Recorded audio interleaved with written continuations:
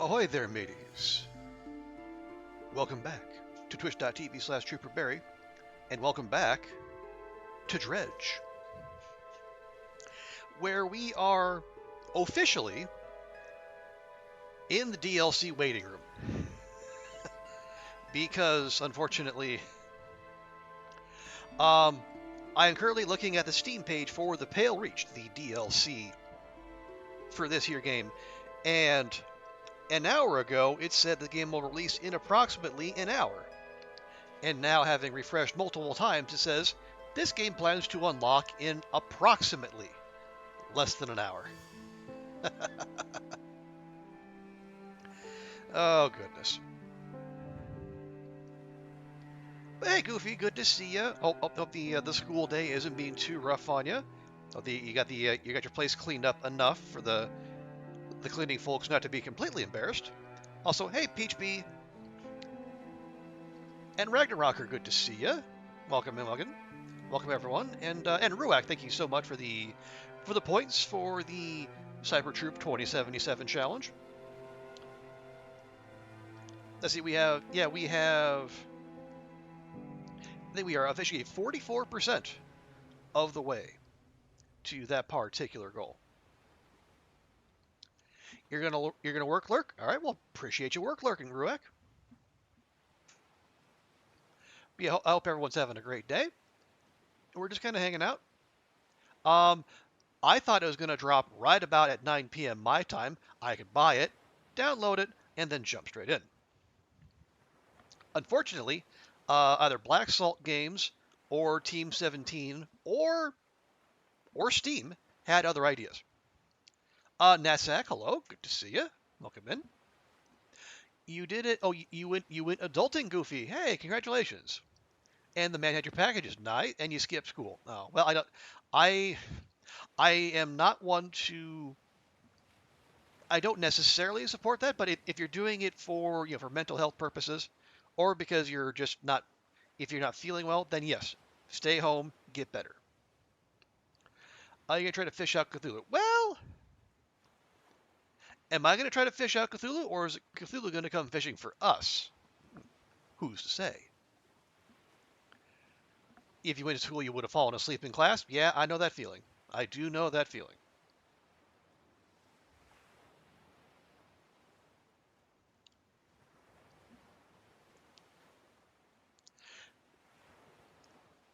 Okay, but man, it is. I will say, just I mean, for me, this month is just. I mean, just this month alone has been absolutely replete with great games. Like we got the Dredge DLC. We had Backpack Hero with a surprise release. And just like next month we got the update, and then I found this. It's kind of it'll be classed in like the Vampire Survivors clones, but it's a game called Death Must Die. It has like the Vampire Survivors base, but with some Hades, like with the Hades boon system, and also like the Diablo the Diablo equipment systems. Like it looks really impressive, and it's cheap. I think right now you can get it for like $6.50 on Steam, and there's a lot there.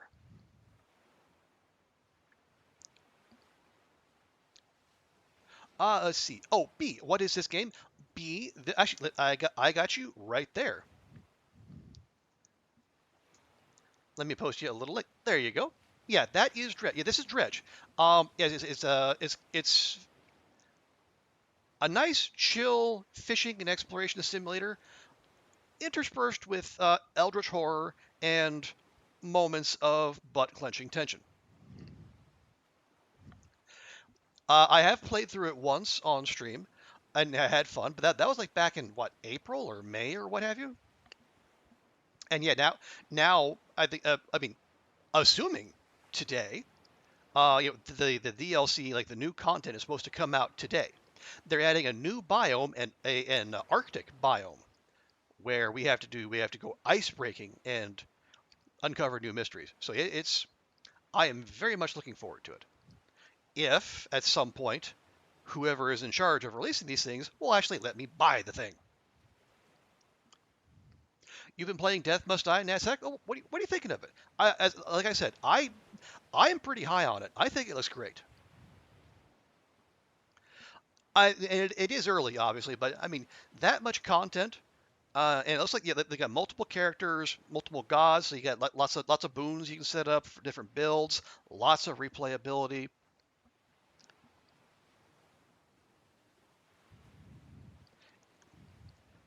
I see you've been enjoying it a lot. Cool. You saw the demo a few months ago, and then saw it when it early access a few days. Yeah, I think a couple of the YouTubers I follow, I think they've been just cranking out video after video and singing its praises. And from what I can tell, I can understand why.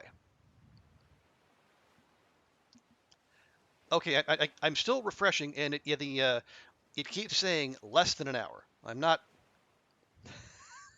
I'm not best pleased by this, but again, there's not a whole heck of a lot we can do.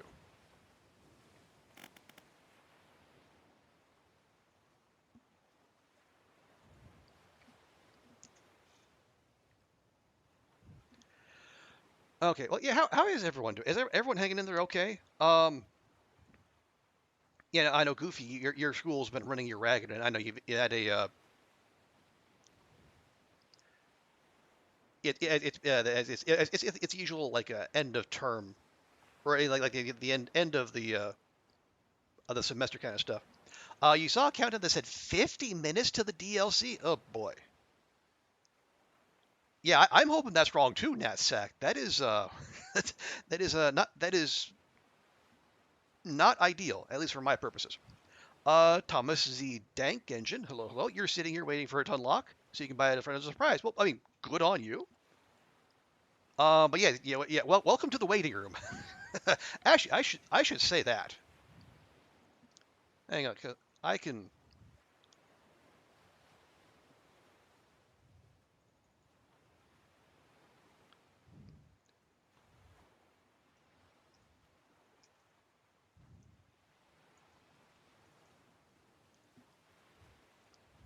Yeah, I think just a little. We'll have a little bit of the old honesty here on our stream title.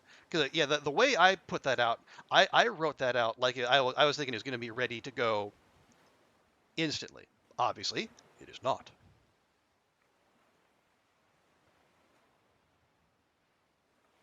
There we go. You got to go to bed soon, and you want to play. Yep, definitely know that feeling. You think still you're probably making sure they're in the office before it launches. Well, that's weird, Thomas, because like they're yeah, the studio is actually based out of New Zealand, but I suppose like they need, considering where the people live, they probably need to take the North American market into consideration as well. And it is like 8 a.m. Eastern time, so that may be factoring into their thinking as well. Ragnar, you're chilling at work. Work from home for a U.S. based company. Slow day. Nice. Excuse me. What should you make for dinner, Goofy? Well, what do you have on hand? You headed to the supermarket to buy thing. Oh, you're going to go to the supermarket. Um, look, I just you did say you were tired, Goofy. So I was like, if you have the accoutrement, the equipment, a good low effort but high tastiness dish, especially for like on a student budget. Can you make yourself a stir fry? You have like a wok and a nice reliable spatula. You can just move things around quickly. Get yourself some veggies, a nice basic meat, and then if you want it, some rice or some pasta to serve it over. Nice, simple, and fast.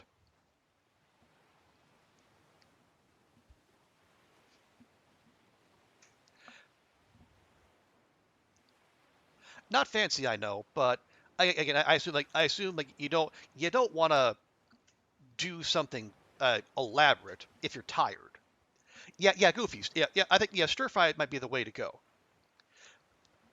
Yeah, yeah. Some veggies, maybe some meat, or tofu, I guess, if you're into that sort of thing. Hit it with a little sauce. Serve it over rice. or pasta or bread, I suppose. Maybe toast. At least make toast. And if you could throw some teriyaki or some sesame garlic. Oh yeah. Go wild with the sauces, definitely.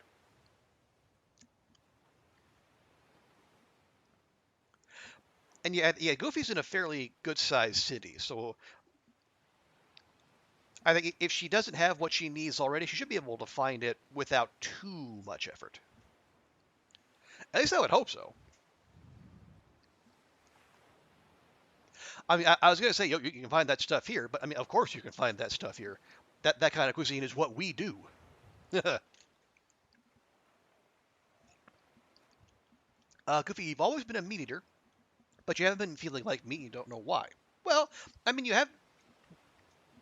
It is that you've been kind of stressed, and you meat if meat can kind of sit a little heavy, but also meat can be expensive, and especially if you're on a student budget, maybe it's not that bad a thing to dodge. And the supermarket you go to has an international section for sauces. Nice. There you go. Yeah, you can get yourself some say teriyaki or sesame garlic or um just, maybe some hoisin sauce, um, oyster sauce, little gochujang.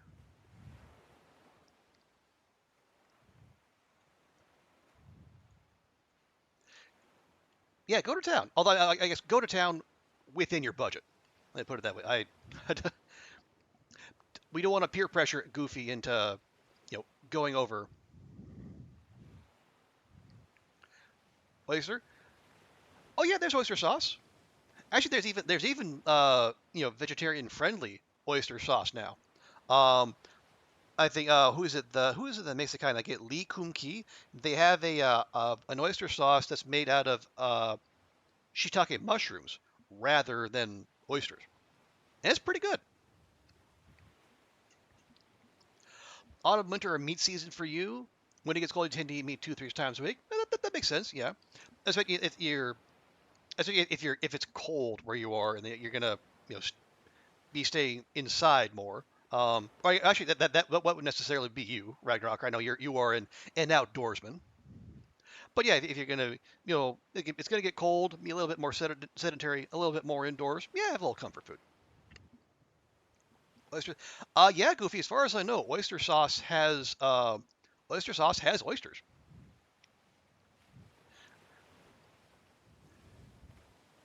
What does? Oh, you were poking fun at Worcestershire sauce. Okay. Oh no, I was talking about oyster sauce. Yeah, yeah. As Goofy was saying, like, sauce made out of oysters. It's a very common thing in Chinese cuisine. I, uh, if I find myself bereft of bulldog sauce, I will substitute oyster sauce instead. And for those who are concerned, no, bulldog sauce not made of bulldogs. It's actually of a fruit and vegetable sauce it's almost ubiquitous in Japan, really. It's so widespread. If you just call it sauce, then I mean it's going to be bulldog sauce more than likely. Never heard about that. Oh, okay, nice. Oh, you thought that was just the name? You love some beef and oyster sauce. Okay, yeah. I think I've had that dish actually before.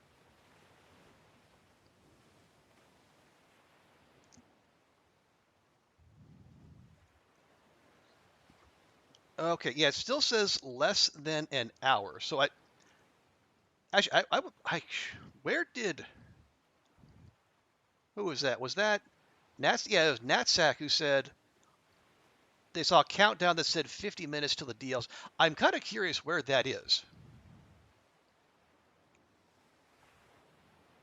because now I kind of want to I want to keep an eye on it. When did it say an hour? Well, just before the top of the hour, the Steam page it said planned release date 16 November 2023, and then it said this game plans to unlock in approximately 1 hour.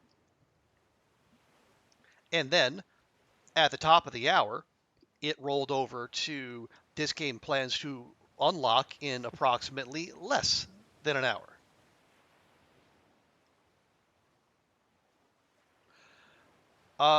Common Chinese restaurants back home, one of our go-tos. Okay. Oh, you found a timer, Thomas. Okay. Well, whereabouts did you find that? I am curious. Not you, not Goofy. Not you wondering why you had a headache and realized you hadn't drank anything but coffee today? Mm-hmm. Mm-hmm. That'll do it. Got it. I mean, coffee is nice and all, but you got to hydrate with the actual water too, or tea, or again, not something that's a diuretic. How about that?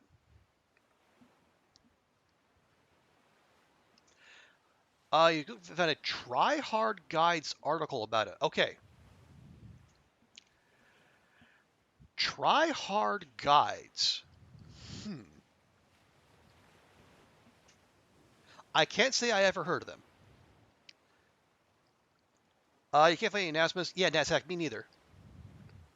Rizelli, hello. How much will it cost? Yeah. Um, Let me see it. I don't know that they've announced a price. I don't think it'll be too much. Now, I'll say it is coming through Team 17, and they do kind of milk every last bit of money out of it.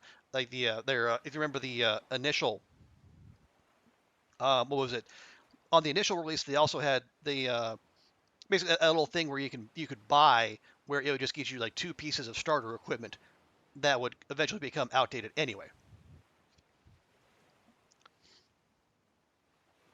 Oh, they post, okay, those would be $5.99. They posted on the Reddit account when they announced the DLC. Ah, okay. Well, there you go. So it's not too terrible. I mean, especially not when you consider, um, yeah, I think the oh, go away. Yeah, I think that's just about. I think maybe, yeah. I think what they call the Blackstone key, that little bit that was like for $4, $5.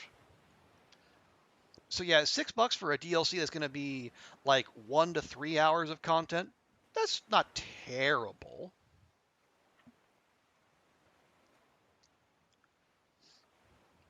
Ragnarok Poland has comfort food for cold season covered. Okay. You cooked a huge batch of bigos, combo sour cabbage, fresh cabbage, sausage, bacon, beef. Got the meat covered. Dried fruits like plums and juniper, and wild mushrooms. That meal you can store it for a long time if you jar it properly. Oh, that actually sounds pretty good. Now, is that something you serve hot or cold, or is there one that is preferred?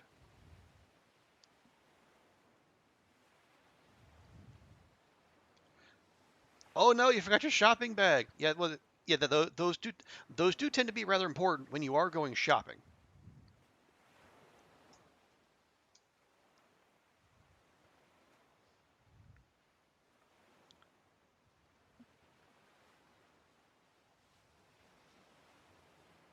Okay, all right, I found the Try Hard Guides page,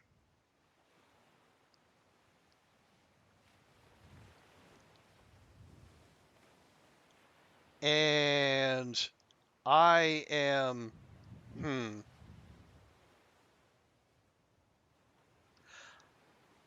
Okay, the initial wording has me a little suspicious.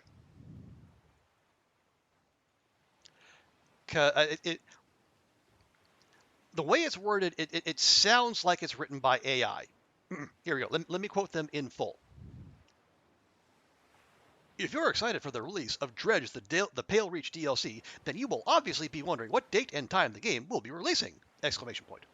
If that's the case, you've come to the right place, because we've got a Dredge the Pale Reach DLC countdown that will tick down the days, hours, minutes, and seconds until you can start playing. If you're wondering when the next big gaming release, event, or reset will happen, then head to our game countdowns page to stay in the loop.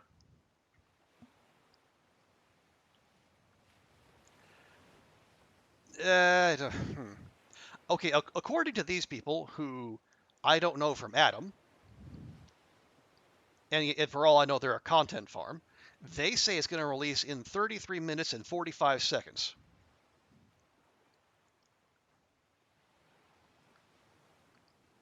Not too hot, Ragnarok? Okay. Foreigners didn't say it's an acquired taste. Oh, you got the game for $6 because of regional pricing, Rizelli? Okay. That's yeah, that's pretty good.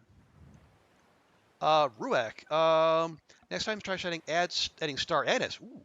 You started adding a few years ago and you're never going back. It'll leave the taste so much. Nice.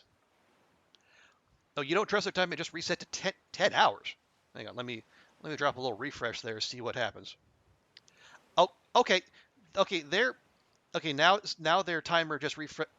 Wait, no. It reset to 53 minutes and now it's back to 33 minutes. This is hmm.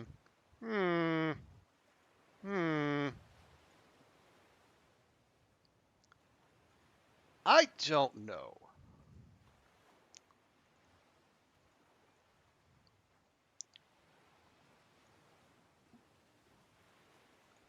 Hang on, let me check the actual Steam, the actual Steam app, not just the website. It's probably the same, but just in case. Okay, yeah, it still says plans to unlock in approximately less than an hour. Because about less than an hour is so very, so very detailed. All we can do is wait. Yeah, kinda. Ruak, when the game goes from 1 hour to less than an hour, means it's about you got about 30 minutes, but then needs to be uploaded to your. All right. Well, anyway, actually, here's one thing we can do to pass the time. I can give the streamers in the house some shoutouts. If you go to your burning torch, and this is one with a triangle, you can see 23%, so this means it has 23 minutes. So we can harvest a few kilos. It's dark out here. I'm looking for shelter. I can't feel my feet. Are you kidding me?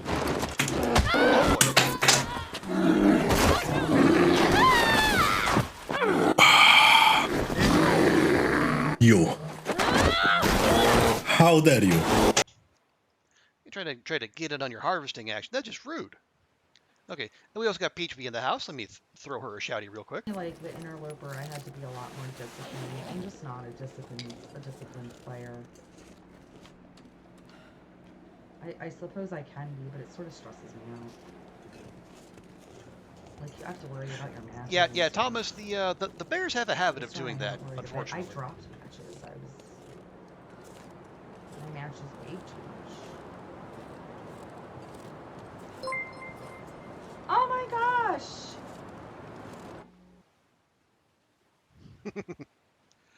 The department store is decorated for Christmas. So pretty. Oh, nice.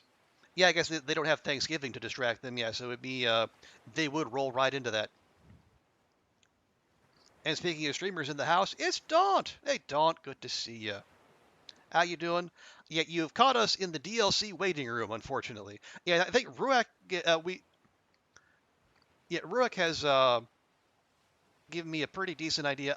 We might just switch over to Backpack Hero just for one very short run, because I think it's probably going to be in an hour or so, or not so like a half an hour until the DLC we're waiting for drops.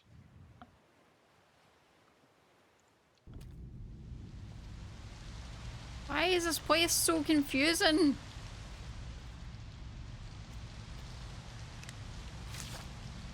Bard's Tale 4, the game that keeps on giving.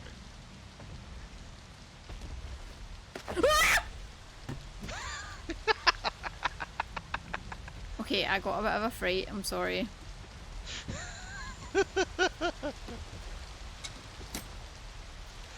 Forever haunted by the game. But it's so good, Daunt. It's the most Scottish video game in existence. How could you not like it? November 2nd in Poland is officially Mariah Carey season. Ah, I see. That makes sense.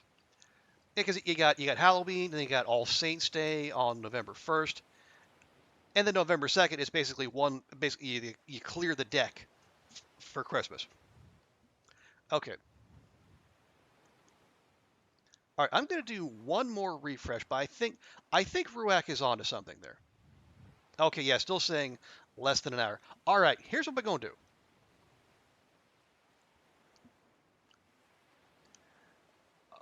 You should replay the first 20 hours and then burn the next 20 hours. Okay.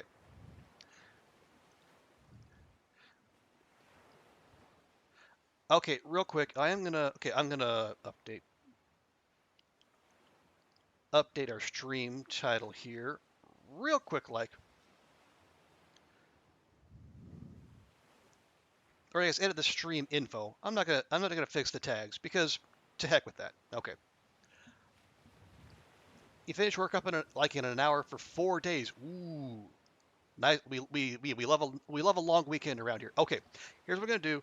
I'm gonna throw on the cliffs real quick. I'm gonna quit out of Dredge. We're gonna fire up Backpack Hero, and we're gonna do probably a run. Yeah, I think a half hour probably fine. Then we flip back over. All right, give me just a second.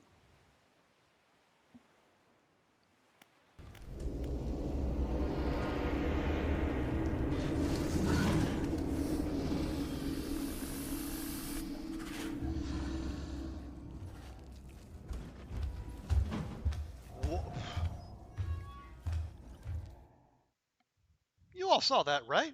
It was just levitating there, like Om Nom Jesus. Here goes something.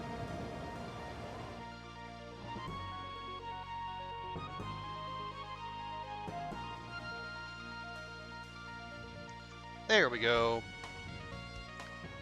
You're going to a house to stay with 3 days with like 25 people. Oh dear.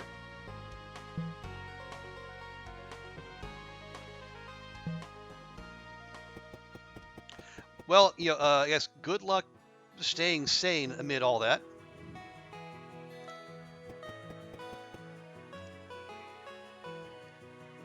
Okay, yeah. So I guess for those who weren't here yesterday, this is the 1.0 release of Backpack Hero, and it is super built out.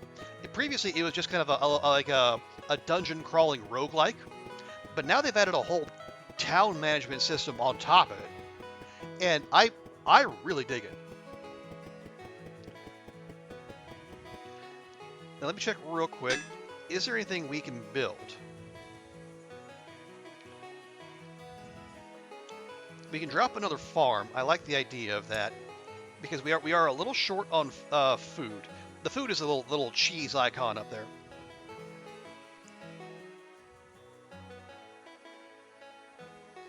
I'm gonna drop that right there. Nowhere near me, but hey, like that matters.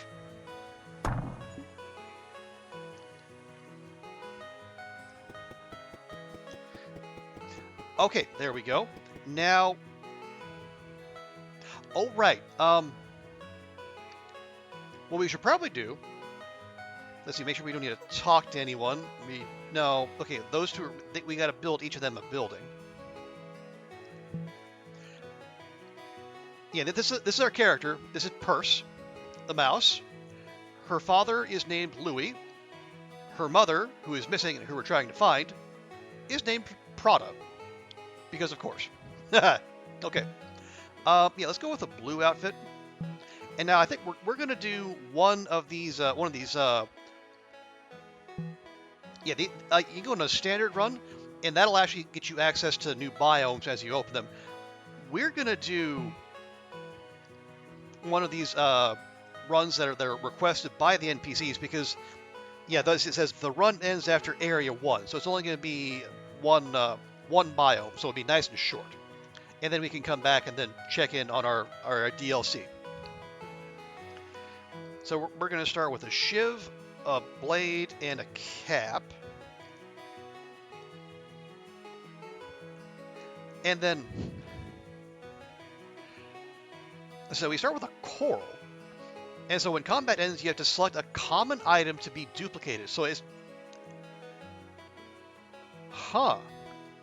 yeah. So we can't just duplicate the good stuff. It's got to be something common. Or we could try this windmill. We could, kind of like we did last time. You start with the basics, but then you get this relic, the windmill, so it actually lets energy carry over between turns, which is very useful. Normally it doesn't do that. And if we do that, we unlock we unlock the Crimson Energy accessory. So again, more energy, and more energy always good. But let's get this one a try. This is different. Oh, Daunt and Oliver, thank you so much for the points for the Cyber Troop 2077 challenge. All right, let's do this. Okay, we just unlocked the next quest in that. That's fine. Okay, so. Oh, okay, so it's actually a little. That's the smaller wooden blade. That's fine. Let me put that there.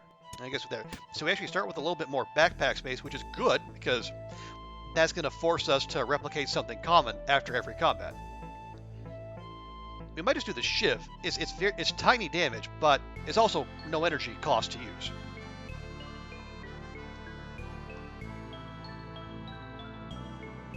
Let's see.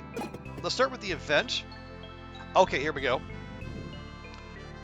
So playing Possum, a single flower upon his chest. The possum has been here for several days. Poor fellow.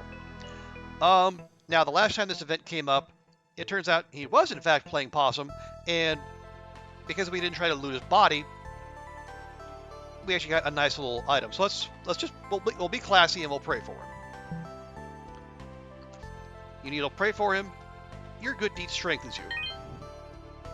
Oh, it gave us. Oh no, it gave us 5 max health. Oh, okay, nice. I guess that's not so bad. Lurking as usual, you're in touching distance of a big milestone. All right, go get him, Oliver.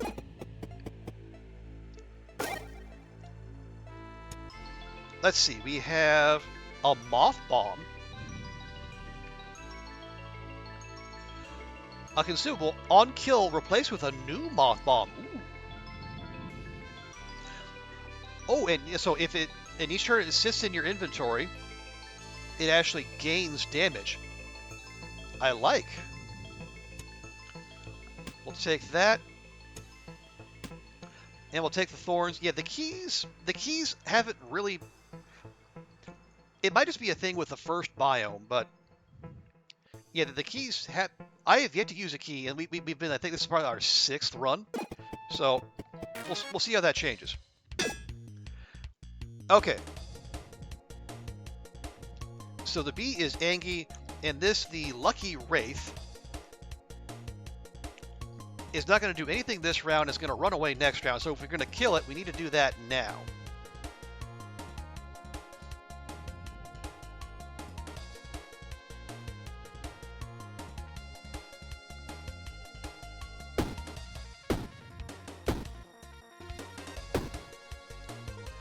Okay, well, we'll have to tank the hit from the bee, but that's fine.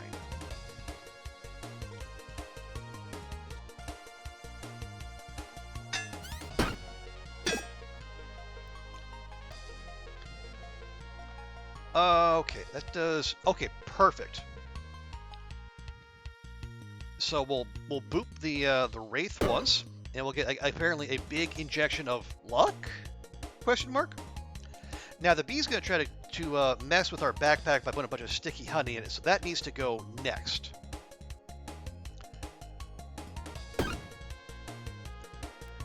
Oh, and I don't think we're going to be able to. Oh no, actually it's fine. Because the moth bomb doesn't use any energy either. Oh wow! So now it's up to 9 damage. Cool. Hey, nice, love it. And we'll take that one.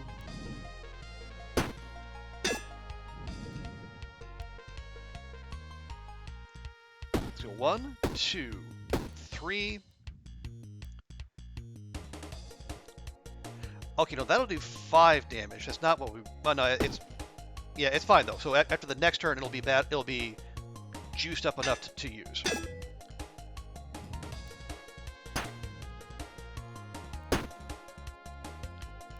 There we go.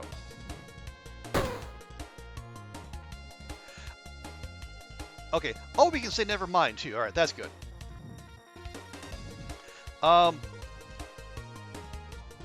Is that common? Yeah, I think until we get a shield, maybe we'll duplicate our little leather helmet.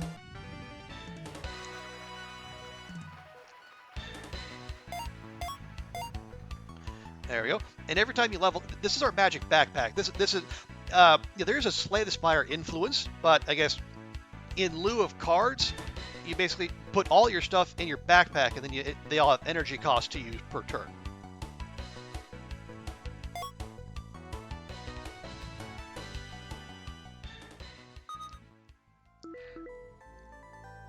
Okay. Ooh, we got. Well, first off, we'll take our leather cast. We'll pop it up there because that'll be 6 passive block. That's good.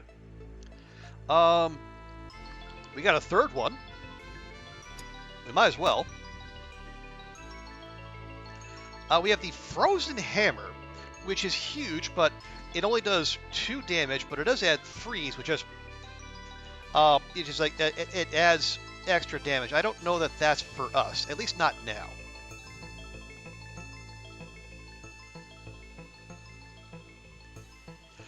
Let's see, weapons in this row or column get +3 damage this combat. Now, yeah, the way to do that, if we put that there, but the issue is it also takes 1 energy to use, so we would it'd be taking away a chance to actually do other stuff. But anyway.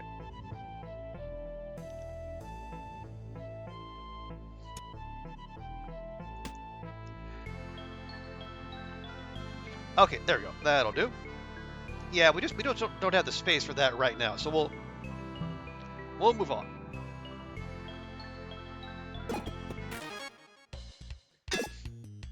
Ooh, okay, that's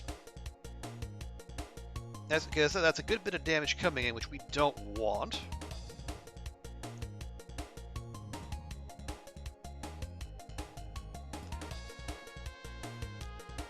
Let's see, so if I do that, and the B goes away, and then we can go ahead and poke this with a shiv for 5. Nice.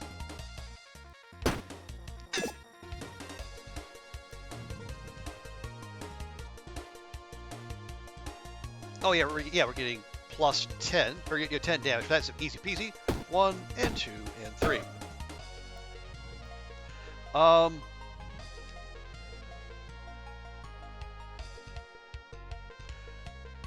Well, you know what? I'm going to do that again, because we're going to level up. And then we can do 1, 2, 3.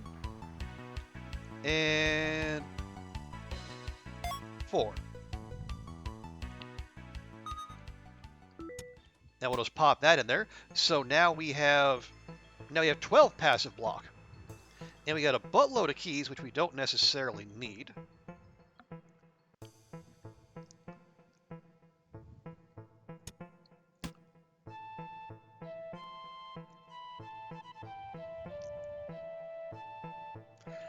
Let's see.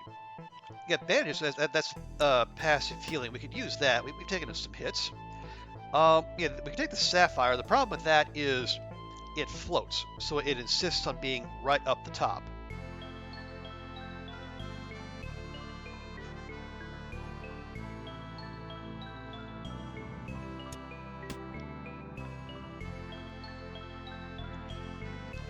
And yeah, our leather caps need rows below it, so if I move that there, there's nothing. It has to be in that row to get us any kind of bonus. Although, we're pretty close to leveling up. We could just take it with, and then figure the rest out later. And again, we'll take some AOE damage. Ooh, okay, so we can. Yeah, the dungeon's collapsing, so we got to pick. Do we take the fight and the XP, or do we go for heals?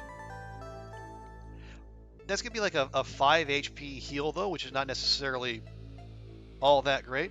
Or we can take the fight. Yeah, let's take the fight.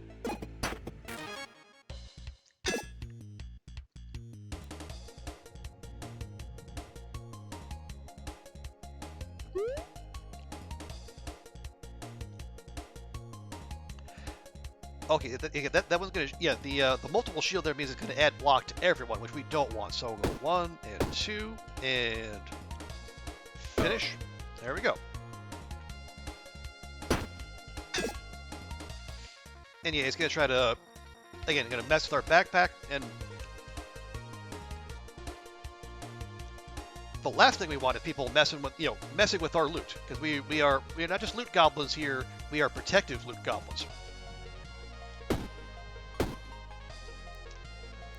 C5. That's fine.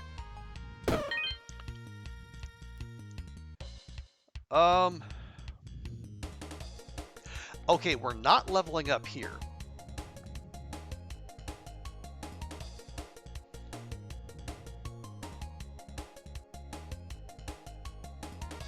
Yeah, we'll just take the, no, that's, yeah, we'll do that. Yeah, if we were gonna level up, that'd be one thing, but, oh, good, they gave us another one. What we got here?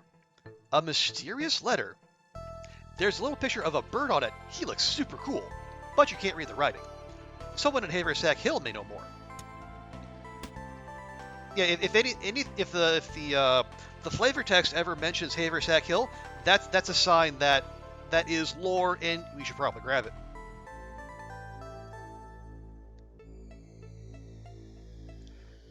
Okay, and we'll take our free damage and move on.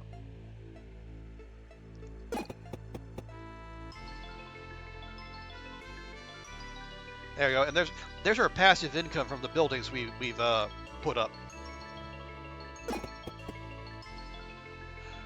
Hark! You are greeted by a member of the patrol.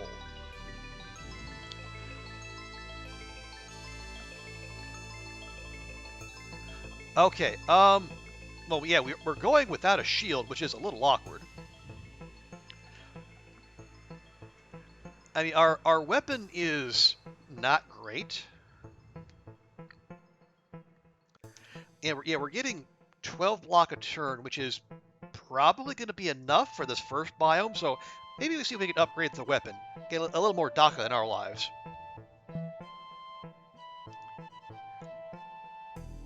Or we can get a shuriken, and this guy can just go...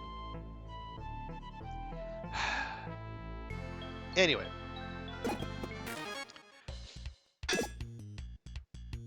I am very disappointed.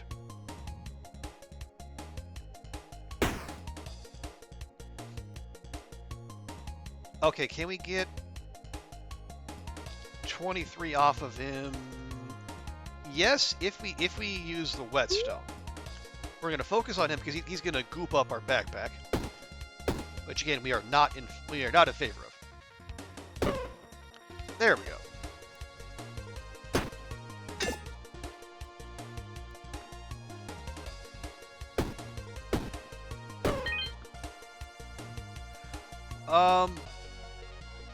Yeah, we'll just do that again. Alrighty, so let's...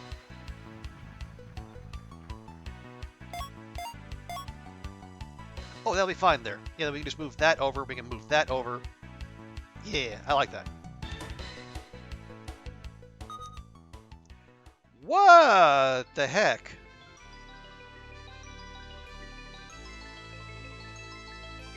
Come on, Tooltip. Help me out here.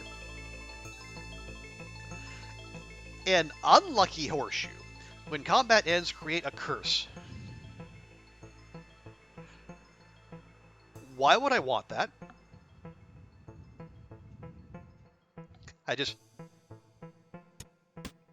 Okay, unlucky. Yeah, I imagine Ruak, there's some synergy with curses in your backpack that's out there, but I don't have it, and I don't want to go looking for it. That is just big rude.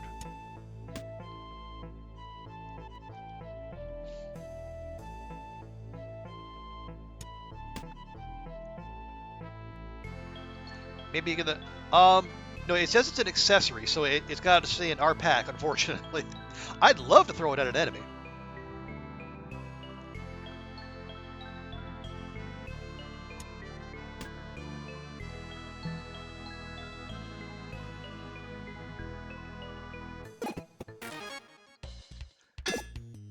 Okay, I'll go ahead and use that because these just keep replicating themselves, which we like. Oh heck, I moved it off of the Oh wait, no, it's fine. Yeah, weapons in this row or column. Hey, so it still counts. Nice.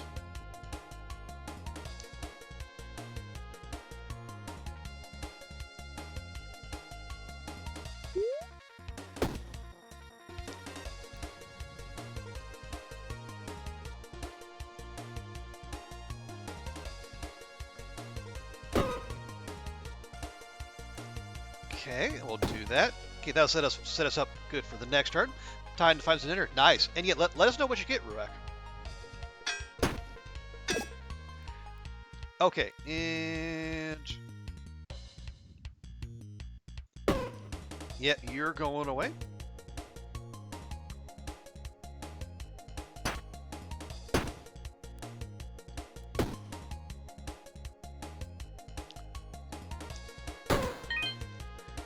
There we go. And we'll take our customary potion.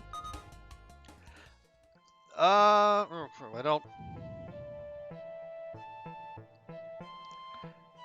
Well, we could take another shiv and get more free damage that way. Or we could take that, or we could take a lucky ring and actually get some other stuff worth having.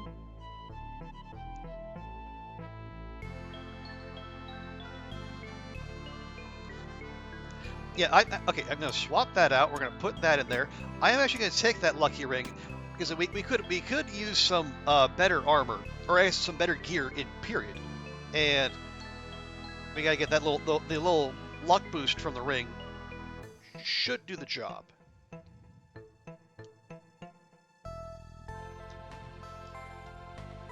Yeah, we'll call that good.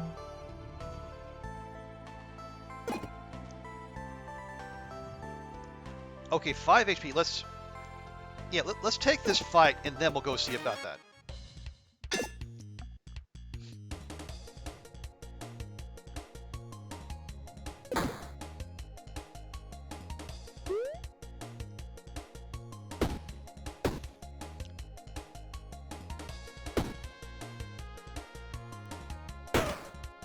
Lovely. Okay. Yeah, we can take that 1 point of damage. There we go.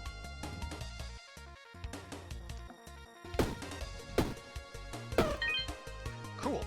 Okay, let's duplicate the shiv. Let's see what we get. Okay, we got more shurikens. Boo. We have flaming bangles. On scratch, add 2 burn to the enemy. Okay.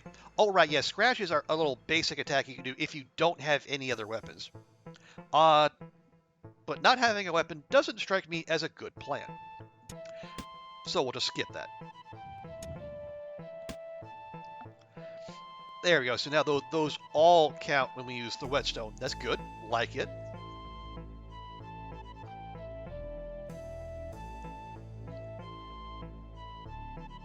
Okay, we'll grab the XP. We'll check the merchant. No, grab the XP, then gold, then merchant, then shop.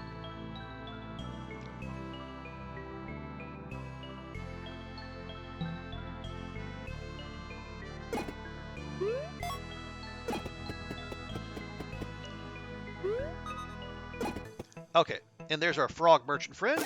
What do they have for us? Ooh. Okay, not fantastic, but we have the guarding band. When we take damage, and we're taking a fair bit of damage, we can add 2 haste to ourselves, which gets us more block, and that does. We learned yesterday that does include the passive block we get off of our little helmets there. We could also pick up the panic ring, which is legendary. It's going to be all of our gold, unfortunately, but it's fine by me. Yeah, the extra energy only comes into account when we have less than 50% health. Okay, that costs 20. That costs. Okay, take 55. We need to gain. We need to gain 14 gold off of selling stuff. Well, let's check the chest of valuables to see if there's any kind of upgrades in there we can make off with. And the answer appears to be a pretty clear no. Well,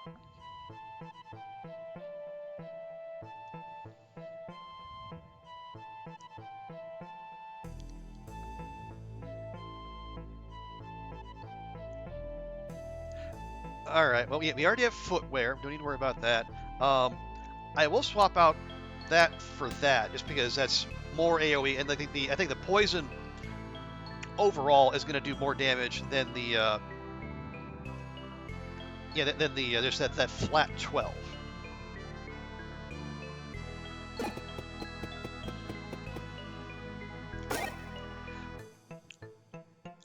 Okay, so well, hang on. Yeah, the next floor is the biome, because each biome has 3 levels, and we have no need of loot beyond that, so we could part with the lucky ring. Grab the panic ring.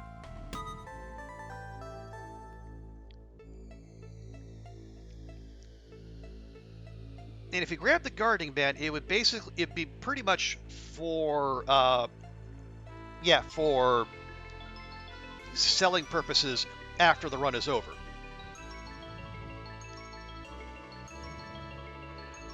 But we would need another 11 gold, and is there anything here that could actually sell for that much?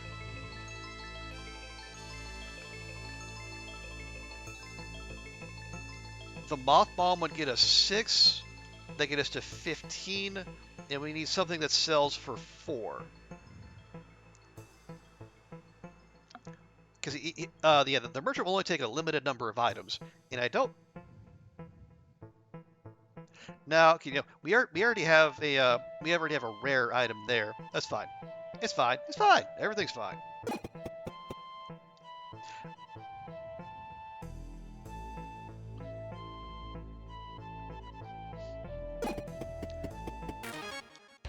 And we have the Ultra Knight again. Okay, that's easy peasy, because that's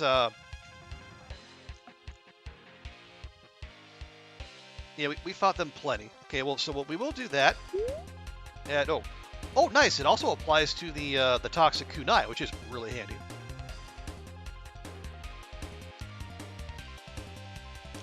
Yeah, I guess if that was the case, I probably should have put that up there too, but alas.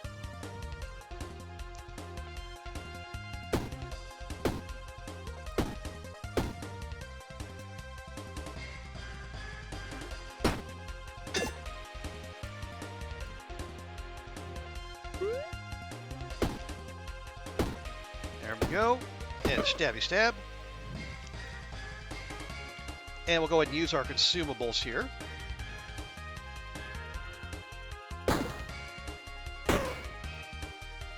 There we go. I go nice and quick.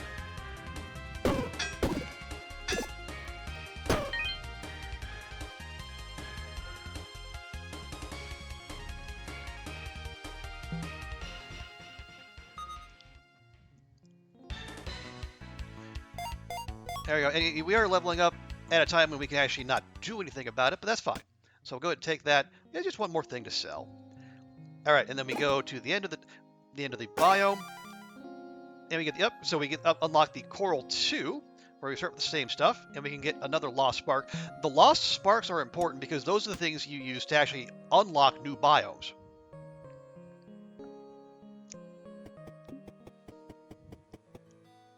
Okay, now we got people who want to talk to us, and we got a bunch of passive income, but let me check the page real quick, because we all know why we're here. Okay, dang it. Now it's just... Now that the DLC page is just saying, coming soon, this item is not yet available. Well, heck. Okay. Alright, well... Oh, it's up! Hey, nice. Oh, where? There we go. Okay. So we'll save our game real quick.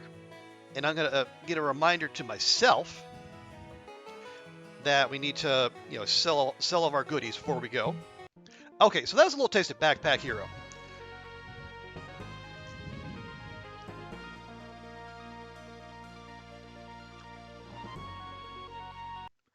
All right, so we're gonna do the little dance again. And while Okay, that's the dog playing, sounds like let it me moves. see. Go. Actually, get this heckin' this heckin' And then tries to DLC. run you Hey, over. $5.99 US.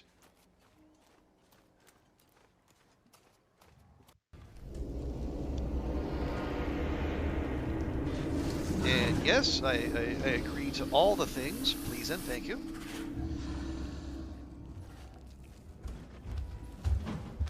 Whoa. You all saw that, right? It was just levitating there, like Om Nom Jesus. I think I can use this. Another fire striker. Good grief. A third fire striker. Mike.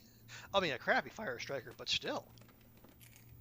Okay, this is absolutely stupid. 4 fire strikers in one location. Oh, game. Oh, game. You spoil me. Sorry, I need to make a note of that. Okay, also, hi, Packer. Welcome in. You might have noticed some stalker level loot. What? Okay, this is 5 fire strikers? Do I hear 6? Okay, we good? What? I think we're good.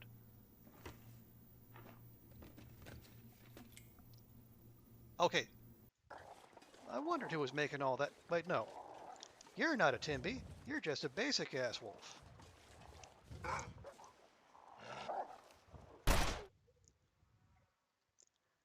All right. Well, here we go. Take 2. Now you need to remember how to play. Yeah, me too, Natsack. I think the last time I touched this game was in April. Well.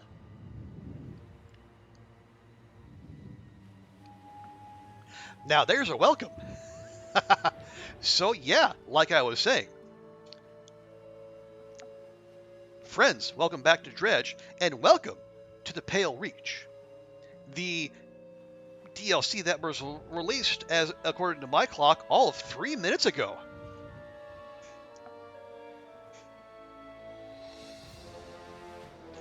Yeah, so it's from what I understand, Black Salt Games, they had another DLC planned called the Iron Rig, but that is going to be too big and then too much for them to do in the time that I guess they're supposed to do it. So they're still working on that, but they gave us the Pale Reach in its place.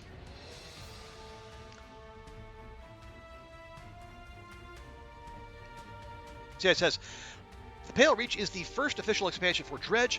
This content has a brand new ice-themed biome that can be experienced at any stage in your playthrough. In the Pale Reach, you will navigate the treacherous ice fields to discover a mystery frozen under the ice. Retrace the steps of the last crew that came before you and unearth a story of bitter betrayal. Find some familiar faces and develop new equipment to navigate the area and profit from its inhabitants. So it says 1 to 3 hours of content playable at any time in your playthrough. Uncover a brand new side story. Discover 4 pieces of equipment to catch 11 new fish and crab species. Craft a new boat add-on to smash through the ice. Purchase ice blocks to extend the shelf life of your most valuable catches. And, for people like me, 8 new achievements.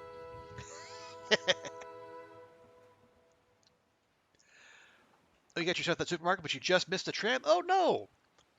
People get out of your way, they push the button and it wouldn't open because it was going away. Oh, that sucks, Goofy. I'm sorry to hear that. Okay, you know what? It's been long enough. I think the best thing for us to do is just start a whole new run. Especially, yeah, because if we can go at any point, then there's no reason to fuss over it. Let's start from the beginning, and we will. Is it when the mood strikes, or when the game tells us we can, then we will head to the frozen north.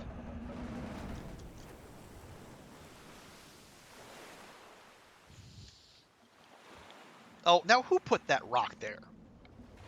That's just rude.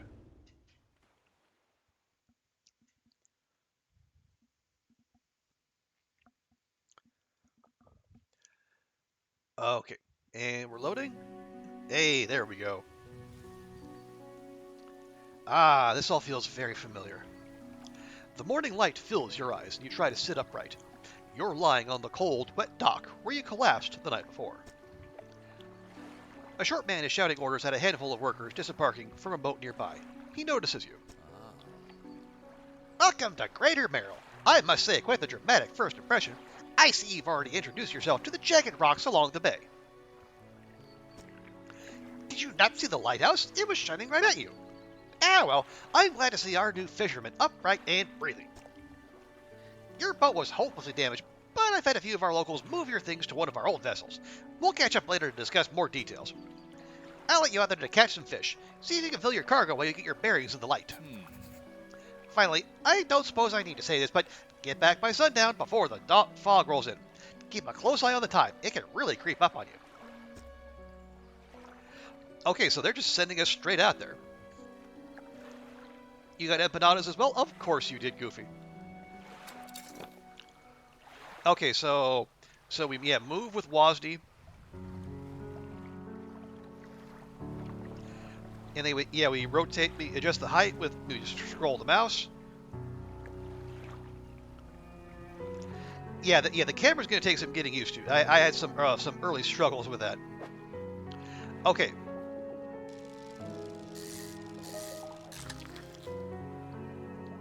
And then pressing, so you hit the little spots in there, and it makes the catch come up faster. Ooh, a trophy mackerel.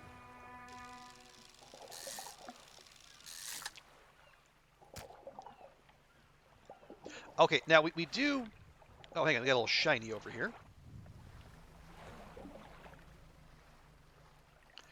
A floating buoy.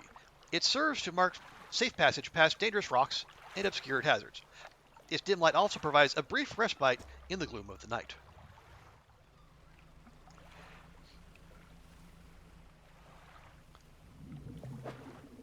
Oh, no, we can't. Apparently, we can't fish that spot. Well, that's just mean.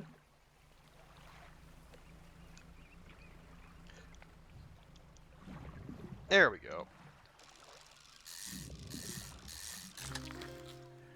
And we have cod. Now we get to play fish Tetris.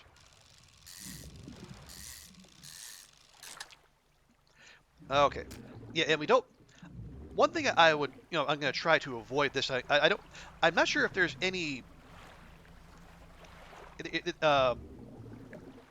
Any disincentive to, or if there's any penalty to fishing a, to fishing a fishing spot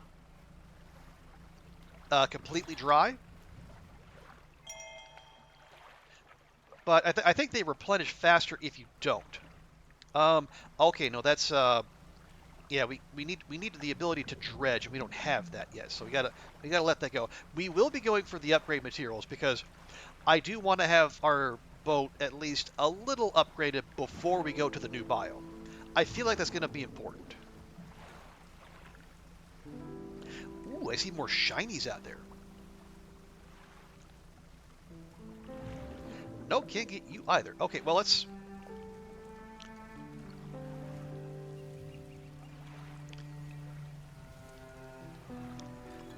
see if we can grab this.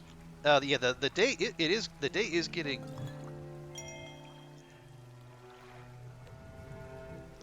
a little late. The sun's already starting to go down, and it's only like 4:30. But maybe it's just that time of year.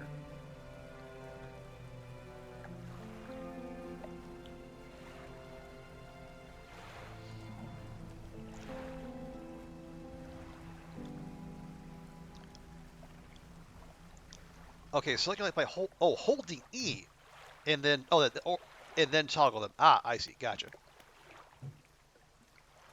No, okay. Ah, there we go.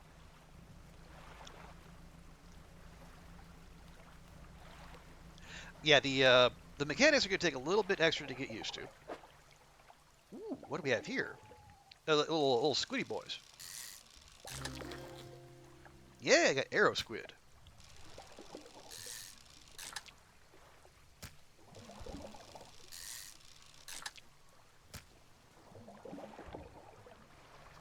Okay, and our little psychedelic eyeball is up, which tells me it's time to come home. Yes, as exposure to fog and other things increases your panic. Bright lights and sleeping will reduce it. Okay, good to know that it actually does reduce it, rather than just stopping the increase. You step onto the dock at Greater Marrow. The mayor is waiting nearby. Ah, I see you've returned in one piece. Very good. Before you head out to town, we should discuss the matter of your boat. As I mentioned earlier, your old boat was too badly damaged to be repaired. However, I'm more than happy to sell you that replacement vessel, yours to own. I understand you may not have the necessary funds on hand, so we'll consider it a loan. But I want to make this easy for you. Until your debt is repaid, a tiny portion of your fish sales will go towards paying it off. A small amount of interest will go towards improving the town. So to recap, you'll need to sell fish to the local market, paying off your debt, and in turn, keeping the population fed and satisfied. Understand? I know, but where do I sell the fish? Our local fishmonger will appraise and purchase what you catch. He's open all hours. Off you go then. Sell those fish while they're still fresh.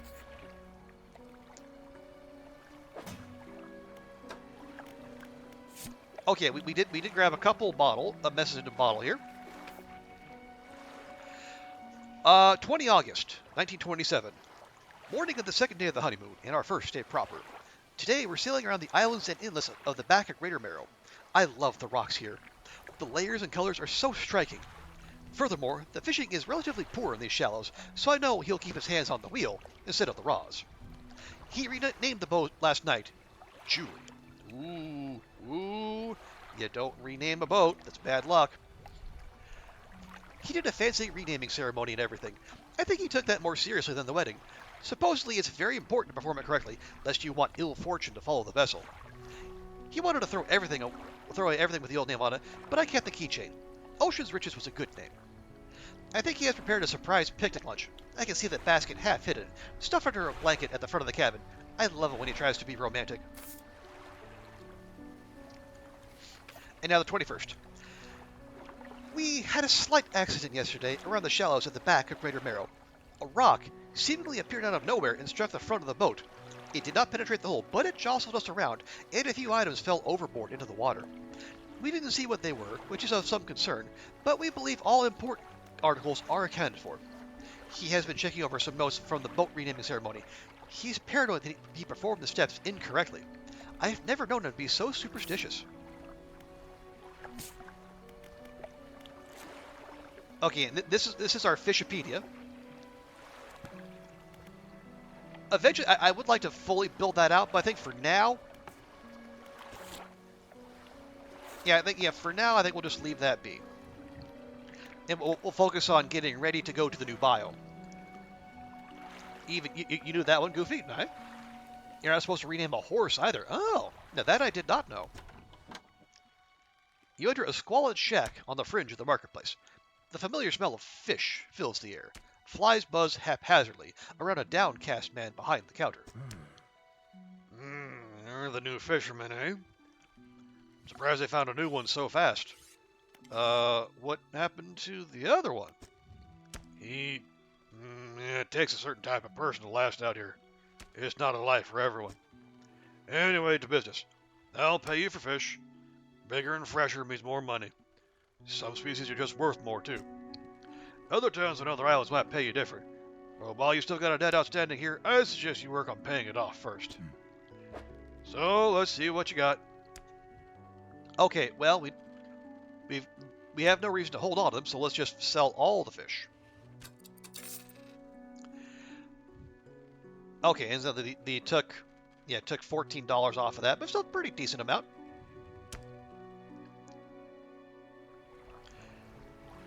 The mayor is standing outside the fishmonger store. Excellent work. I have no doubt you'll be able to provide for this town. Well, don't plan on me hanging around too long, bud. Look here, I found this down by the docks. I'm sure someone can make something out of it. Why don't you take it? You must take these items. Oh, one last thing. Our local shipwright mentioned she might be able to make some modifications to your ship. You should pay her a visit. Okay, we have... Well, we got Oh, okay. So they took about less than $15 off that. Okay, so I think, wow, that was a $50 ship. I don't know how I feel about that. That's I mean, it's better than not having any ship at all, but a ship for $50? Hmm, a little suspicious, if you ask me. Ooh.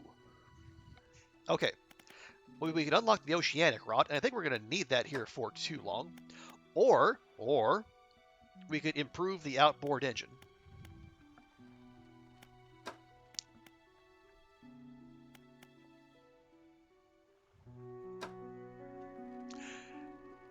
Well, I think yeah, if we move faster, we'll be able to get in and out of the We'll go out, get fish, and then come back faster, so we can probably get more done during the day.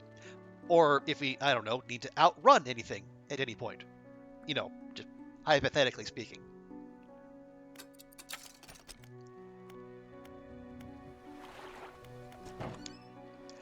As you walk into the yard, you see the shipwright making repairs to a damaged hull.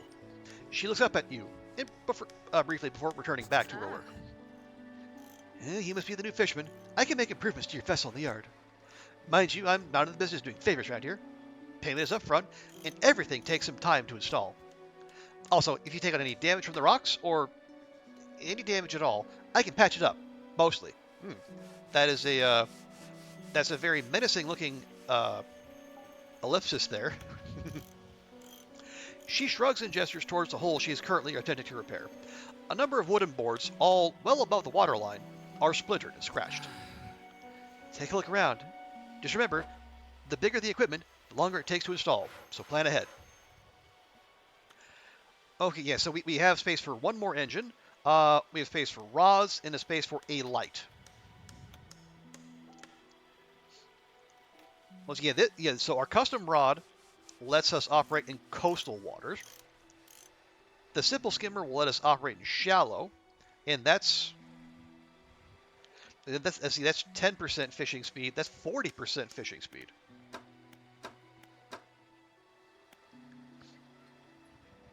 Yeah, unfortunately, we can't afford any lights or any motors.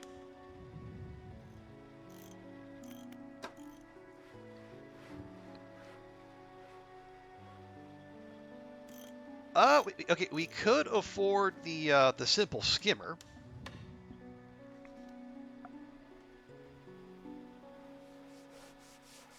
Yeah, you know what? Sure. Now, I wonder can we rotate it? Yes, we can with the right click. Cool. There we go. Let's try that. There we go. That looks better. Cool. Okay, so now we can fish in the shallows or the coastal. Okay. That was also pretty much all of our money, but that's fine. And since we don't have a light, we'll go ahead and sleep till morning, and then we'll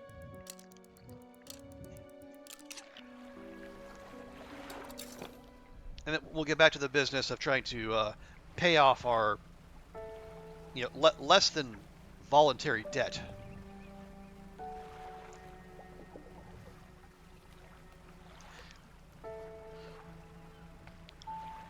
Okay, now with our new rod, can we catch you? We can. Not many of them, though. We have a gray eel. That's also a very dramatic catch, too, apparently. Going by the sounder. Okay. Yeah, we'll leave that. It started out as low, so...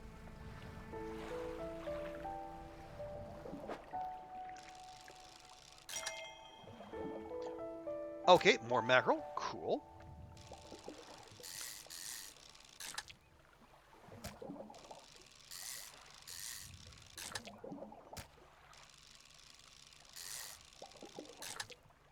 Okay, yeah, I think when the spots start coming up low, I think that's what we'll reel back, and we'll just let it sit and then replenish.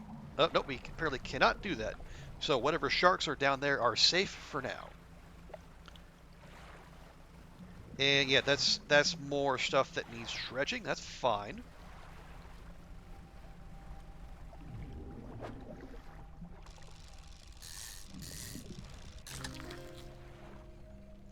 Okay. Oh, whoops. Okay. Well, that. What am I? Oh, I was I was hearing something very ominous. Probably because of that. A slab of rock juts out from the water, bearing crude symbols of curved fish. Ooh, I think we know where to find those.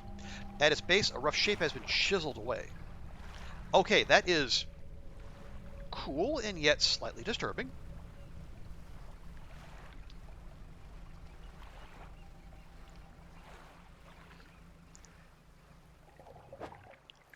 No, okay, no, I actually, can we find those curved fish? I think that would be,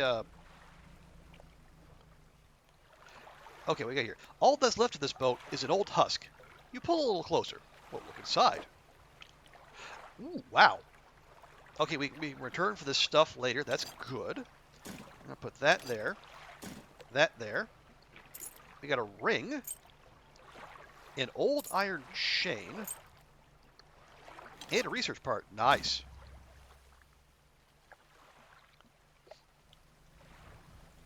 Those are some very valuable things, so let's see about maybe getting them back home.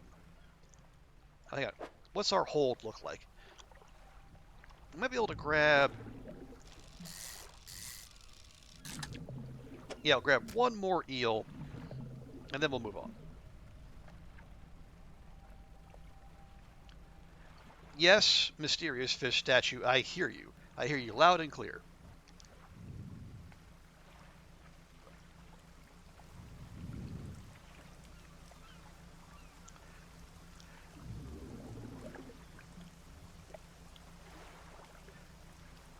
Yeah, we will be going over to the island that just off that away, probably before too long.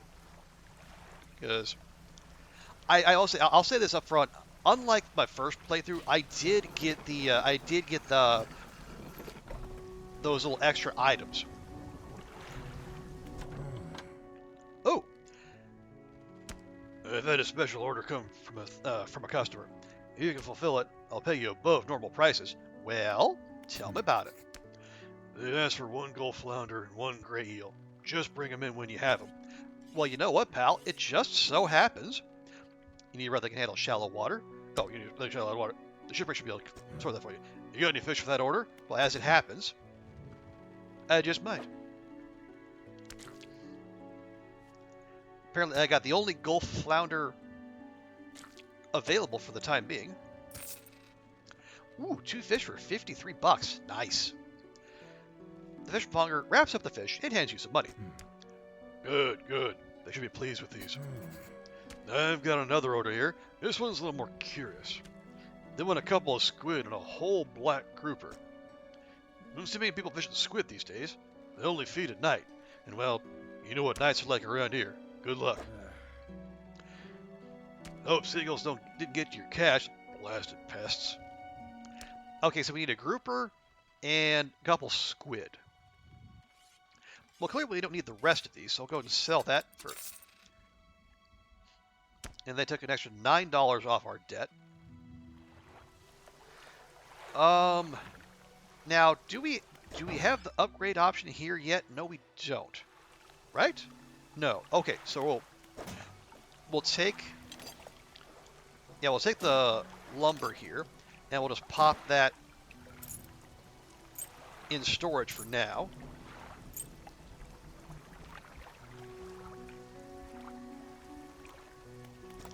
Oh yeah, we'll go ahead and then use this, yeah, we'll unlock the hydraulic rod. There we go.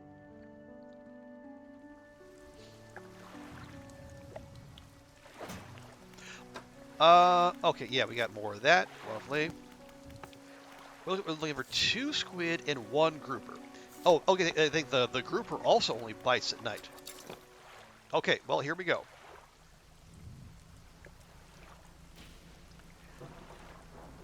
And yeah, that did get dark real fast.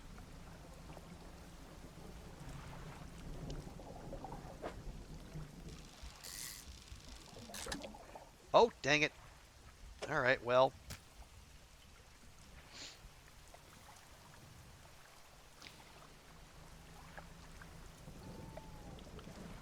We'll just have to see if we can find some more. Or wait until they replenish.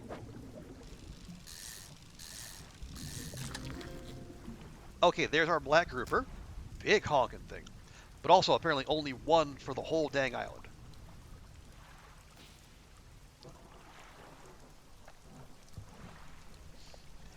Yes, game, you already told us about this once. I don't appreciate the pop-up being right in the middle of where I want to go.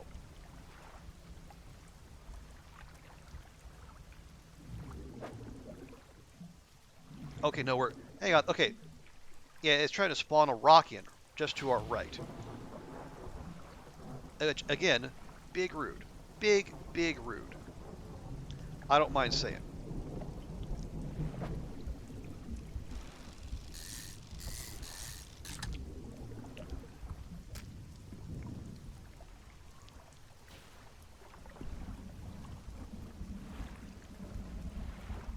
Okay, I think we'll call that good. Yeah, our eye is really starting to complain at us, so maybe we'll not push our luck. But we do need to catch one more squid. Okay, see, there's another just rock popping right in there.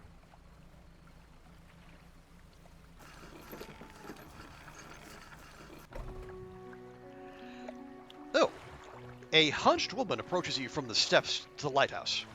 She stops some distance away and looks at you with concern and visible apprehension.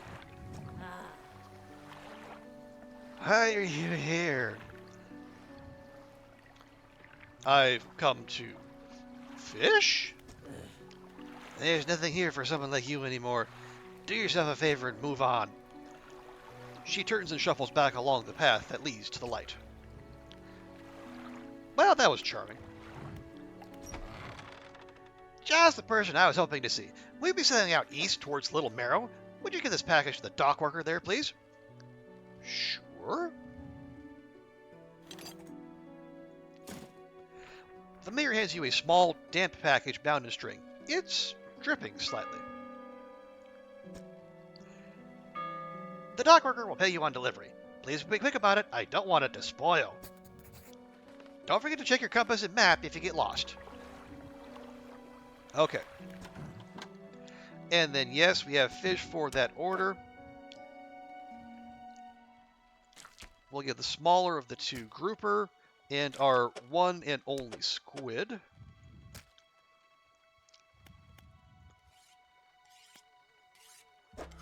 Yeah, and then we'll go ahead and sell that one black grouper.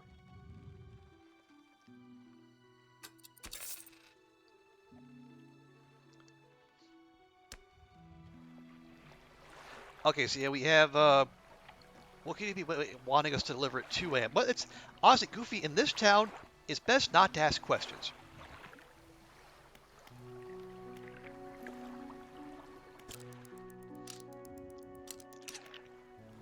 Because the danger of that is, you might find out.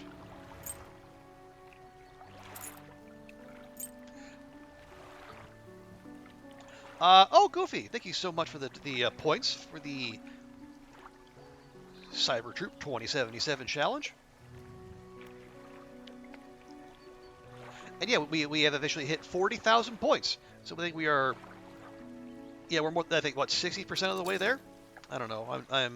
I'm no math magician. Don't ask me. But I appreciate everyone kicking in for that. Seems like you will all maybe enjoy the sight of me trying to wrap my head around playing a AAA cyberpunk game.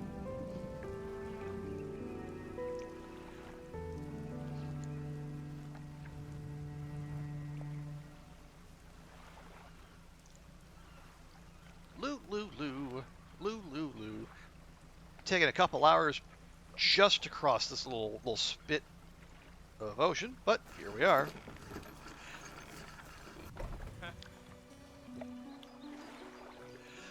And we have a dog walker. What is this? A delivery? Let's see here. He tears a small hole into the paper and peeks inside. You can't say for sure, but it feels as though he's shielding it from your view. Yes, nice and fresh. This'll do nicely. I'm to pay you, I suppose. He hands you some money. I was given this old book a few weeks back, but it didn't make much sense to me. You'll surely get more use out of it. So we have sustainable fishing. He pulls a crumpled book from his back pocket and hands it to you.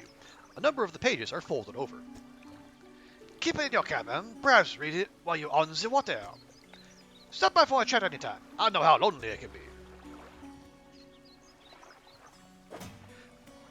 Okay, so we have... Oh. Alright, so we have sustainable fishing. Yeah, so select his active book. So we basically, as we're passing time fishing or traveling, we can read that.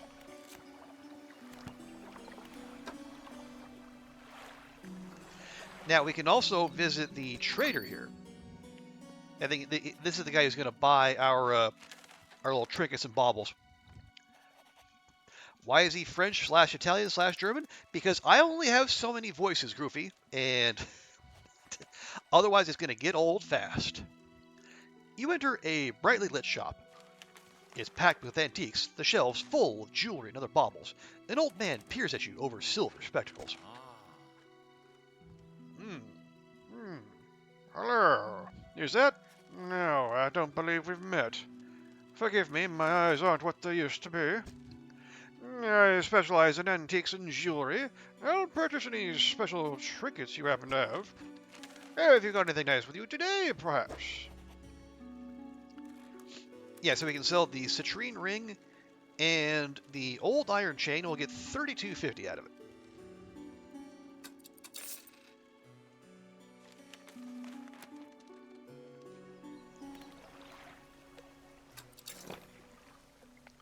Okay, now I think one thing we could do. Oh, no, we gotta wait till nightfall to catch the squid, but we can keep an eye out for some of those angled fish we heard so much about, because like they could potentially unlock something useful, like these.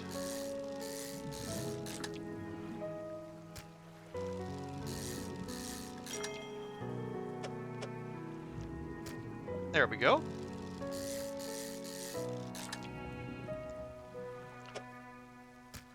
Love a bit of fish Tetris. I think we'll grab one more.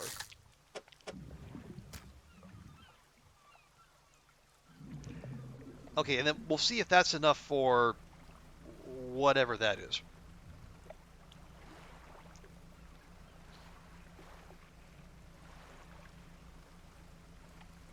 I think yeah, we invested in the new rod. I think our next investment is going to be in another motor because we are moving real slow.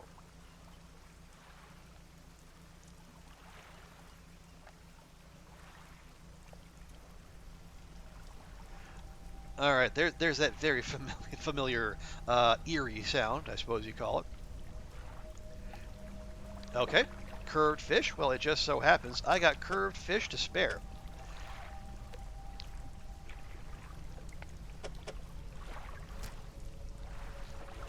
Now, do we need to fill this thing?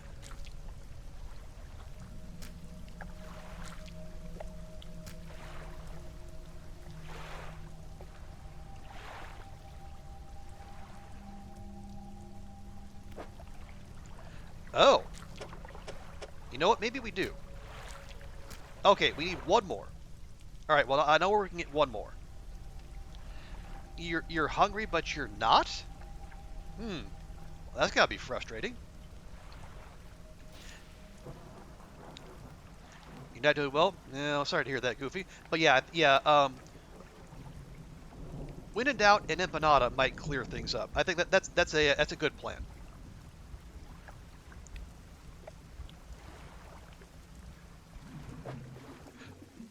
Ooh, nice. Just one. Yep, one is all we need. Please and thank you. You think your body is shutting down? Goofy, that's not good.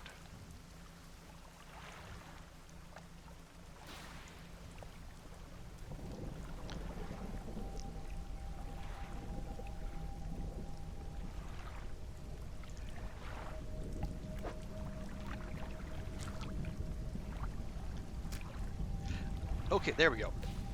A wave washes over the fish, sweeping them away. When the water recedes, you notice something is lodged against the rock.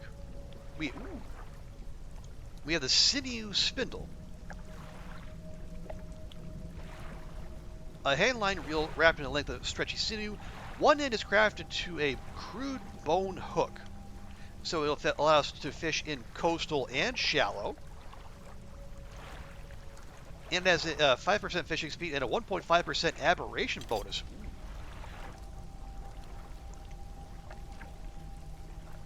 Yeah, I mean, that's cool. I'm going to take it.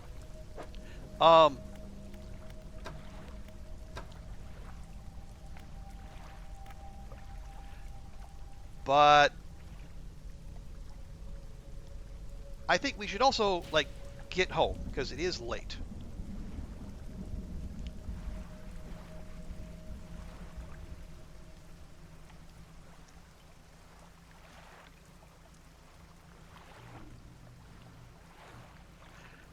And as you can see, our piddling little lamp does next to nothing against the darkness that's out there. So we want to give those rocks off to our right a nice wide berth, especially because they could also spawn new rocks nearby, which would be most inconvenient. Or the game could do that, and then just decide to deny us our light altogether. Because, you know, atmosphere.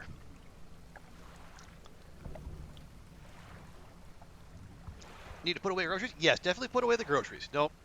Anything needs refrigerated or frozen. That'll be the time to do that.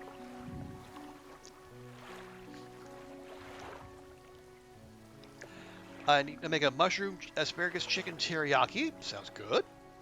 But remember why you don't buy chicken to your stove? It doesn't get hot enough to cook it. Oh no. Use the oven or the air fryer. Well, the air fryer could do, I suppose.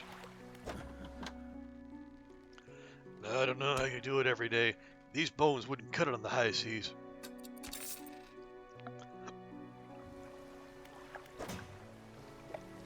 Oh, right, yes. Let's go. Let's go. We'll take a couple hours and we'll just install this ourselves.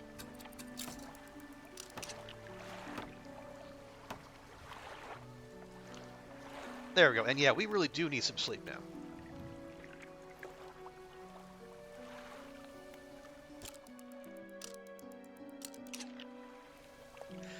Let's see. What's our bank account? 215. Okay,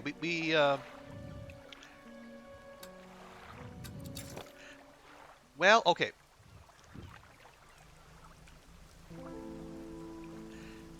All right, it's not going to be the most useful, or it's going to be the most productive use of our day. I'm going to head over to the island over here. It's a little early. Well, actually, it's very early. It hasn't even come up yet. We don't even have a quest to catch an aberration yet. But I feel like the loot we have waiting there can help speed things along a little bit, because we don't want to spend all of this stream just doing the early game stuff. We want to get to the new content before too long.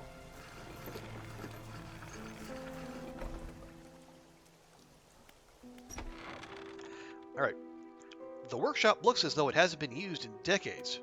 Go inside. You enter, taking a moment to let your eyes adjust to the dim light. You find some horrifying creations amongst the detritus. There is a sign of ruin, so it adds even more aberration bonus. And we also have an arterial engine. The bony blades of this grotesque engine are driven by a pulsing heart. It beats in time with your own. Ooh.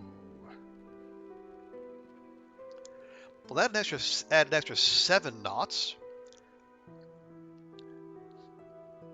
That's not too bad. And it'll only take an hour to install. And then we can take this, drop that there. That'll take an hour.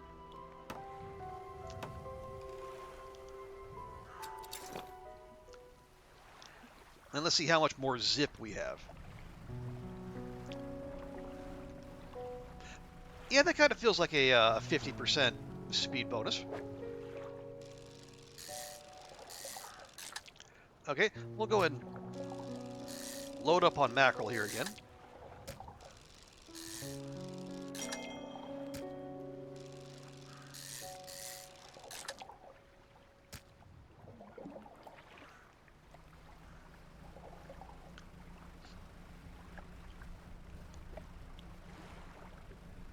So you know those sharks? We can't get sharks, and that is, yeah, that's wood, which we can't get yet because we don't have the dredge net.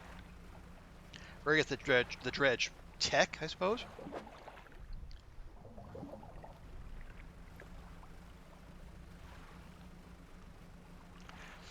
Oh right, we also want to save cargo space because we are going to go look. We need one more squid.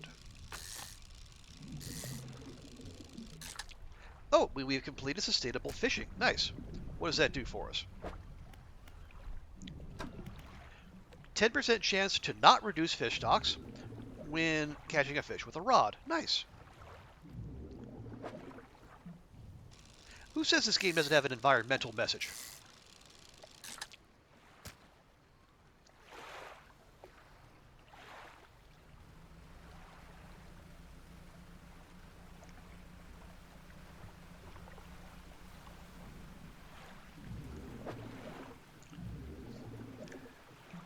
Okay, now I just want to kind of hang out here for a little bit, at least until I'm assuming the there we go. There's our squid.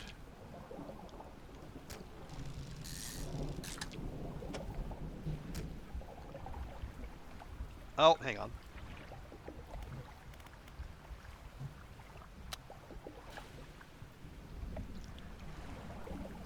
And so the game turned off our lights, and I neglected to turn them back on until I guess until I noticed that they weren't even there. Oh well. Oh wait, that's not where we want to be. All right, well that's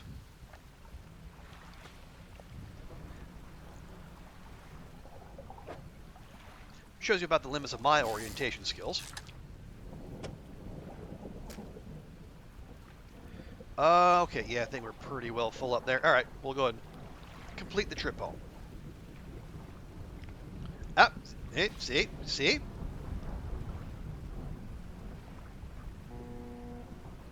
Nope, nope. Back.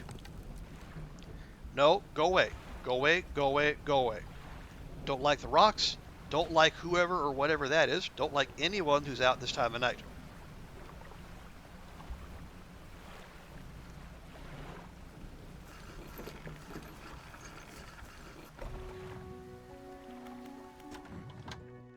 Okay, now we can go ahead and complete the fishmonger's order with, let's take the smallest one of those, 27, 24, 28.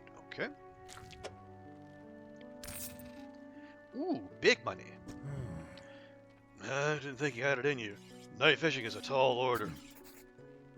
I'll let you know when I get some more orders in. For now, on to business as usual. Lousy weather lately almost makes you not want to get out of bed. But you and I, we gotta do it, eh? We're what keeps people from going hungry.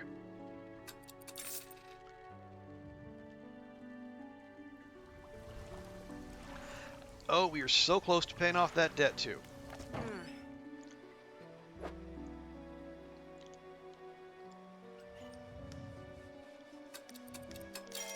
Okay, there we go. Oh.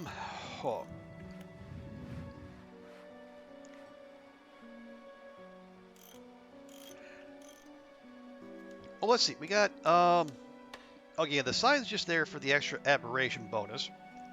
That's coastal with a 40% speed. That's coastal and shallow. That's shallow.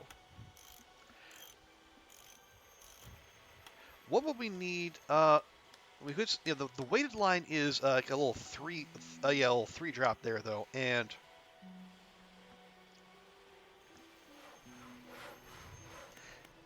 yeah, I don't know about that. I tell you what we should do.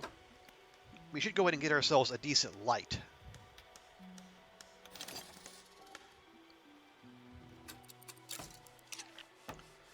There. All right. decent hit to our money, but it's gonna do great for our peace of mind as we're ootin' about.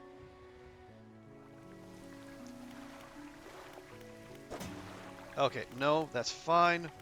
Yeah, we'll go ahead and just yeah, we'll sleep till morning.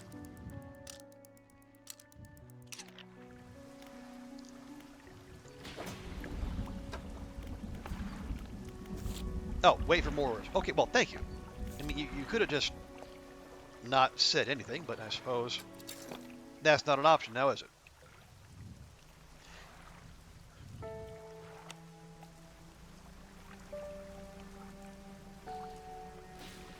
Okay, yeah, we are so very close to. I think once we pay off the initial debt, things will start opening up a bit more for us.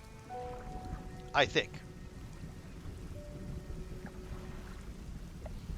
So maybe we can spread our wings a little bit. Ooh, that one was going above the waves there. Yeah, we can spread out a little bit. Maybe go on a little bit of a wander.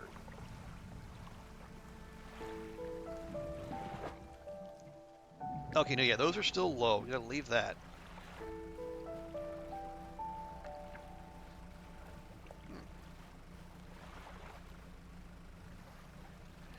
Got another little pier over here. I wonder what that is.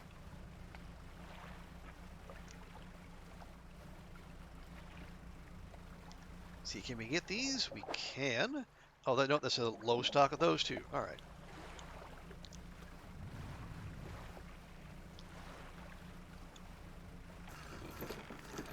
Let's see, do we know what this is?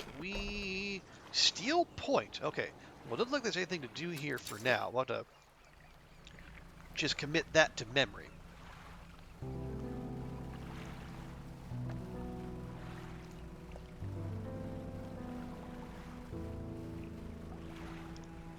Goofy, you doing okay? It's like, I don't know, when you're talking about your body shutting down, I get a little worried. That's not, it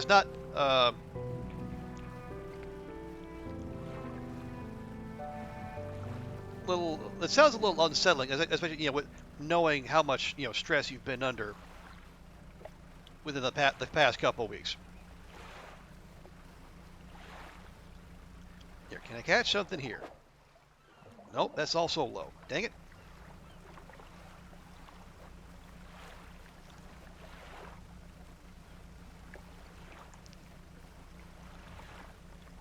Okay, now I know we haven't been to the back of this island, so I should be able to do some. All right, fine. Ooh, a cyclopean flounder. A sprawling jellied mass springing from a single eye socket. What appears to be a dark pupil is in fact the center of an egg. Ew. Ooh, shiny.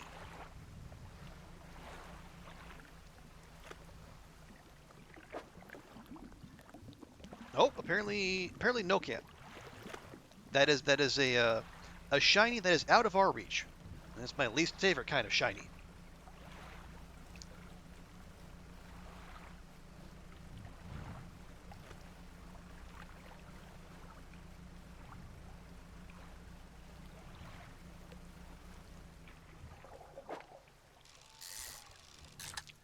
Okay, seems like these squid, they refresh fairly quickly.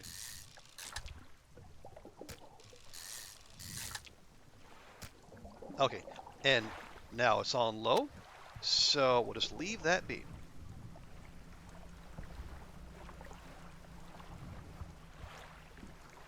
Yeah, we gotta remember, rocks aplenty.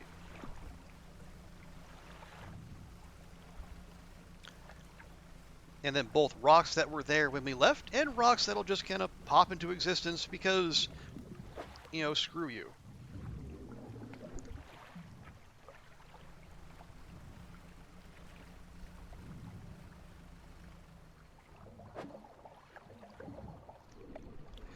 Okay, let's see if this batch of squid will be enough to get rid of our debt. Dang it, game! Why do you keep?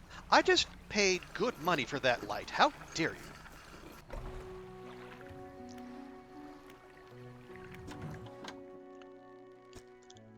What is it today?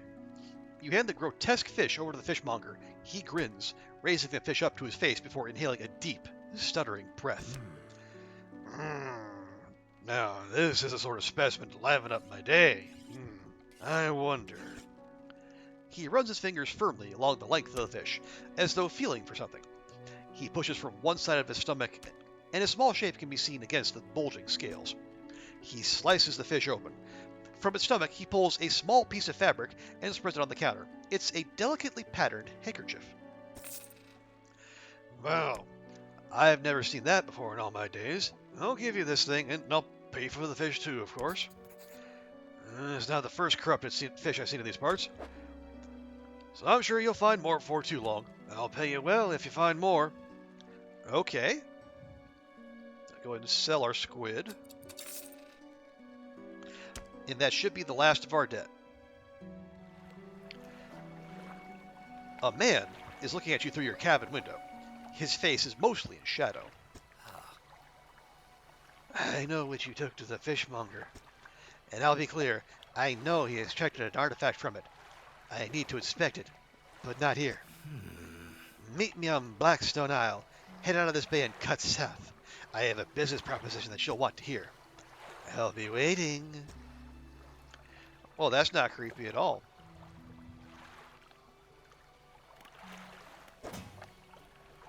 Okay, no, we're good there. Ah, there we go. The mayor is walking quickly towards you. He seems to be in a good mood, with a spring in his step. Fantastic news! Thanks partly to your efforts, Greater Marrow is growing.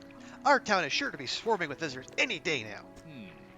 In fact, I've granted a consent for the shipwright to expand our facilities. The old dry dock is operational again. I've also allocated some money to improve the fishmonger services. He might have something to talk to you about soon. Keep up the good work. We're glad you've chosen to be here with us. Well, I don't know how much of a choice it was with us. Now we have the dry dock, though. This is the dry dock. We can make significant improvements to your vessel here. We're talking extra space, more attachment points for equipment, even superior hulls. They'll need a decent stock of hard materials for these. Lumber, metal scraps, that sort of thing. How do I get those? There's plenty of decent materials around the coast, from various shipwrecks and the like. I'm sure you'll find a way to get at them. Materials assigned toward upgrades here will be stored, so don't worry if you only have half what we need. Okay, so we do have our lumber, so we can get more rod spaces, more net spaces, more engine space, or another light. And they also cost money to upgrade as well. So, and then I think once we finish those, yeah, then we can get the whole upgrade, which gives us more storage space. And again, this is a Loot Goblin channel, so more storage space, more better. Yeah, let's start with the rod spaces. I think that seems like a good value. Okay, I'll flip to storage.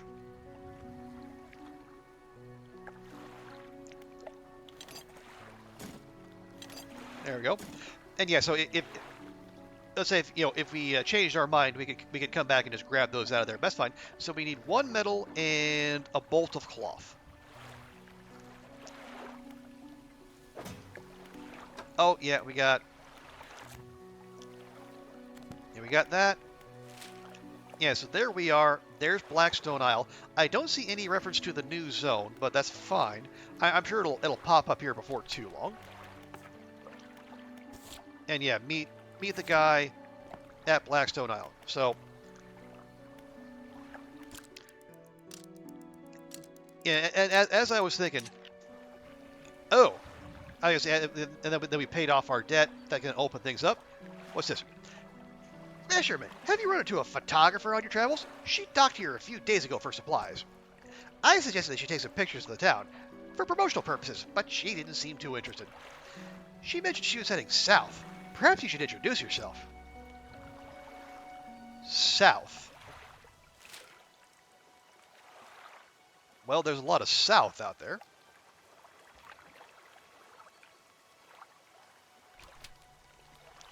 But okay, I mean we're going to be out there looking for people anyway, so why not? Wait, hang on.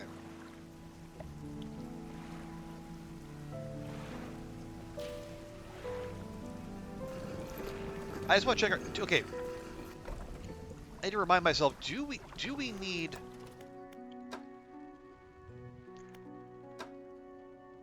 Okay, no, yeah, we can't get to pots and nets yet.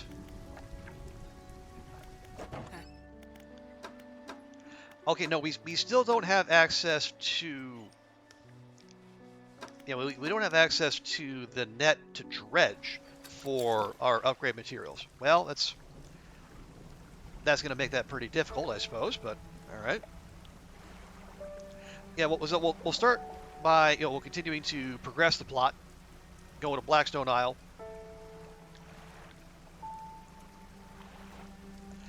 It's probably going to send us to, I think, to the next biome, which wouldn't be the worst thing in the world. Then we can meet Merchant Friend. I am a big fan of Merchant Friend.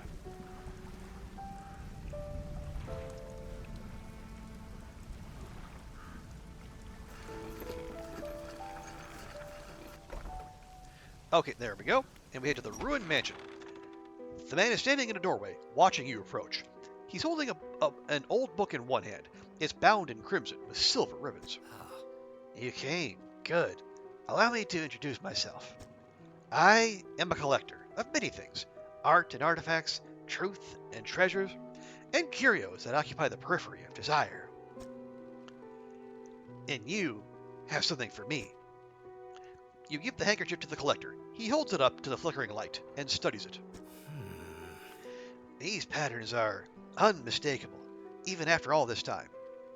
This handkerchief comes from an old ship I've been searching for. It sank many years ago. It carried items of great importance. As you can imagine, retrieving them is proving to be challenging.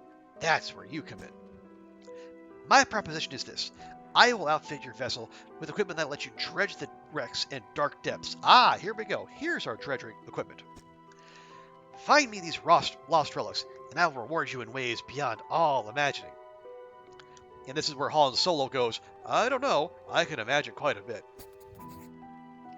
You need not give up your fishing career. I'll merely need a few hours of your vessel to make the necessary alterations. What do you say? Well, we can't progress the plot without it, so sure. An excellent decision. I'll prepare the equipment immediately. The relics we're looking for are a ring, a necklace, a watch, and a music boxing key. I would encourage you to ask around the towns about shipwrecks or other strange occurrences, anything that might be worth investigating. Return when you have something. Alright. Sheesh.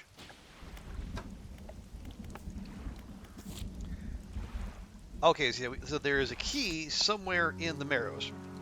Now, we might have actually found it while we were out we were looking for more fish.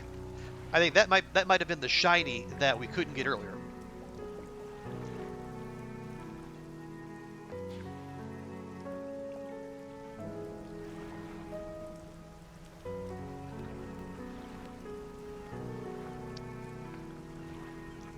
Yeah, here we go.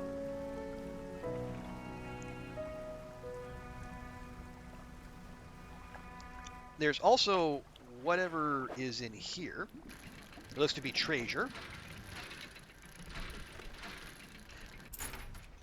And we have an old iron chain. Well, better than a kick in the teeth, I suppose.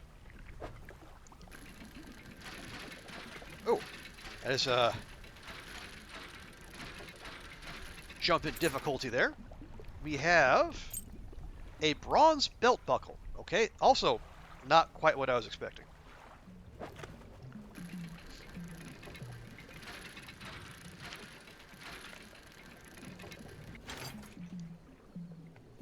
There's metal. We need metal.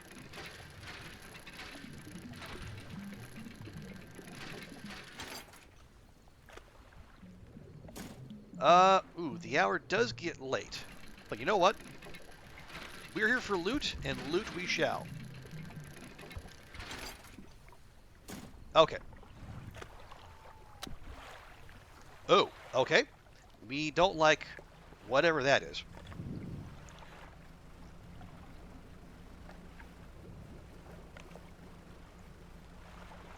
Yeah, those little those little multicolored swirly thingamabobs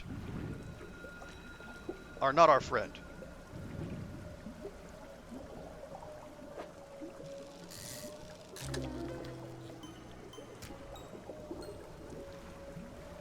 There we go. Stick around just long enough to grab that aberration, and then we're gonna get the heck out. Because as you saw there, when you're out at night, even if you're not necessarily out that long, things turn weird. And lights turning off, and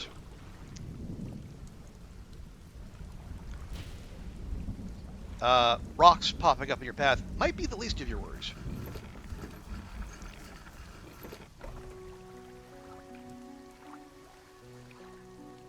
Oh, we got NPCs aplenty who want to talk to us. Just fine. First things first, we're going to drop that off.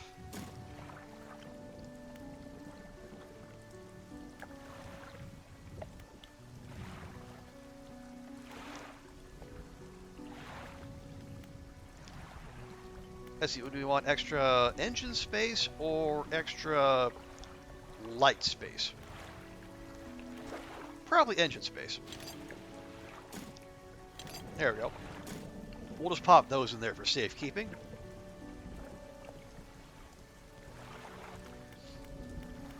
Now we'll go to storage.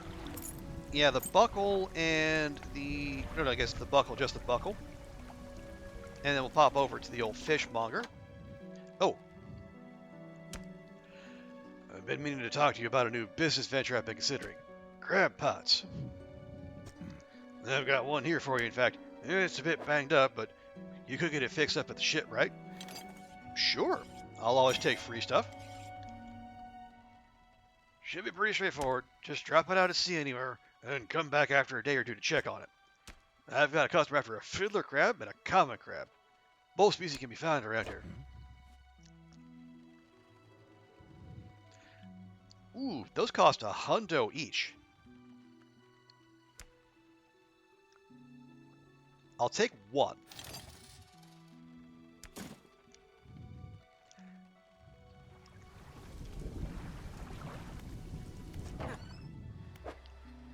Okay, oh, only takes $750 to repair that. Okay, that's fine.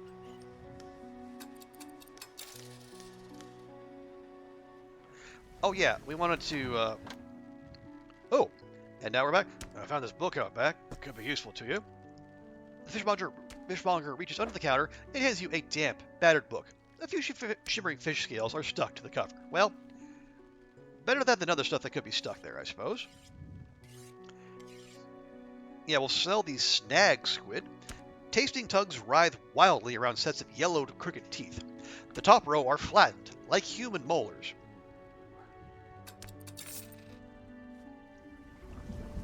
Okay, yeah, we got a bunch of people who want to talk to us. We'll start with the lighthouse keeper. What is it? You know of any shipwrecks around here? She eyes you suspiciously. There's a spot near the back of Crater Marrow, where the current carries in wreckage from the sea. Sometimes you can see an unnatural glow rising from the patch of dark water. I can't imagine what's down there in the deep. So if you're looking for what I think you're looking for, it's best you just move on. So, who lives on Blackstone Isle? I see a lot from up here, you know. I saw that ill-fated boat return. I chose to look the other way. I watched an unnatural glow flicker through those windows. Whatever you got planned, I hope you know what you're doing out there.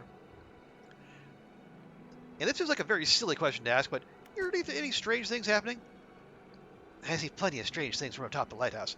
Sometimes I don't know whether or not I can trust my own eyes. She holds the lantern up so that it shines brightly onto your face. Are you really standing there in front of me? Or is this just another of the fog's tricks? Okay, well, that was enlightening. And we have the builder. You approach a woman sitting on the dockside, staring out to sea. She turns to you. What's it like out there? It's peaceful, it's difficult, I don't want to talk about it. It is peaceful, mostly. It's gonna be a damn sight better than this bloody town. I think I just need to get away for a while. Maybe not come back. Going backwards is a mistake, don't you think? You should always keep moving forward. Moving along.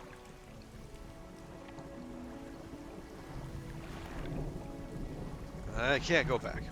She's getting out to sea again, lost in thought. Say, if you find me some materials, maybe you can help me move. I mean, really move. There's an island I've heard about, Steel Point, just to the north. 2 units of lumber and 2 units of scrap is all I need. I can make a new place for myself there. You'd be welcome to visit, too. Just stack it up at Steel Point when you have anything. I'll pay you when the job's done. Okay. Alright, so common crab, fiddler crab.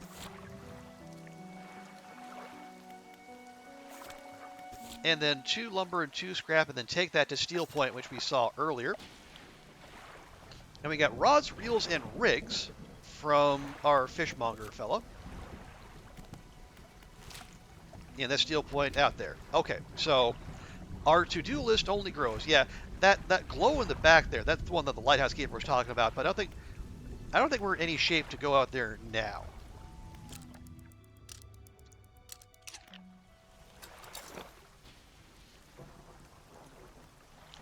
Oh, right, yeah, so we'll pick our crab pots.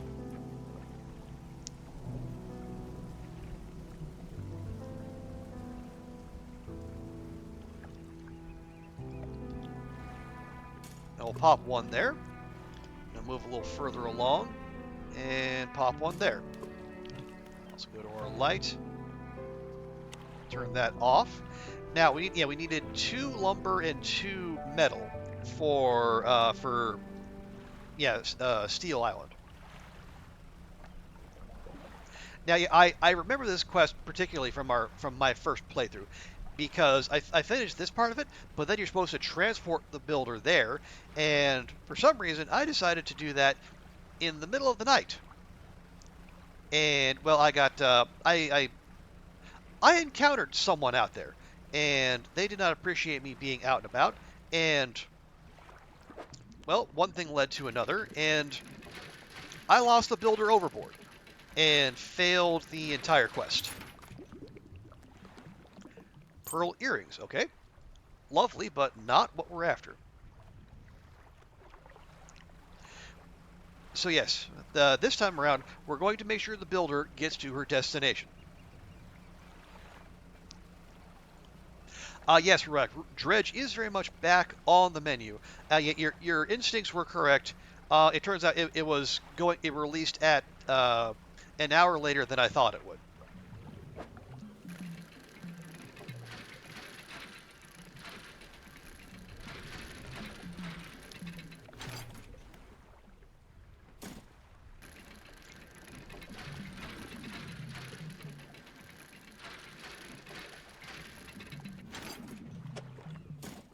There we go.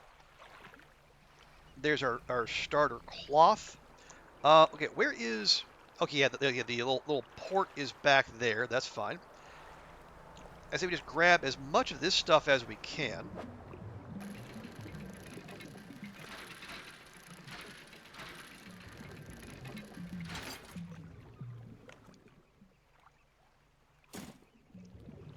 I'll move that over there. There we go.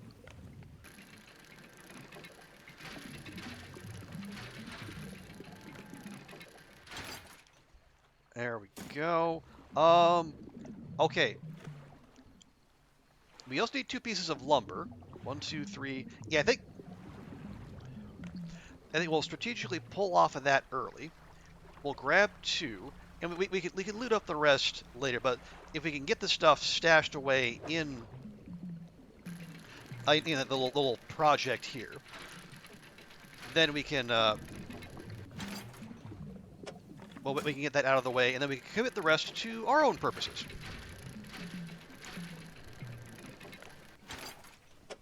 There we go.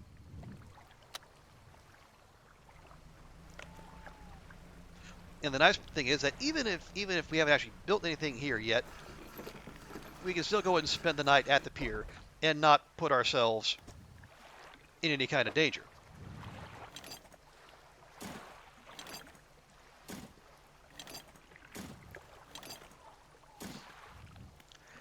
Okay, we delivered all the necessary materials. We should probably let the builder know. We should. Eventually.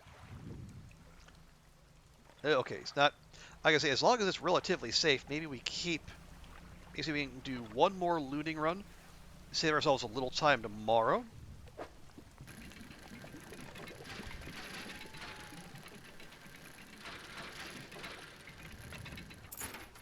But that's not materials, that's a goblet. Ooh, it's a big chunker, too.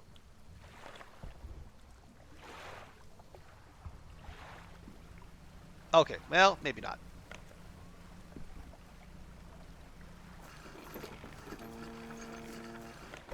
Okay, yeah, I don't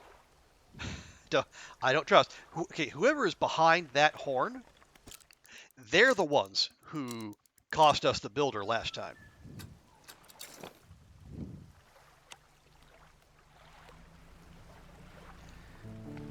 So yeah, I definitely am wary of that. Let me check real quick. Yes, yes.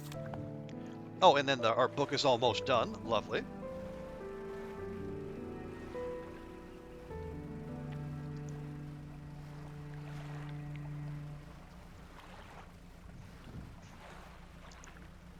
Right. Oh, yeah, we also should check our crab pots as we go in because we do have the fishmonger's little quest for what a fiddler crab and then a common crab. That sounds about right.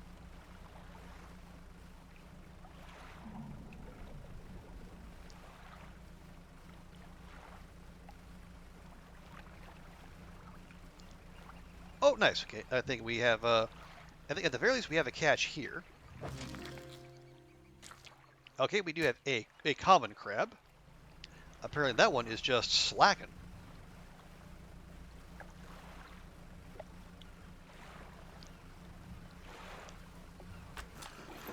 Hey, and the book's done. So we have rods will reel in fish 10% more effectively. Nice. Okay, we'll go to the fishmonger real quick. I do have a crab. We have a a fiddler crab. Oh yeah, that's a big one.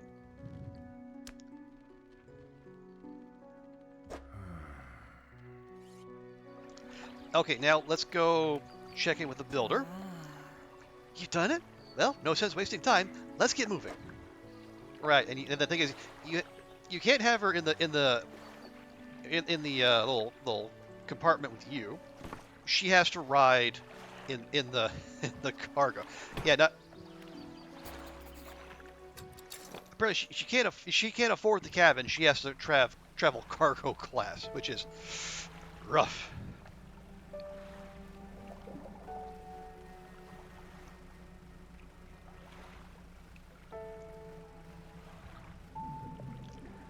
And again, we will take the utmost care as we go.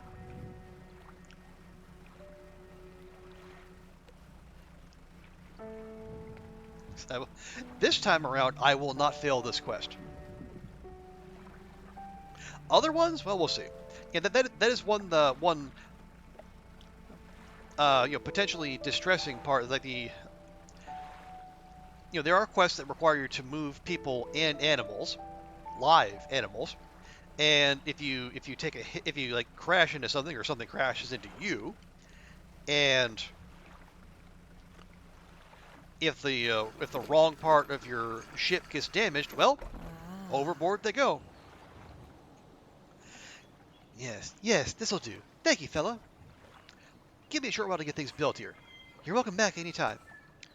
She reaches into her tool box and pulls out a handful of components. Take these. Always good to have on hand. Absolutely.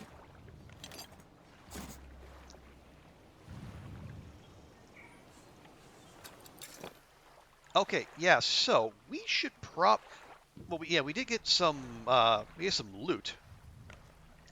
So let's head over to what is it?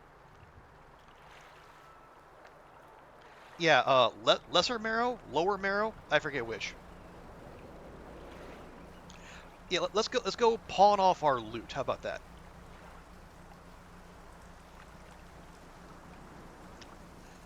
Ooh, is that a shiny? I think it's a shiny. It is a shiny. A once strong wooden hull lays broken against the shoreline. The stern is completely beached. Oh, thank you for the hydrate, Goofy. Oh, and you're alert? Okay, no worries. Yeah, yeah, cook yourself something up. Eat, hydrate, all that good stuff.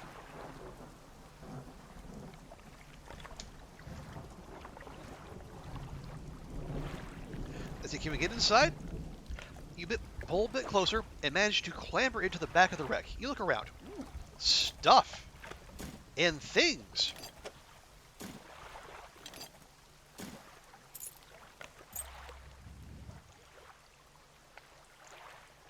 Okay, yeah, but now we really need to get over to the antiquarian. The guy who we sell all of our non-plot involved shinies to.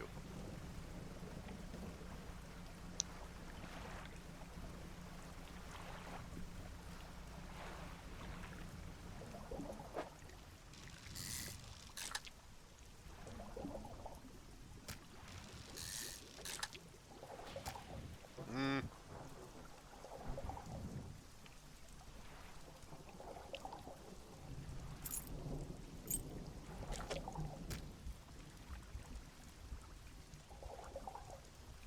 No, there's no way around this, is there? I don't think there is. All right, well, never mind.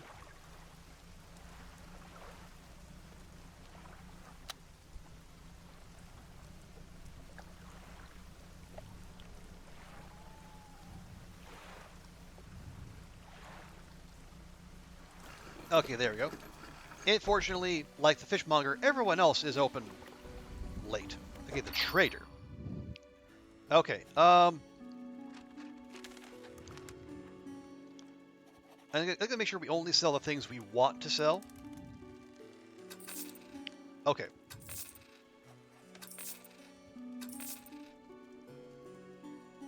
That'll do. Ooh, that goblin was 35 bucks. That's pretty good value. Yes.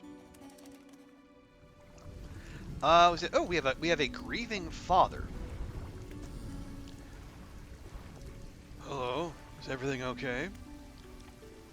You know of any shipwrecks around here? Well, yes, you see. My only son was lost at sea some years ago. He's still out there somewhere, in one of those wrecks, all alone in the cold water. The man is clearly trying his hardest to remain composed, but tremors of grief rack his body. I was wondering, I noticed you have some dredging equipment on your vessel. If you're able to retrieve any of his belongings from the wreck, I'd feel more at peace if his mementos were with me, or a bronze belt buckle. Okay, well, shit. We just sold it. You claim that you found a belt buckle, but it's currently in your storage. Oh.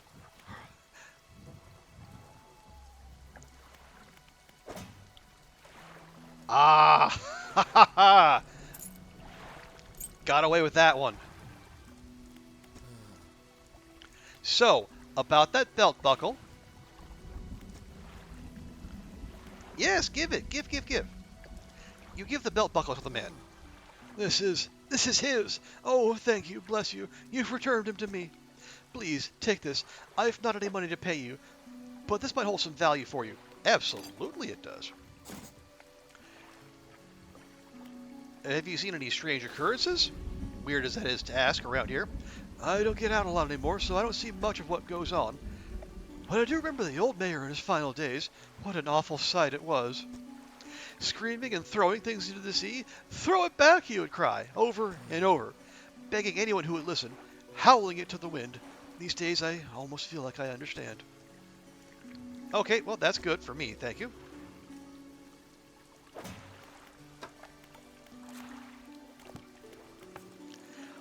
Okay, so we did that, we returned the buckle, despite ourselves. So we need to go find the, look for the key. And we need to get one more, we need to get a fiddler crab. Our pods are just going to have to do their job. We have 4 research. Oh, we can upgrade our crab pots. Honestly, I'm kind of more focused on other stuff.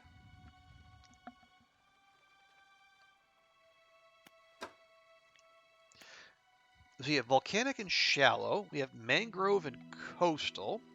Or what's this? Flexible, coastal, and shallow. Okay, that would pretty much cover what we need right now. That takes 2.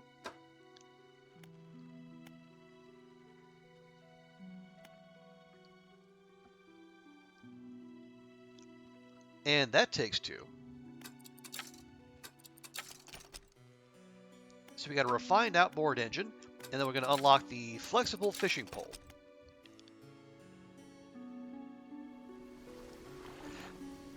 And now we sleep.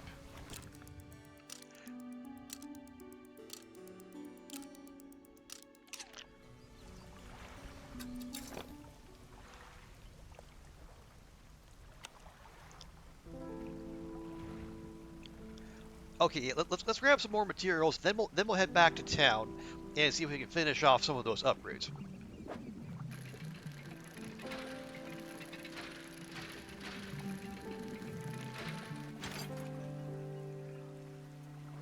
Oh, okay. Not what I expected. Those are okay. Those are stale. Okay, yeah, we. If we're gonna sell those squid, and we are, we should probably get back to town sooner rather than later.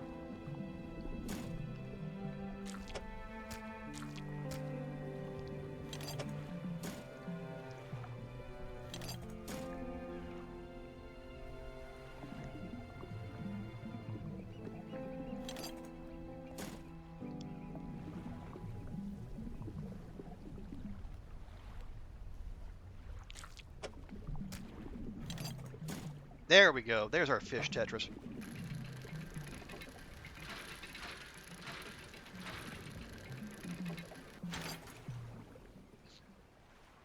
Oh, good grief! I mean, I'm not upset about pulling out research parts. It's just I was kind of expecting, lumber.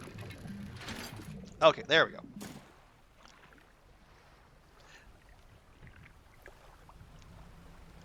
Yeah, we got cloth, we got lumber. I think we should be able to knock out a couple of those upgrades. Oh, no, I was going to say we can check our crab pots, but even if that fiddler crab is in there, we don't have anywhere near room enough for it. So we'll do that once we clear things out. It's because it wouldn't be a game on this channel if we weren't having to fuss over inventory management.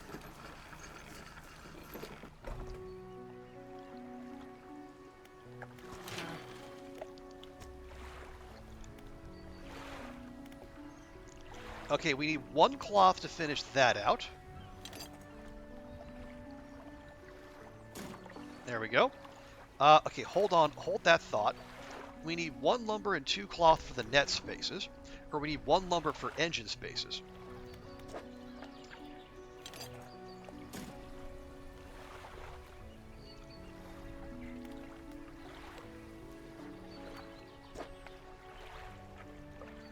And we can take that, we can put the cloth there and there. Oh, we can actually round that out too. Nice. Okay, real quick, let's go to the storage. Make sure the research parts go where we won't lose them. Oh, we do have a metal. That's right, yeah.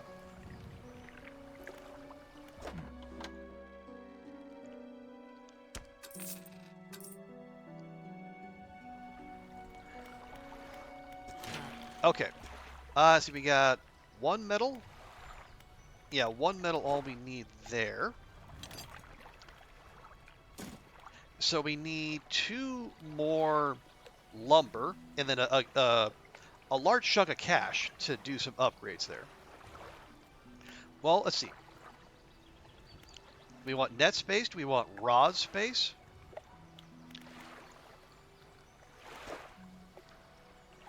I think engine space might be the play.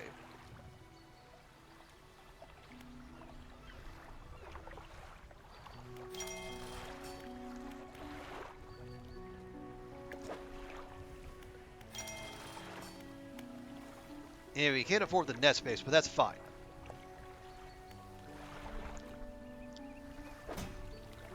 All right, yeah. So now we have extra rod space there, and extra engine space there, there, and there.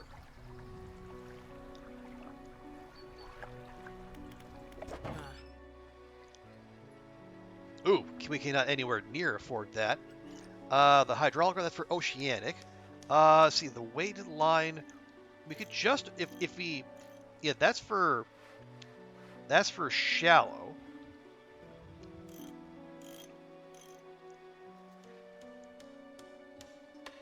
And that's only an 11% speed boost versus a 44% speed boost.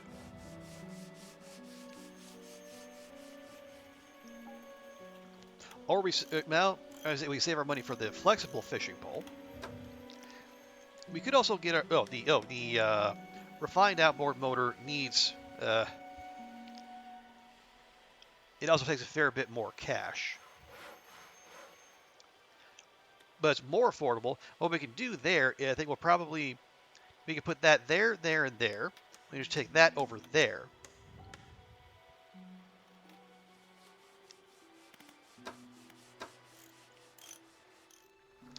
And we need to keep an eye out. What do we need for? We need more lumber.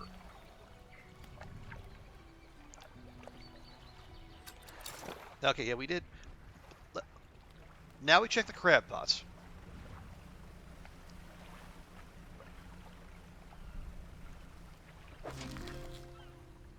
Okay, we got the fiddler crab we were looking for, and what is that? A cerebral crab. Ugh. This turquoise mass swells from within this crab. The growth pulses, quickening in the light of the sun. Ugh. I mean, cool, but ugh.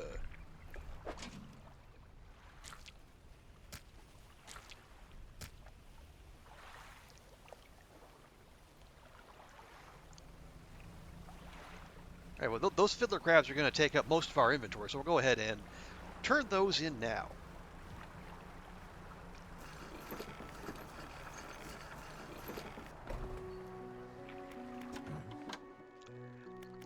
Do I have crabs? I sure do. I mean, what?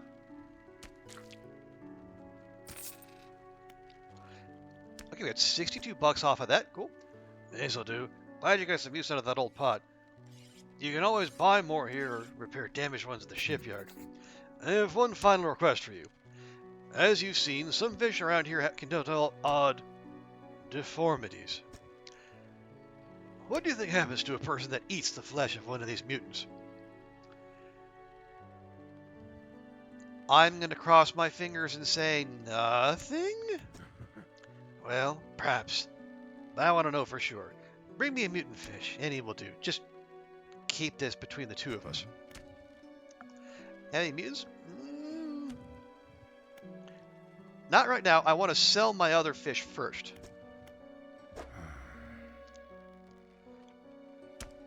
Yeah, we got that. We will give that to him. But I just want to sell that and that first. Because last time we did this, he shut down totally. So it also deprived us of a way to make money. Who will eat one of those? I mean,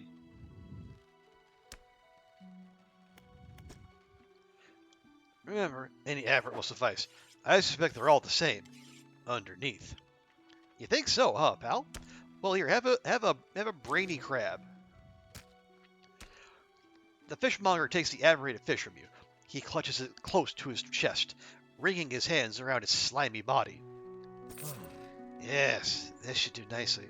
Here's what the fish is worth. Now, why'd you take these two? They're of no use to me.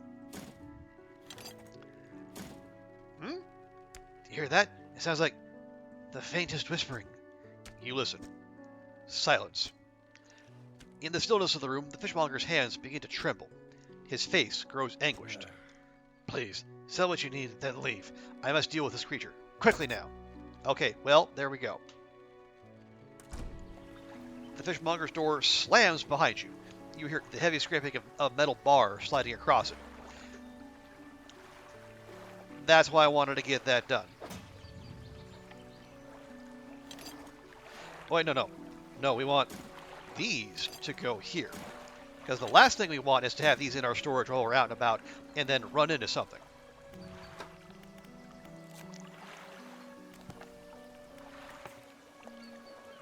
Okay, got Yeah, we got to go look for that key.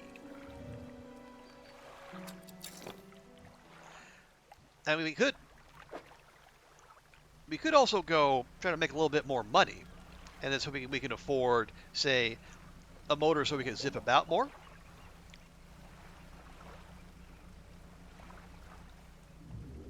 Wait, we can't because the fishmonger closed down. So how?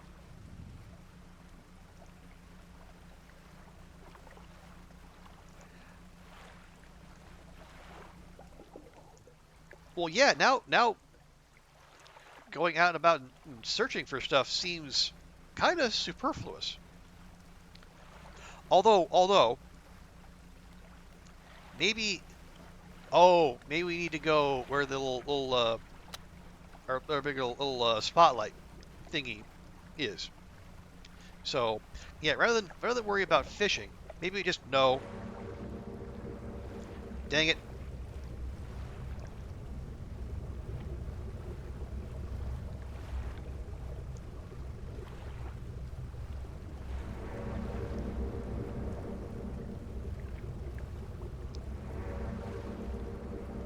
Nope.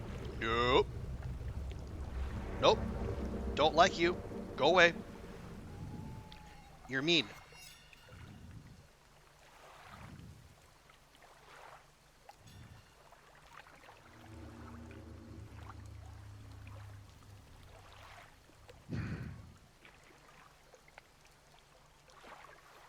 Yeah, well, that was rude. What the?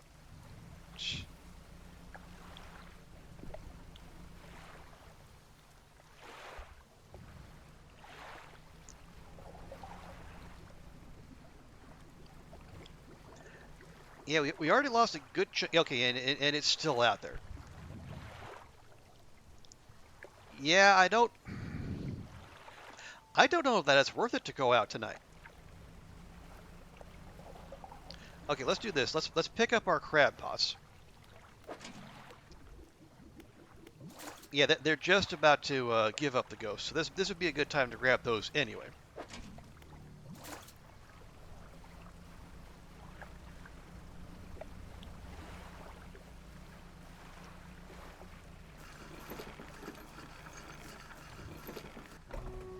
The fish are fishing for you. Well, yeah. Someone's definitely trying to lure us in.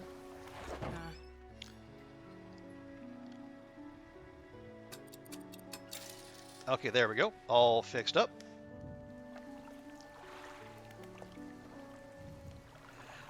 Okay, so here's what we'll do. Sleep till morning. We'll go out. We'll drop our crab pots.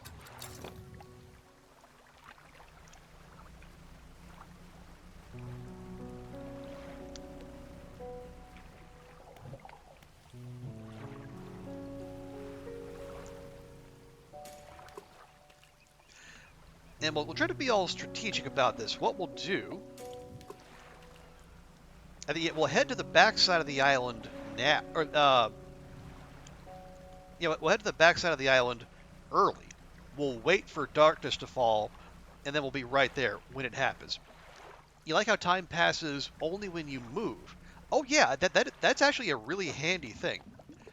You see the turn recent, you love it. All 1 second equals 1 minute in games really brace your immersion. I can understand that. Yeah, it is. I think it's especially helpful for when you're. I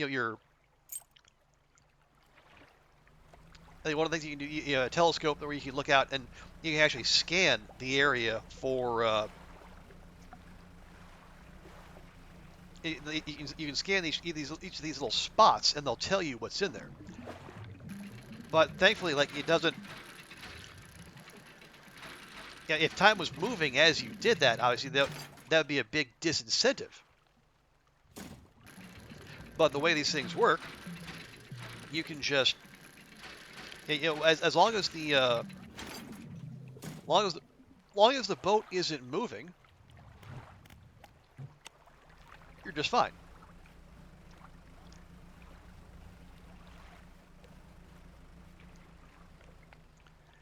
I think that light was somewhere over here at the back of the island.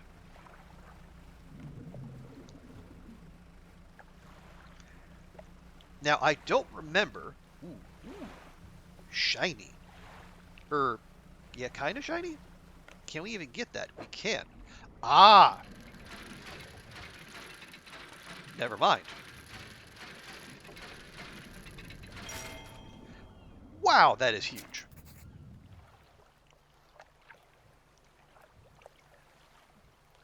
Well, never mind. Do we have the... Oh, yeah, we do have the telescope.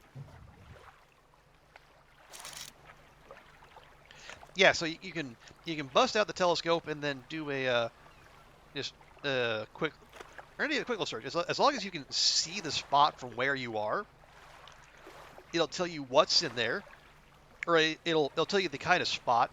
And if you've caught the fish, then it'll tell you what's in there. If not, it'll just give you the outline.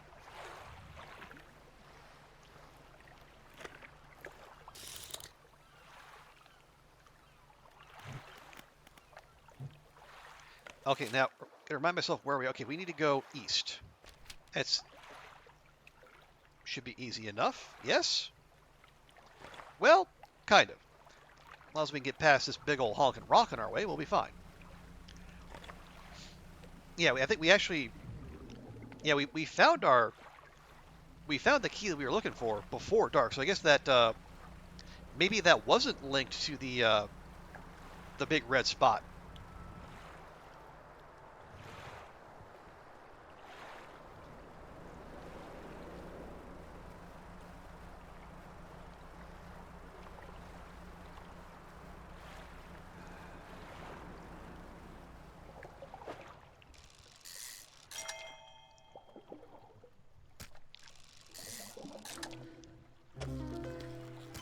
A brood squid. Tentacles sprout from a glowing core inside a gelatinous sac. Other cores lay dormant alongside.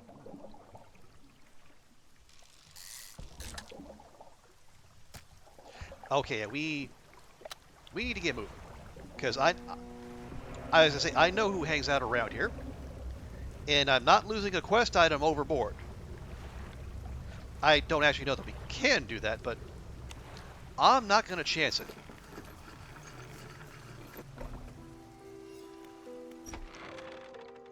You enter the collector's house. He's standing at the back of the room, holding a silver and crimson book. He seems impatient. Well, you have something, don't you? Show me. You hand him the key. The cold metal shimmers a strange shine as he holds it.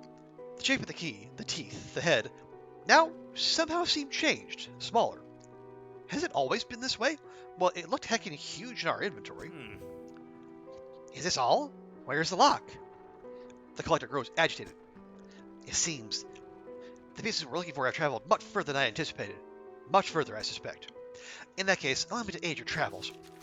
He turns a few pages in his book and mutters something low under his breath. A burst of light fills your vision, and you stagger back briefly. Now go. We have more relics to uncover. Ah, now we have haste. My intuition tells me that the current may have carried some debris to the southeast towards Gale Cliffs. Make that your priority. I'll mark a location on your map where you can begin your search. Anything else? Yeah, what did you do to me? The book holds power from the deep. I merely extended his powers towards you. Is there one in particular you wish to know about? Yeah, so those unfamiliar, haste. Yeah, the words haste are instant and cruel. They will impart a terrible speed to your vessel. Be warned, however, it may put a great deal of stress on your engines. Okay, yeah, so it's basically magical afterburn for us.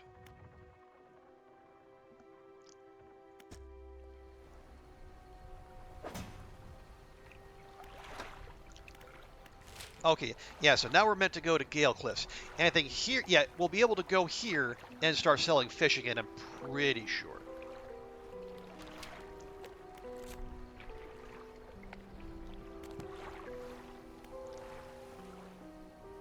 Yeah, so, hang on, what do we...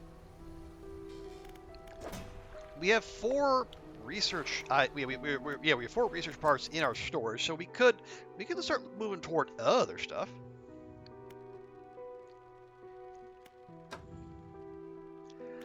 We could unlock the twin prop engine and we get 35 knots out of there versus the 25.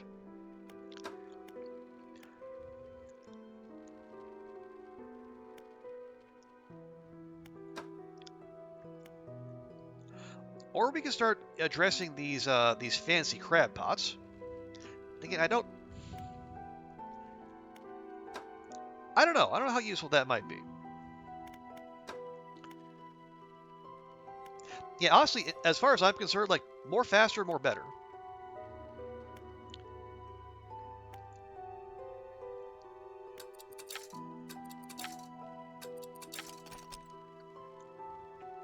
There we go. All right, so now I got the twin prop engine. Now, obviously, that's going to be expensive, but pretty soon here now, we'll actually be able to make money again. Okay, yeah. Haste adds speed to your engines, but increases panic and engine heat. Select by E and then hold, and use it by holding right. So, yeah, haste.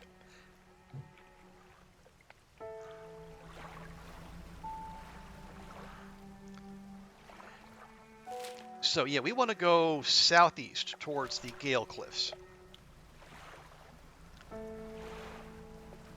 So, this way. Oh, hang on. There's some shiny over here. Oh, I know, that was a shiny over there. Those rocks. Okay. Never mind. I was easily distracted. Surprising, I know.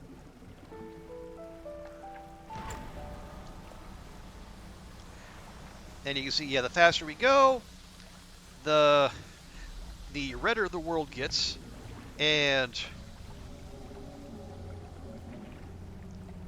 yeah, the redder the world gets, and the more panicked we get. And that right there was the, I guess, the universal sound of, you sure you want to be doing this? Okay, I know we should be going to the southeast, but you know, I see a shipwreck over here. I just gotta look, because the shipwrecks have been providing good stuff for us so far.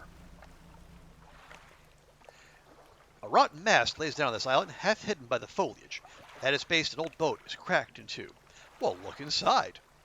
Crack open the juicy contents within. We have a bolt of cloth, another research part,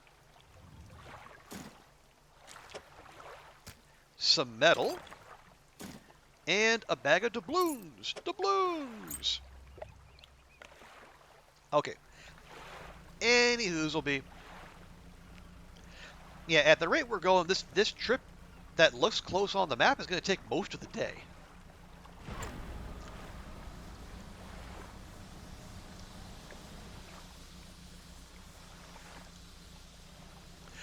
Now, the nice thing is, using haste, as long as you're using haste during the day, it being light outside will take the edge off of the panic. At night, though,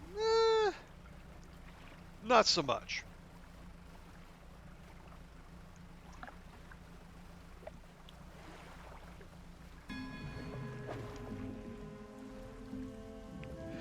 Okay, we might be able to grab one of these. A blackmouth salmon. Nice. But yeah, now we really do need to start offloading our inventory.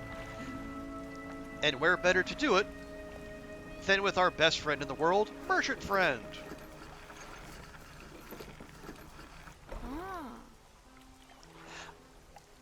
Hi there. You're a new face. A fisherman, I take it? Perfect. Well, we should get along like a house on fire. I'm a traveler and a merchant, all rolled into one. If you have any fish to sell, I'll take them on board and sell them at the next town I come across. Likewise, I haul a small cargo of equipment between places.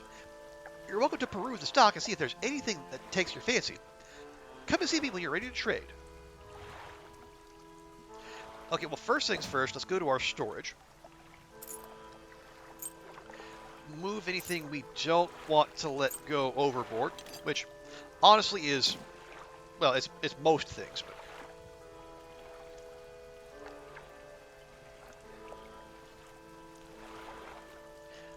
say, have you met the photographer? She stopped by my pontoon a little while back. She's loaded up with fancy camera equipment to take pictures of all the wildlife. She sighs wistfully. I wish I had my own camera. Wouldn't it be nice to be able to document everything you do? You'd never forget anything. Oh, merchant friend. Oh, do I have news for you. Anyway, She says you're setting up on a small island to the south of the Marrows. If you're in the area, maybe you should check up on her. Okay, so an island to the south of the Marrows.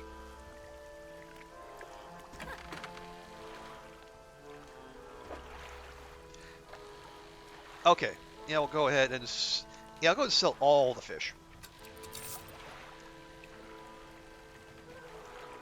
There we go. Floating dock, I think, is the dry dock. Awesome.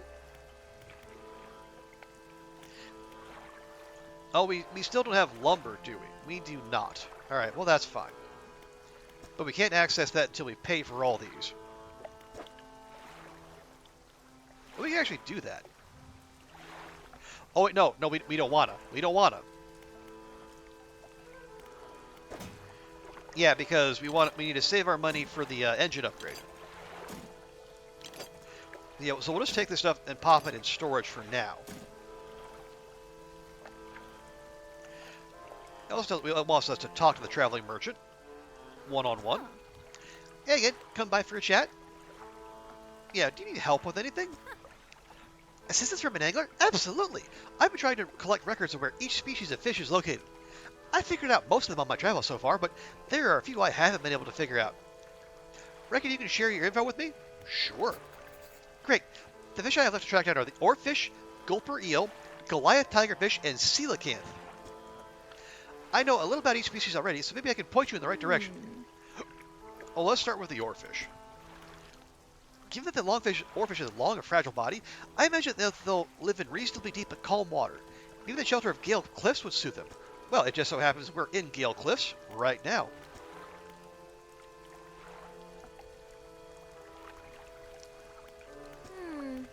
I see strange things plenty, but I try not to dwell on them. You can go crazy, you know? But hey, if you're seeing strange things, maybe you're not seeing them the right way. Maybe they're not so strange after all. Or perhaps they are, and they're incredibly dangerous. Better not risk it. Yeah, I don't know that I have a choice about risking it. Now, what do we know about Gale Cliffs? Well, there's Ingfell just across the bay, which is a dreary little whaling town. The folks there are always needing something, which keeps me in business. The residents are always talking about the cliffs. Most seem afraid. Frankly, I'm not sure why they stay. Occasionally I hear deep rumblings from within the rocks. I don't hang around here for long. Probably smart.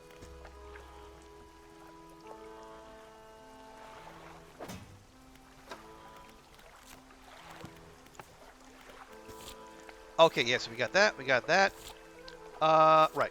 And we're looking for the music box around here. But let's go... We have some daylight, so one, we can go get the shiny right there. And then two, we can head over to the town, right over yonder, and... Ooh, Artifact Manifest. Interesting. Yeah, then we come over here, and then we probably start some new quests.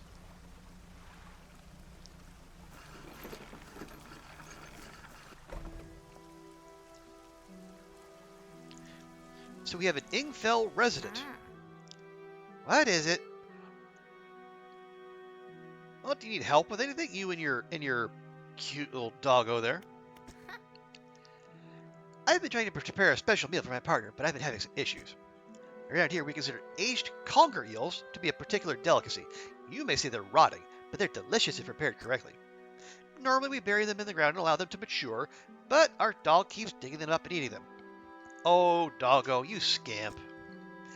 I can't raise the subject without spoiling the surprise. Can you bring me a aged conger eel? Yes, I can bring you a aged conger eel. Thank you. You'll be decently compensated. Well, where can I catch a conger eel? Yeah, they can't be tricky but fine. I'm told they inhabit the holes and burrows within the cliffs themselves. I imagine they've been fished out around the edges, so you may have to venture into the passageways of the cliffs to find them. Ugh. Oh, and did I mention they only come out at night? Yes, I believe they hide during the day. Well, fun.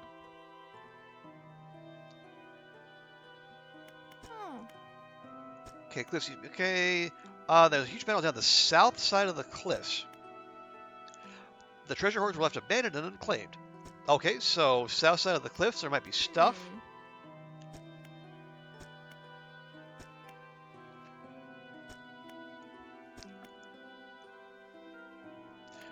Well, we know where we can sell the fish. Yeah, get the merchant friend. Now, how about the retired whaler here? What is it? Any shipwrecks around here? The real wreck around here is the settlement at Gale Cliffs. My brother ditched us and moved on over to those cliffs years ago. I suspect he's regretting his decision now, the devil. Anything else? Heard any strange things? Some time ago, just after the last whale brought in, there was a sudden exodus from Gale Cliffs. Dozens of ships sailed past, packed up, and hurrying away north as fast as they could. They were waving and shouting something at us from their boats, but we couldn't make it out. Never did see or hear of them since. What can you tell me about Ingfell? Ingville used to be a whaling town. Emphasis on used to be. We would go out, bring in a carcass, and then the rest of the town would get to work. But the whales got scarce some 20 years ago, and now look at us. Barely scraping by for a new candle. Okay. So, this is not, in fact, where we want to be. We actually want to go over there. If we can get there. Oh, no, there's a little water spout. It's a fine how do you do.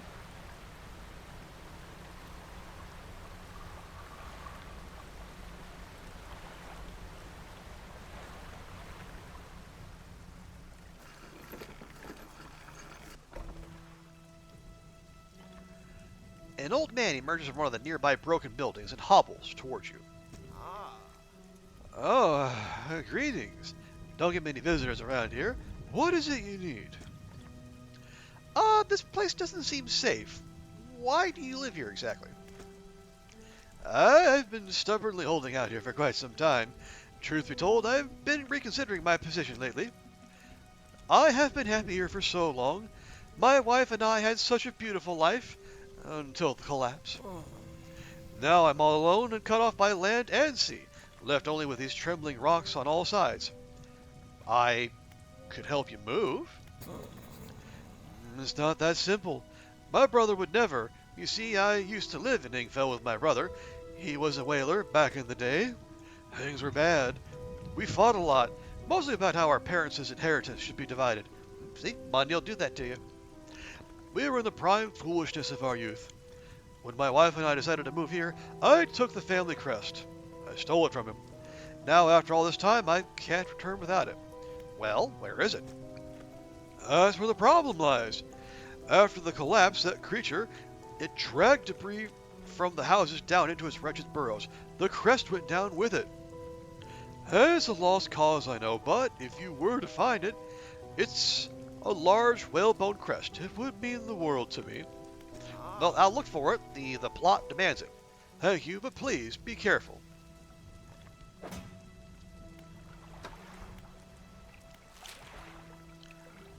We got ooh. Wait, what the heck? Now there's just a huge circle down there. Ah, is that where we're meant to go, I wonder?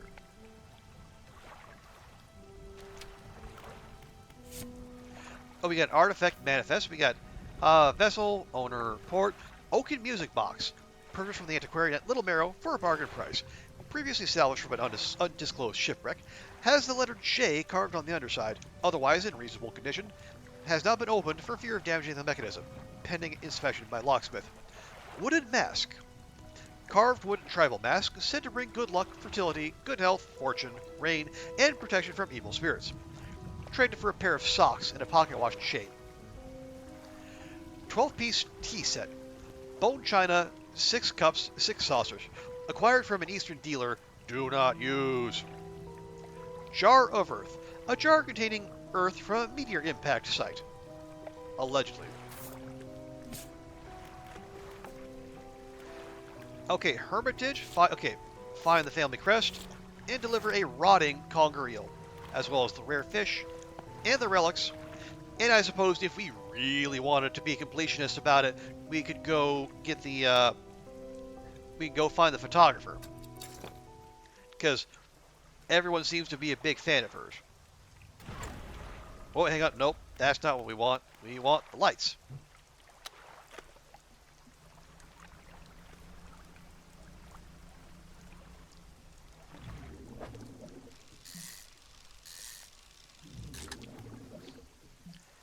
I think a little fishing will probably do us some good. Ooh, we have a decaying blackmouth. The shimmering blackness permeates the flesh of this relentless fish. Muscles atrophied and decaying, but it still swims on. That's pretty grim.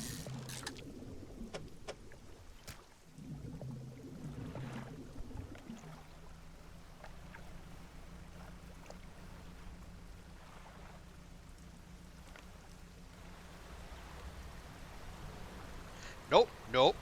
We're not having that. Don't you dare.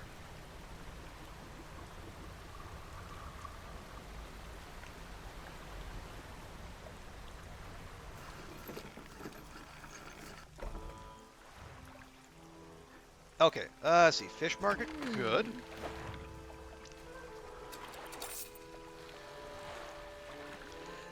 Oh gosh. Oh, right, the shipyard.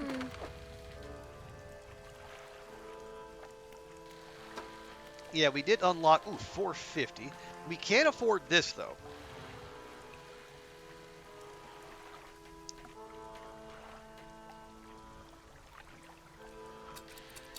See, if you grab that, and then we install that there.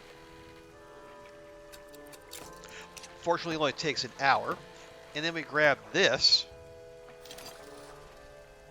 Spend most of our money. There we go. And then we'll grab a nap.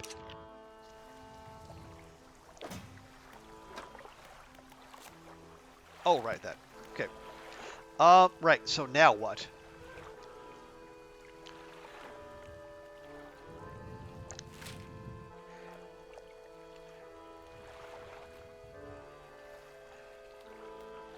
So we're supposed to go looking for the family crest. We could, yeah, actually, first thing we should probably do is go back to Greater Marrow, get our,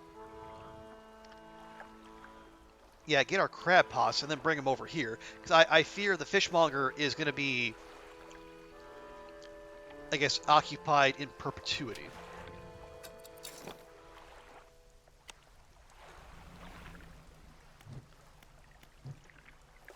Right, we want to go northwest. I guess you can see the, well, you can see the lighthouse, so direction-wise we're going to be fine. But, what the? Dolphins! Dolphins! Woo! Hi, dolphin friends.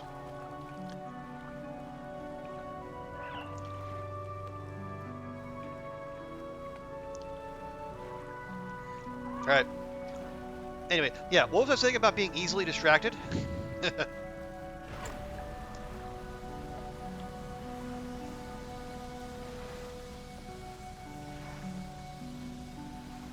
Yeah. Oh man, yeah. We definitely have much more pickup now that we have the we get basically a three-piece motor, which is great. That's good. We're especially going to need it if we're going to go down south and then hit up what I believe to be the new biome. I don't know that for sure, but it's a big chunk of map that was never there before, so I feel like it's a pretty safe bet.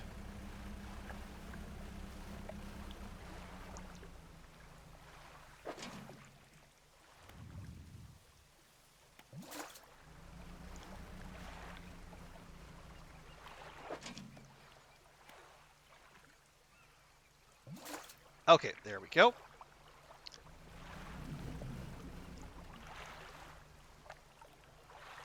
No. Stay on task. Stay on task. All right. Can I?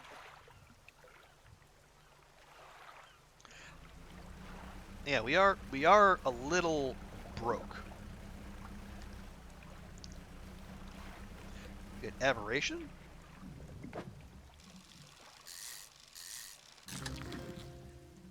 Got a stingray, for which we don't necessarily have room.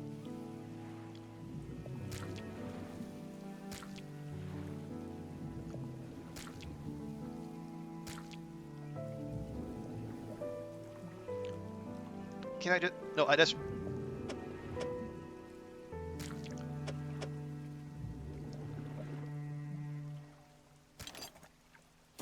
There we go.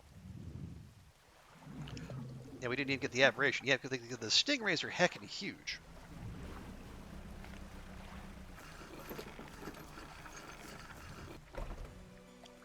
Check our storage. Okay, yeah, we do.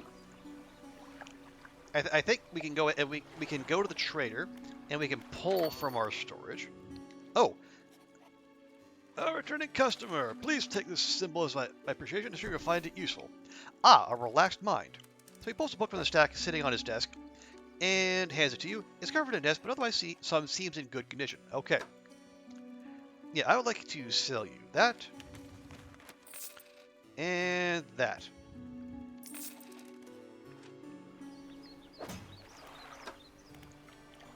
There we go.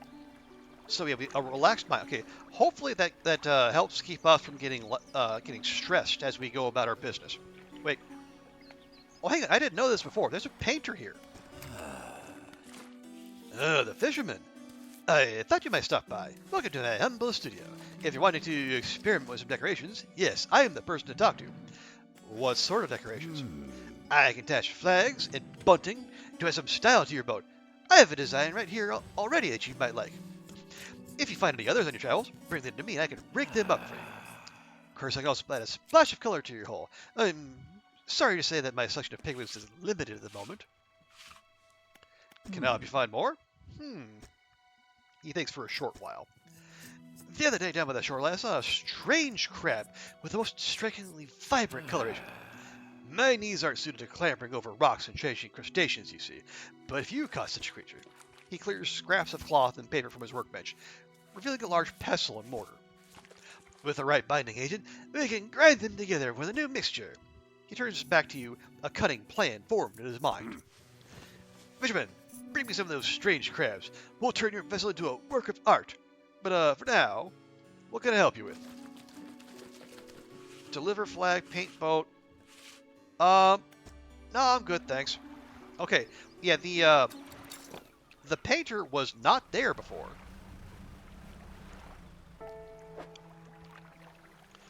Yeah, we are very much full up on stuffs and things.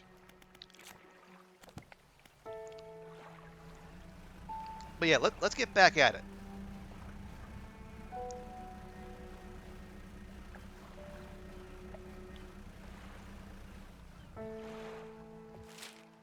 Yeah, southeast. Because we do want to get back before nightfall, obviously.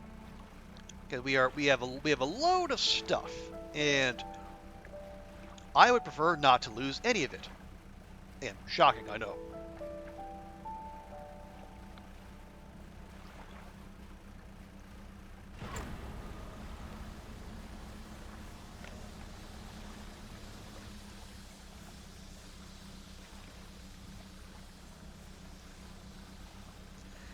Yeah, we don't want to lean on that too hard because it is starting to get dark. And the nighttime is the wrong time, at least for us.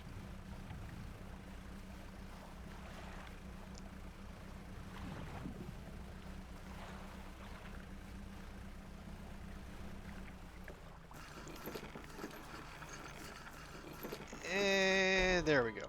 Okay, first to the fish market.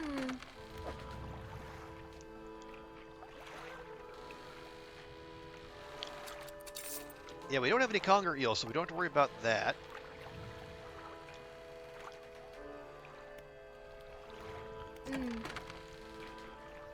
Okay, and we'll fix our crab pots.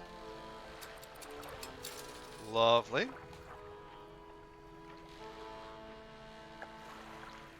Now, let me go ahead and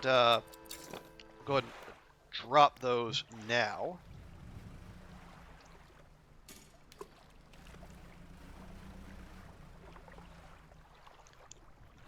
Try to get a little space out there.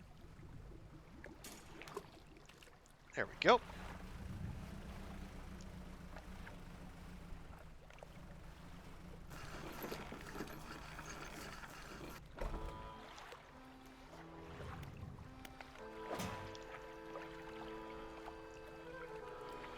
Okay, and we have metal. Oh no, it's lumber we're short on for completing the upgrades. All right, well.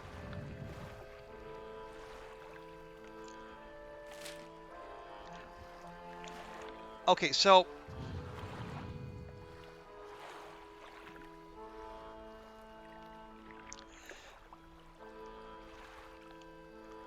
now with our current engine setup, we can get down here in about what, half a day?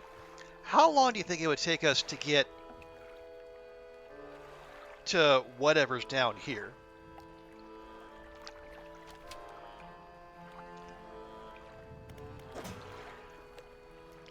Well, we're not carrying anything extra, so you know what I'm gonna do? Yeah, so we'll just sleep through the night, and at first light, which is apparently 6 a.m., let's just go for it. Let's go. Let's get to that new content. They did say you can do it at any point in your playthrough. Well, this is a point in our playthrough.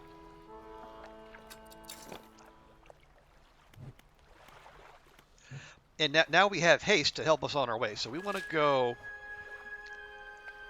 like, yeah, southwest.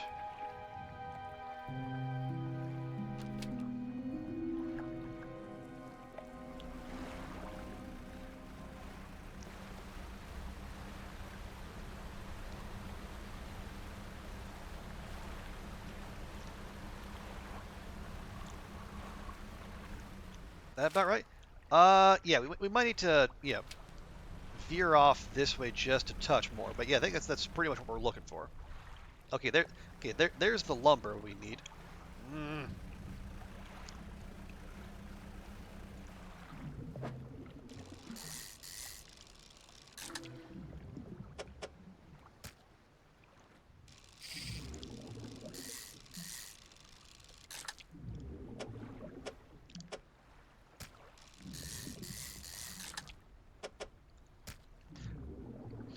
Okay, so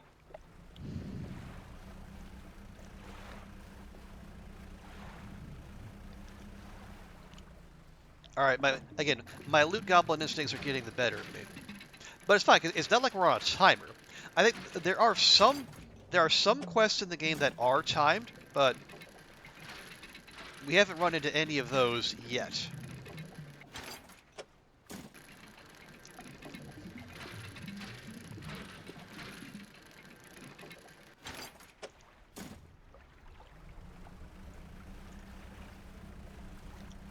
And anything that gets us more, helps us move faster and be more durable, I feel like is going to be super helpful. Oh, okay. Well, are we gonna lose? Okay, yeah, this was a questionable decision.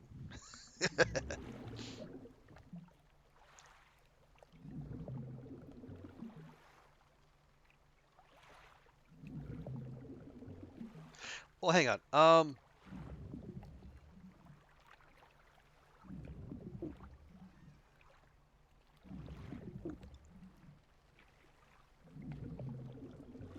All right, fine.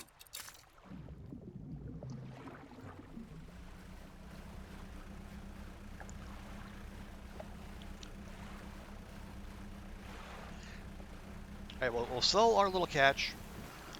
We'll put the lumber in the... Oh! Dang it, no.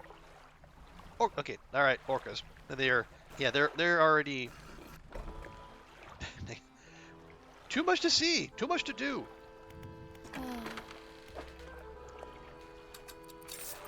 Okay, there we go. Now we go to here. One of those and one of those. Cost us 50 bucks. We'll pay for that. And now we can access this. Actually, go to storage.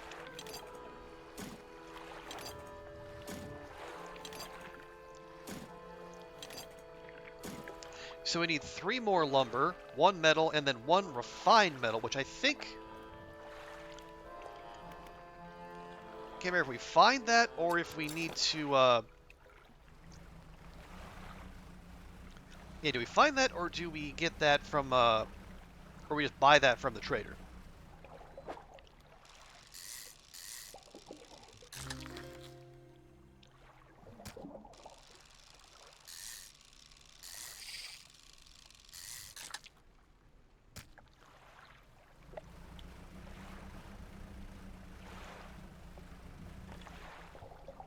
Because I remember the, yeah, the refined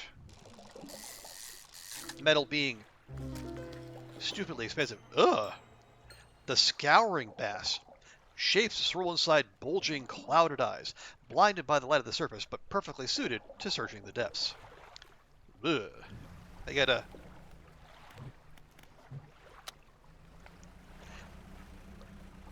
They really do lean hard into the whole grotesque thing, don't they? I mean, it's effective, clearly.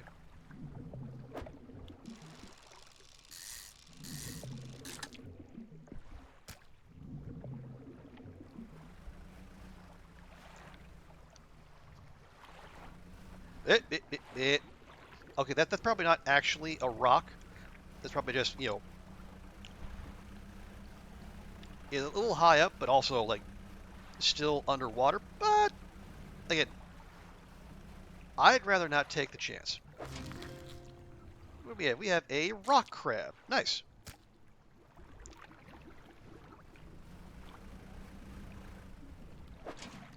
And another. Perfect.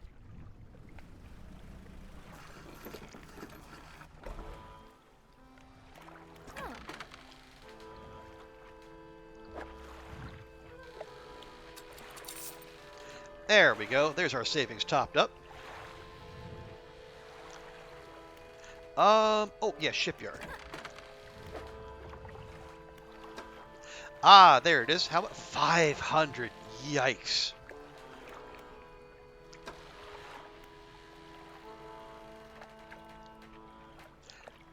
Let's see, that's 25. That's, how much is that? That's 20.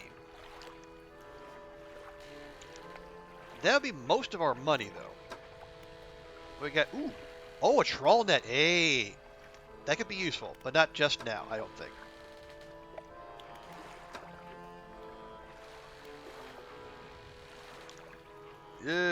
Yeah. Yeah, I think the flexible fishing pole is the next thing we're going to save up for. Okay, that's all fine.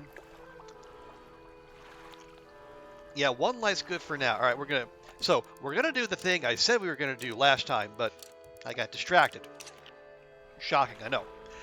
So now,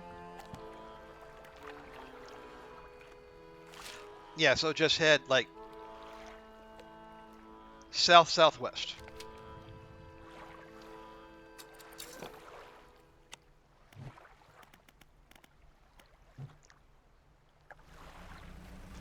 But this time we mean it.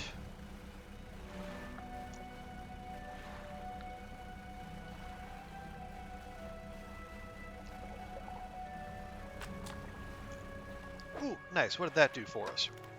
Oh, 10% resilience to panic. Hey, big fan of that. Because as some of the quests have set up, it's almost a dead cert. We are going to be out and about at night a fair bit.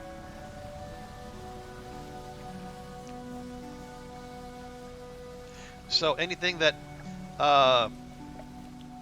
makes our brain just that little bit more resilient is no bad thing.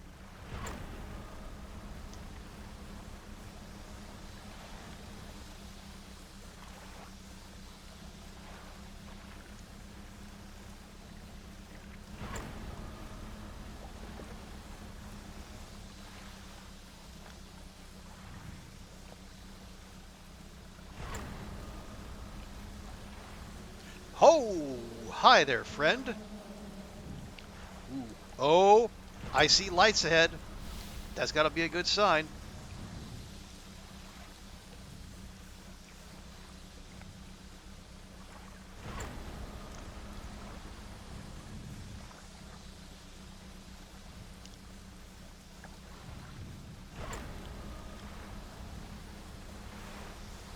Oh, nope, nope, nope, nope, nope, nope. Not having any of that.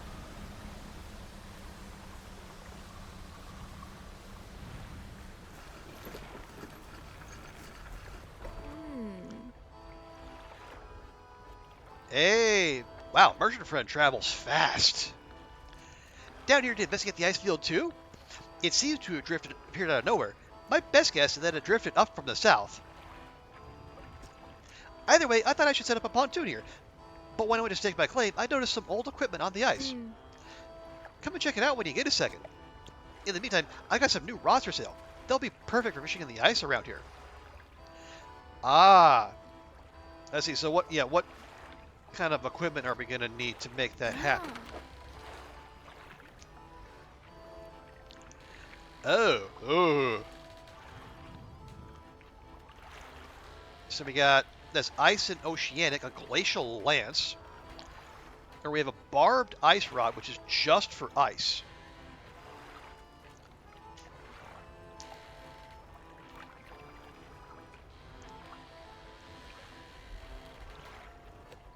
Sophisticated hook allows it to break through submerged ice. We can afford this. It's going to be almost all of our money, though.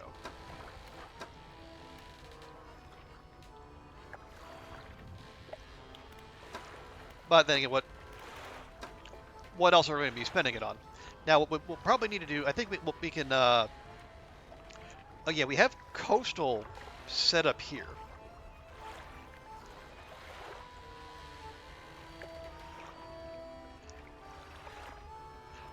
Okay, so what we'll probably do, we'll uninstall the simple skimmer, and we'll just move that to our storage. And then we'll uninstall the custom rod, and then we'll install it over here. So we'll still have coastal and shallow with a good fishing speed. And then we'll take the barbed ice rod, and we'll just pop that over there.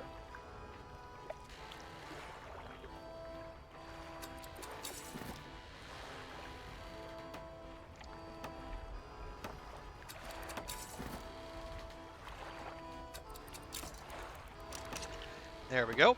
And if we're going to fish around here and make more money, we're going to need that.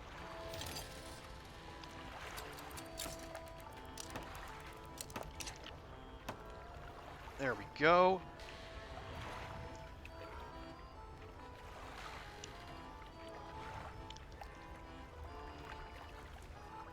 Now, before I forget, we do have our crab pots. Yes? No. We left them back there. Well, heck. All right. Let's see. What's in the icy worksite? The traveling merchant has crossed over to the nearby iceberg and is inspecting some old pieces of metal. You approach. It's so weird. This stuff seems old. Like, really old. She kicks a large sheet of metal, half embedded in the ice. A thin layer of snow dislodges, revealing lines of rivet holes. Come here, look! You follow her into a small makeshift shelter, ruined by years of harsh weather. Inside are some schematics nailed to a table, still barely legible. See how they angled these sheets and the lining of the metal around the bow? Or the bow, I guess. Whoever was here, I think they were constructing an icebreaker. Well, could you make another one using these plans?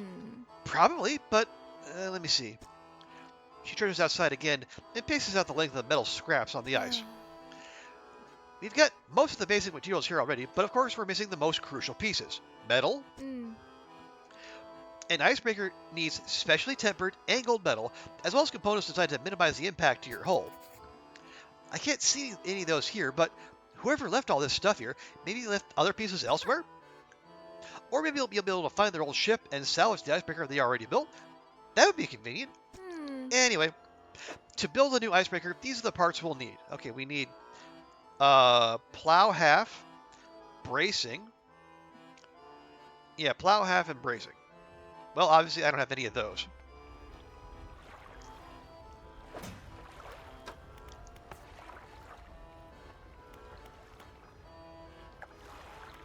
Oh, the Pale Reach has its own board. Find icebreaker pieces. Nice. Okay, so there's 3 of them. Well, long as we're here, and as long as we're bereft of funds, as we are,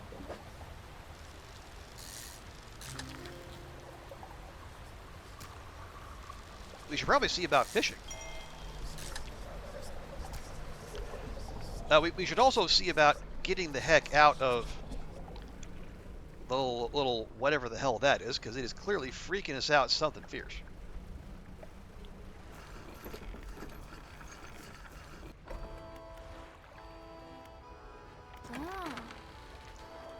Oh, I've got a surprise for you. A gift from my most loyal customer. Here, I want you to have this. Ooh, we have the Art of the Silver Tongue. She takes a book from the nearby shelf and hands it to you. Flicking through it, you see page corners turned in and hadn't written notes in the margins. It's got a couple ice fish. They're not going to sell for much, but it's still more than we have. Okay, yeah. Well, hopefully that gets us better deals and such. That'd be very handy. Okay, yeah, we are absolutely freaked out. So let's just sleep it off.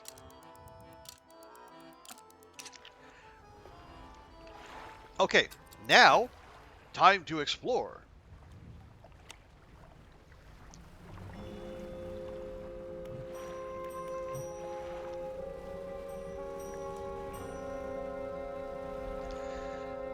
Oh, right, that's yeah,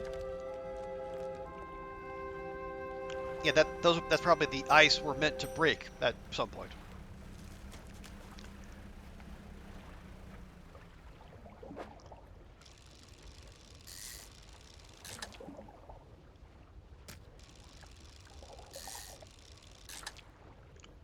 Yeah, ice fish appear plentiful, but they well, they sure don't sell for much.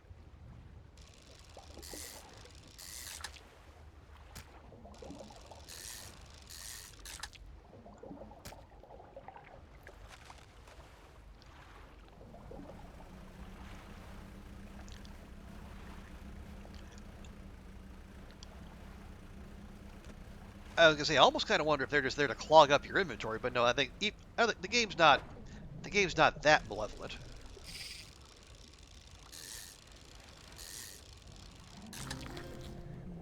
We have a toothfish. Ooh, that's a big one. 1.59 meters. Yikes. Yeah, that's also all. Well, I did say there's going to be all of our inventory, and by golly, it is.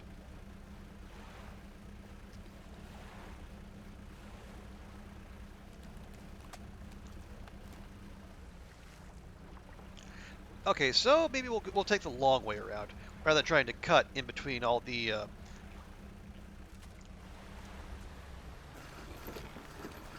little gaps in the ice flow there. Okay.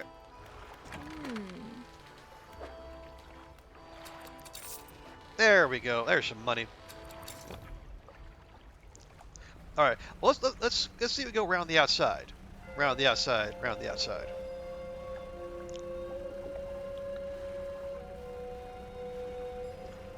Although we do need to be careful because if we wander too far off, we could end up going out into the I guess out into the open ocean, and well, bad things can happen there.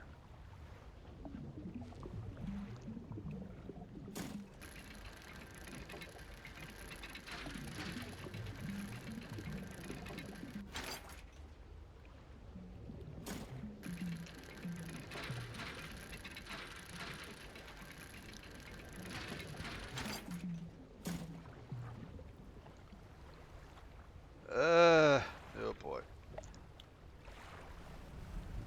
Yeah, I also have to notice, like, what are the odds we're actually kind of dressed for this weather at all? It's like I mean, I don't think we changed our kit at all.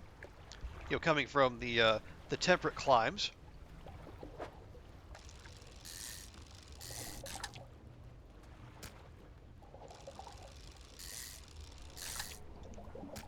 Okay, there we go. That'll do. So, I mean, I hope we're not gonna like catch our death. That'd be highly inconvenient to our quest. Ooh. You all saw that, right? You saw that aurora in the background?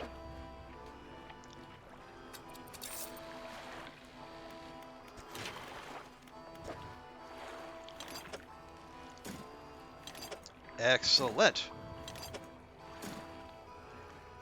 So we just need metal scraps, refined metal, and an extra $500. Yeah, I'm just gonna pull back real quick. Yeah, look at that. Look at that.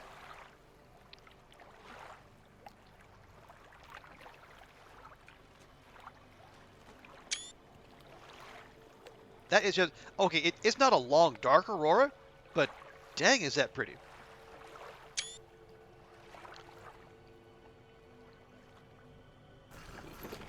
Okay, but anyway.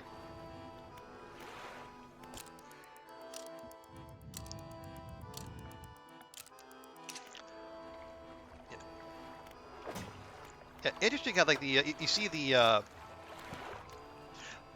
little ice little chunks of ice pop up there just as daybreak hits. I I'm starting to wonder if those might behave like the mangroves and the well the ice might have a life of its own, perhaps. It's like, ooh. Okay, seeing some shapes in the distance.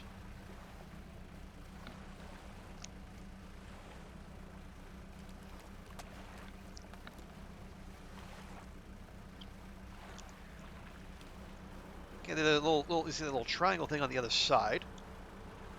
We also have rocks. Oh, is it the? Okay, yeah, no, those. Yeah, those are the rocks we can't interact with unless we're panicked, and I don't see much use in that.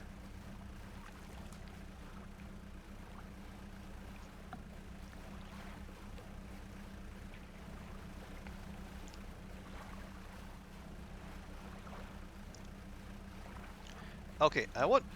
No, actually, no, we're not getting. Are we getting? No, we're not getting in there. Well, heck. Like I say, it's like one of those shrines where you're supposed to leave off a certain number of a certain kind of fish or crabs, I suppose, and then you're handsomely rewarded, possibly. Hello?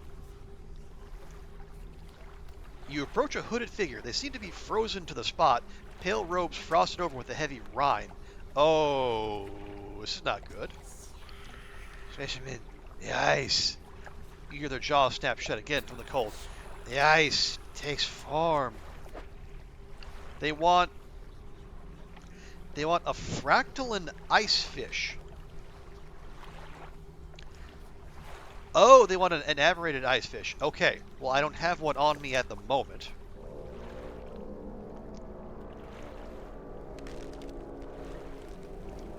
I'm sorry to say.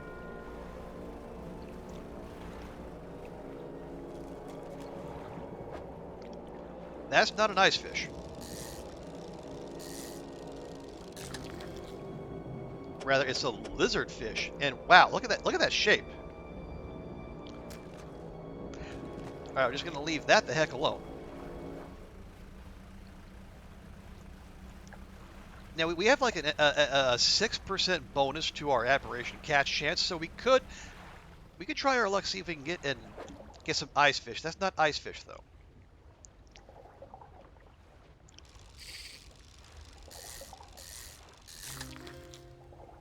It is char.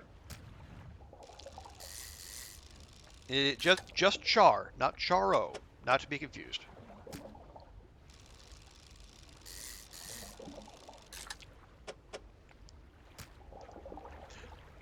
But yeah, we should start heading back because sundown's going to happen. Let's keep an eye out. Let's see if we can maybe nab a cheeky ice fish on our way back home.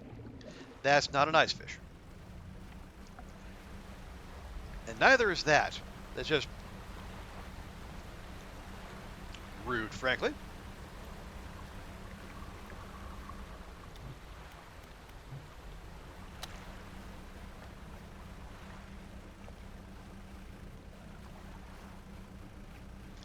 Okay, we have eyes on Merchant Friend's little outpost. That's good. No, you stay away. Want nothing to do with you.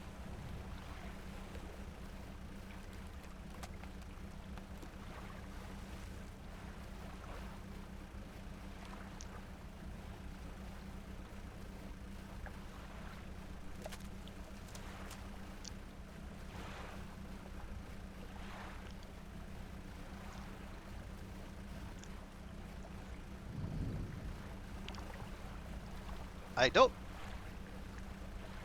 Man, that miasma really has it out for us. And, or, yeah, the miasma and the little water spouts. Good grief. Man, this place got really unfriendly all of a sudden.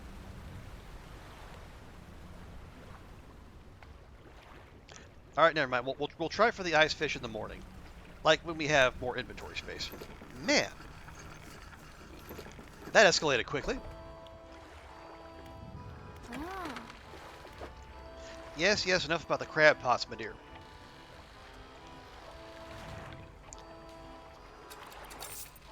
Hey, there we go.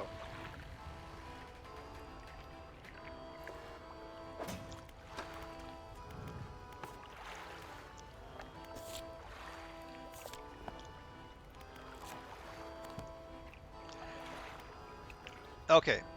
Yes, all right, guys. We'll now. Okay, my memory is that the quests for the hooded figures are timed.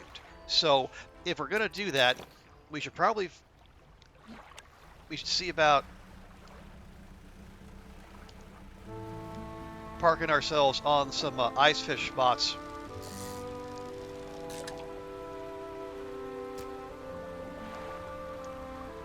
But preferably ones that aren't right next to an active water spout, you know.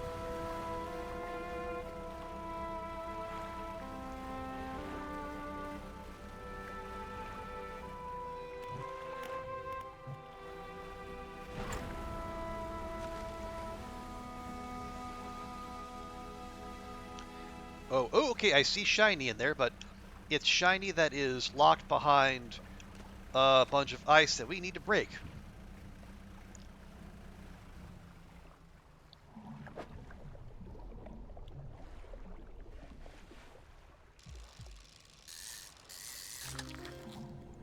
It's a goblin shark. Yikes.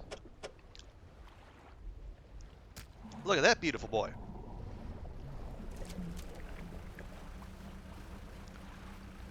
I mean, yeah, fish are friends and not food, but really, I mean, that is a little. It's a very striking image. Let's say. That's not okay. No, it's fine.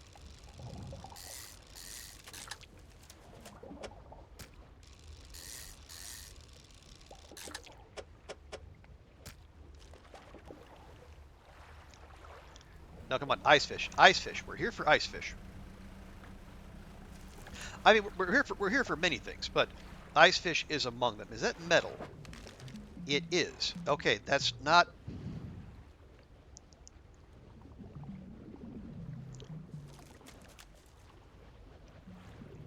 We have nowhere to put it. Dang it. All right, fine. Moving on.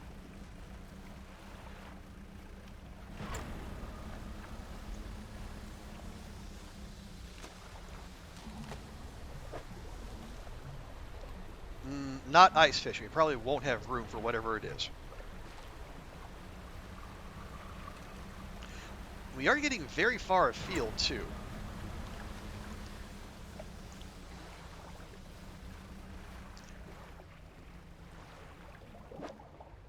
No, that's char. I don't like how it feels, cowardly to be. It's like still like 2, 3 p.m. and start like, oh, we should probably start heading back, but it's like, not, no, not ice fish.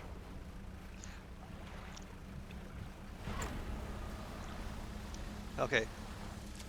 A shipwreck? Kind of looks like a shipwreck. Let's see what we have here. Nope. Not a shipwreck. Definitely not a shipwreck.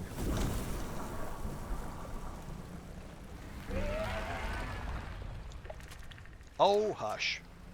You never go... You never go off into the water anyway. Okay, no, it's another...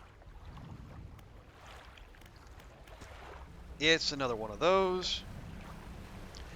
And it's another one of those. Good grief.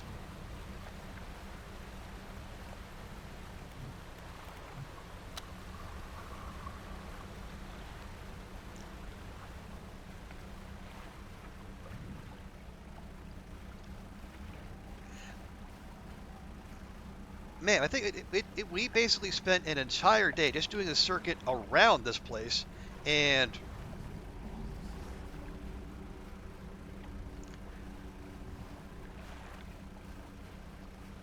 I don't know we actually made all that much progress.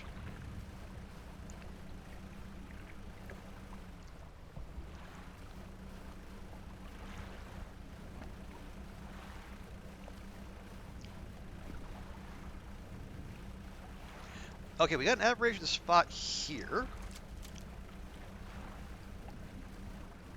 Ice fish? Nope, not ice fish. That's a wolf fish. Okay. Also not an aberration, but it's fine. We'll take it. Hang on, hang on. Dang it. Nope, that's not going to be any help at all, clearly.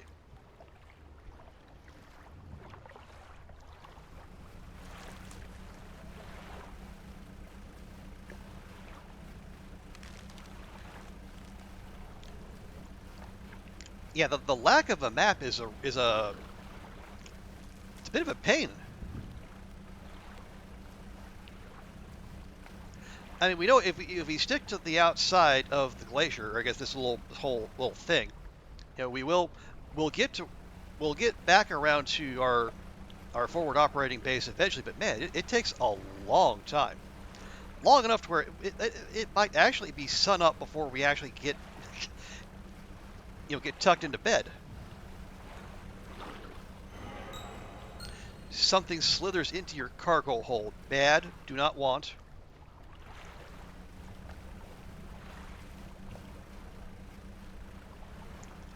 Yeah, see, it's daybreak. What? Oh, god dang it.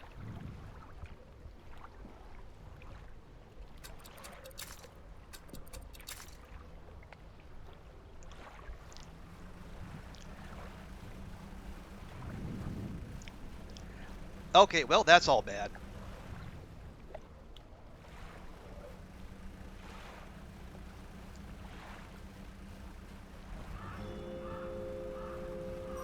Oh, and the ravens are here.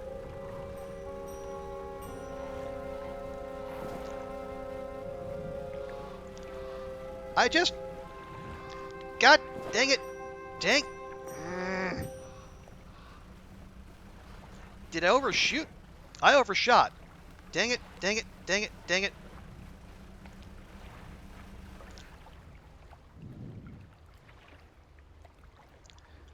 Or maybe I didn't overshoot. Alright, well, that was our entire catch.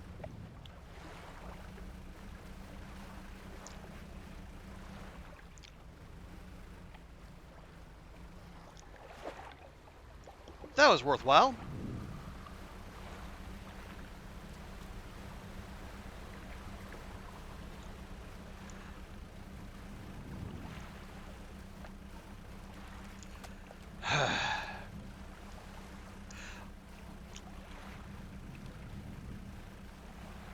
Okay, so all of this is telling me that whatever progression we're... Oh...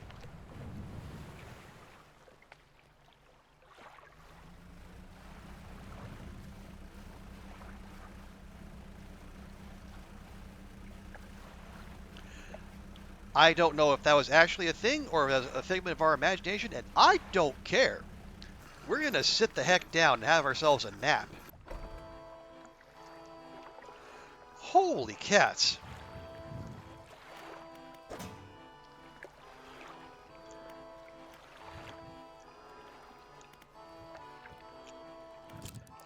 And yes, Dawn, we that is a Bring It On reference in the stream title, because the the film. I worked at a video store in my 20s, and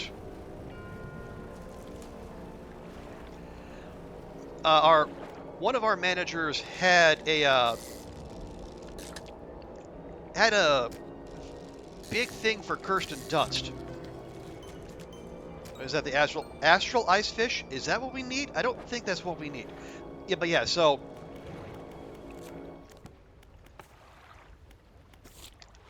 we need catch an aberrated ice fish.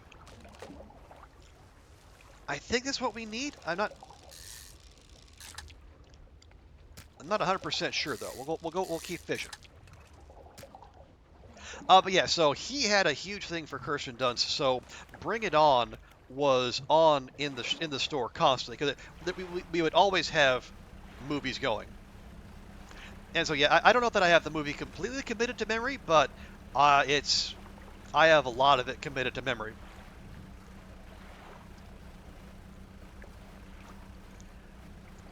Pete Kirsten Dunst, yep, it's hard to argue that. Yeah, you had Kirsten Dunst, but you also had like Eliza Dushku, I think. Was that before she hit it big on Buffy? I think so. I'm not 100% sure. And of course, you had Brandy. I think those were the name characters, or the I think the lead celebs. She's also in Elizabethtown, which is less well known, but you enjoy that a lot. Yeah, I don't think I've seen that. But I think I think part of the reason Bring It On is so much is because partly because of his thing, but also because like the other big Kirsten Dunst movies, I don't think he could have got away with showing on our screens. Like Interview with the Vampire, no. The Virgin Suicides, no. Our clientele wasn't the most adventurous when it came to their choice in movies. I think for a little while there we showed Oh Brother Where Art Thou, the Coen Brothers movie, and we got complaints.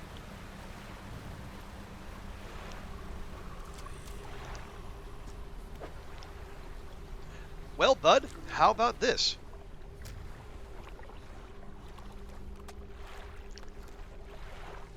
Is that...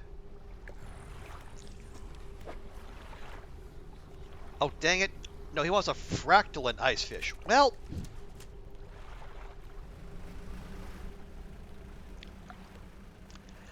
I didn't know our hooded friend was so picky about his ice fish. That's not an ice fish. How's the DLC? Well, it's been kind of difficult to make progress partly because, well, the new region we're in, it's kind of heckin' big.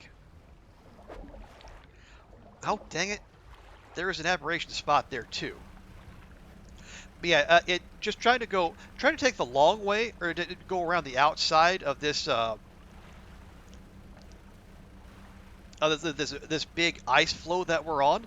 It takes the best part of a day. Actually, it takes more than a day.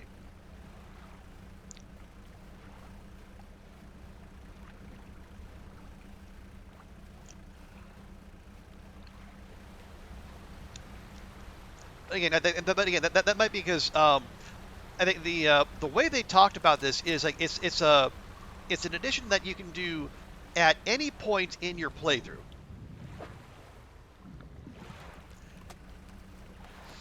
But I'm finding that having some upgrades secured is a big help. Like the faster you can move, the easier it'll be to get around, and then if you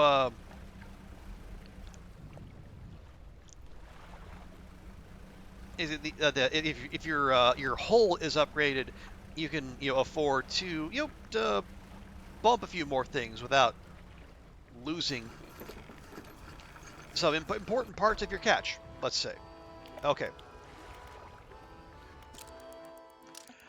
All right, yeah, this... I have a feeling we're not going to be able to succeed in our little, in that guy's quest. I'm going to keep looking, though.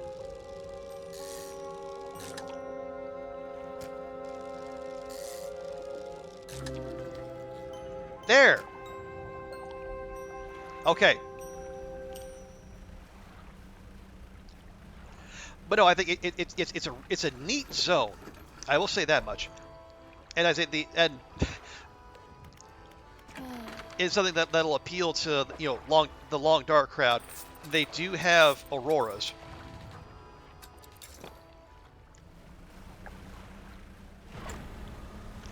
Yeah, so the aurora at night looks pretty. It looks really cool.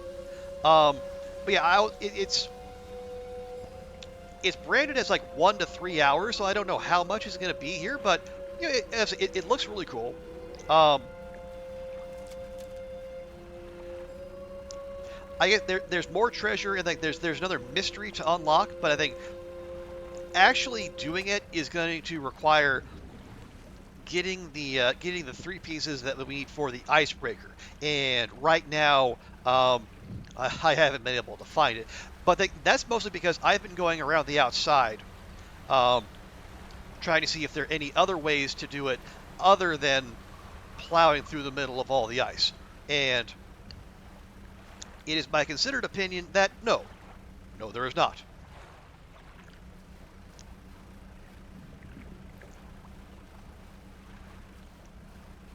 Which is fine. I mean, I'm happy to take the direct route, but just now that I know. Yeah, hopefully our hooded friend is still here. And it looks like they are. Cool.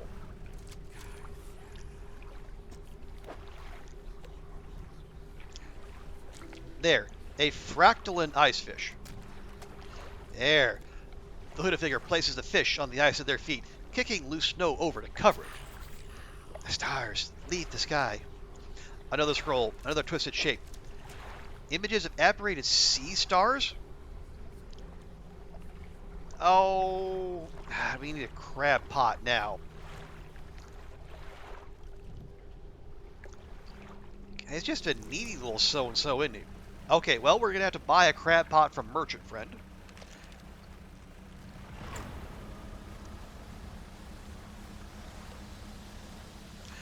It's fine, though, because the amount of time it takes to get around means that we should probably start heading back anyway.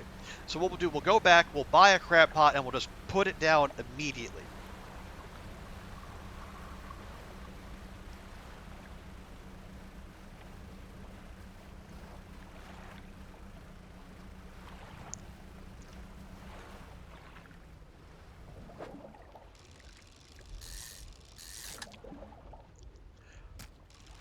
But seeing as how we're going to need like $500 to afford the whole upgrade, well, maybe we still go fish a bit.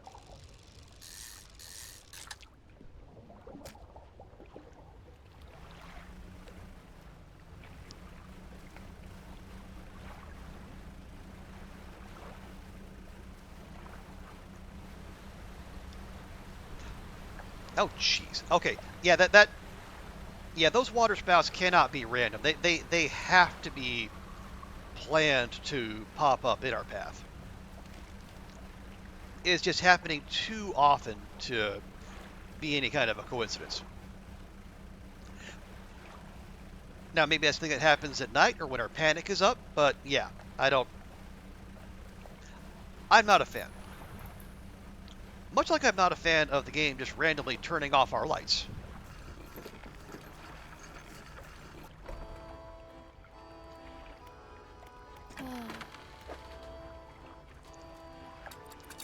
Okay, there we go. Now, oh, hang on. Here's our research. I was kind of against it, but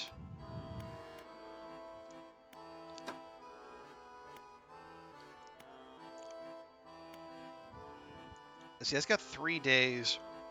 Yield 2 per day, 2 per day, 2 to 3 per day. 4x4, 4x4, 5x4.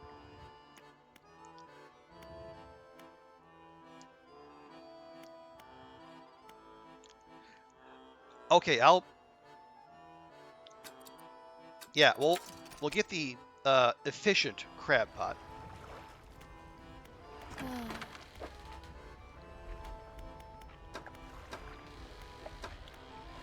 Oh wait, no, those are those are for sale in the fish market.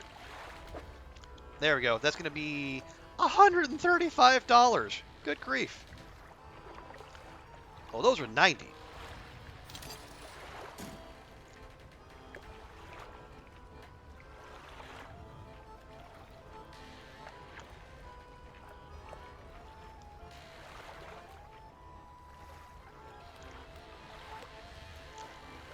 That's gonna catch 2 to 3 per day. Okay, well, no, well, so let's hang on. Okay, and then we grab we do the crab pot. 100 meters. Wow, that is deep.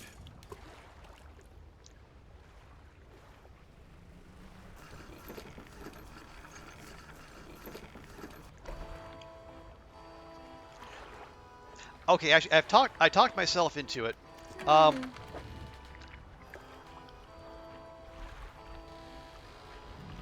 right. Yeah. I gotta remind myself the crab pots are just they're passive income.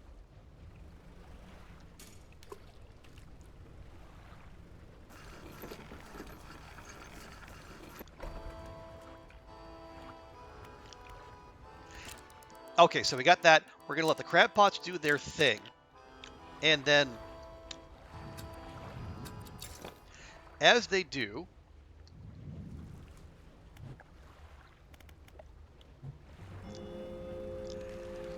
let's just bite the bullet, and then we'll start going through here. We're going to ignore. Hello, Mr. Fancy Pants. I will. Yeah, we're going to ignore the fishies for now, and let's go find the quest items so that can make our life easier.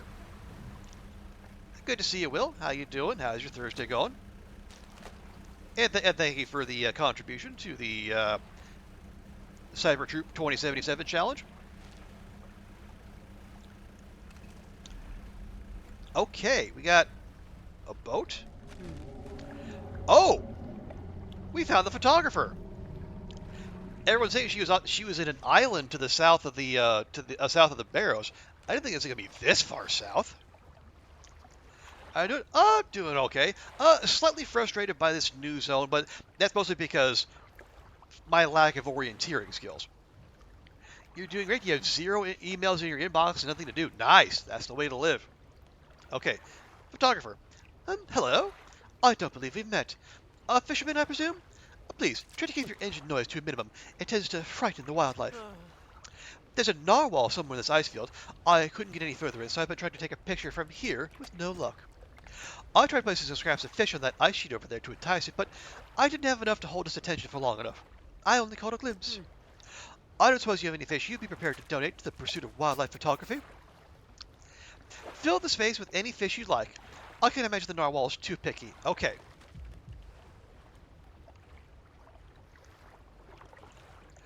Okay, we'll come back to it. Also, why is there a vent in that ice? I don't know. Okay, well, I just say we're going to ignore the fishing, but I guess we're not going to do that. Happy Thanksgiving to you, absolutely. And maybe so. Yeah, I did. I booked. I booked a place at my preferred, my favorite barbecue joint here in town, where they do have a. They have a Thanksgiving, I guess, set. The starters, mains, and dessert, all for one flat cost. Fill the space entirely with any fish you like. Okay, well let's.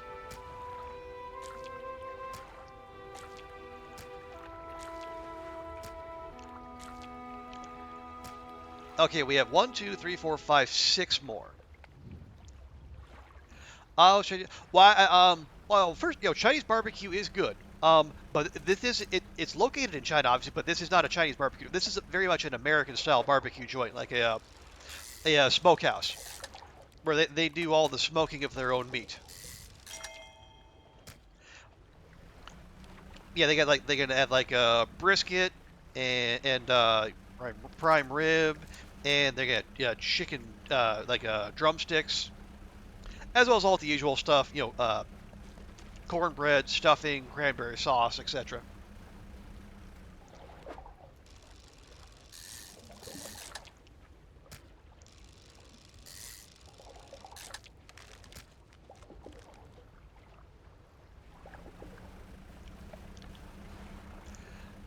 see Japanese and Korean barbecue all the time, but never Chinese. Oh yeah. Chinese definitely big into barbecue. Largely pork. Pork is big. Pork is a big deal around here.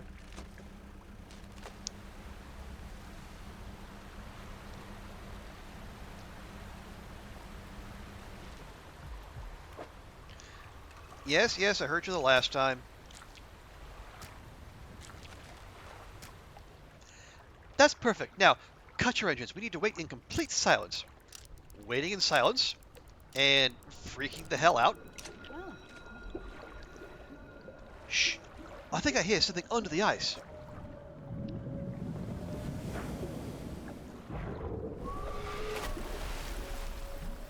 Don't. Oh, okay, an achievement. Feeding time. Feed the narwhal. What on earth was that thing? I'm sticking around to find out. Neither am I, lady. Holy crap.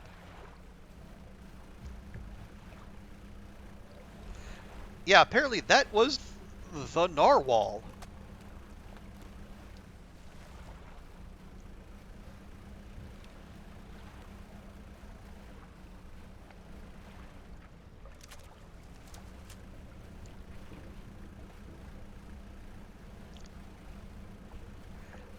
Okay, and once again, it is going to be daylight by the time we return.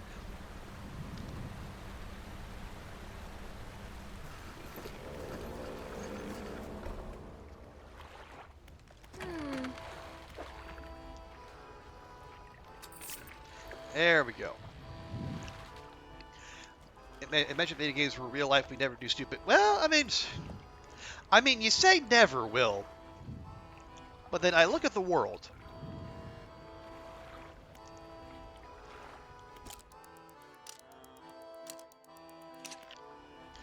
Okay, yeah, we got just a little Naparoonie will do. Now, we could go through there, but before we do, I want to see... Oh, wow, okay. Yeah, we got a king crab. Ooh, that's going to be good eating. We have sea stars, which we need the aberration form of that if we're going to do the little hooded guy's quest. Okay. We can at least grab these and then go make room.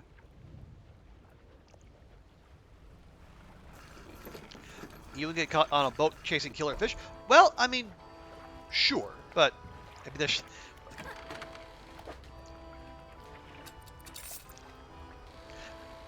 there are other. I mean, there's other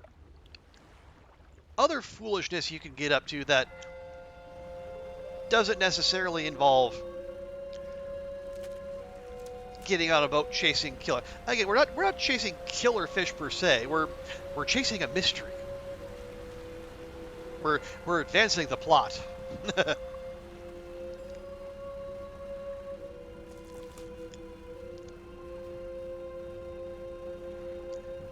Actually, let me quick flip to haste because I guess we're moving into narwhal territory now, and well, that could go poorly for us. But I see it's it's an aberration spot over there. Also, there's a wreck or some ruins anyway. Hey, ooh, wow, big. So that was the icebreaker plow half. Okay, well can we stay the night here? Can't tell. A cold wind whistles through the doorway of the only cabin still standing.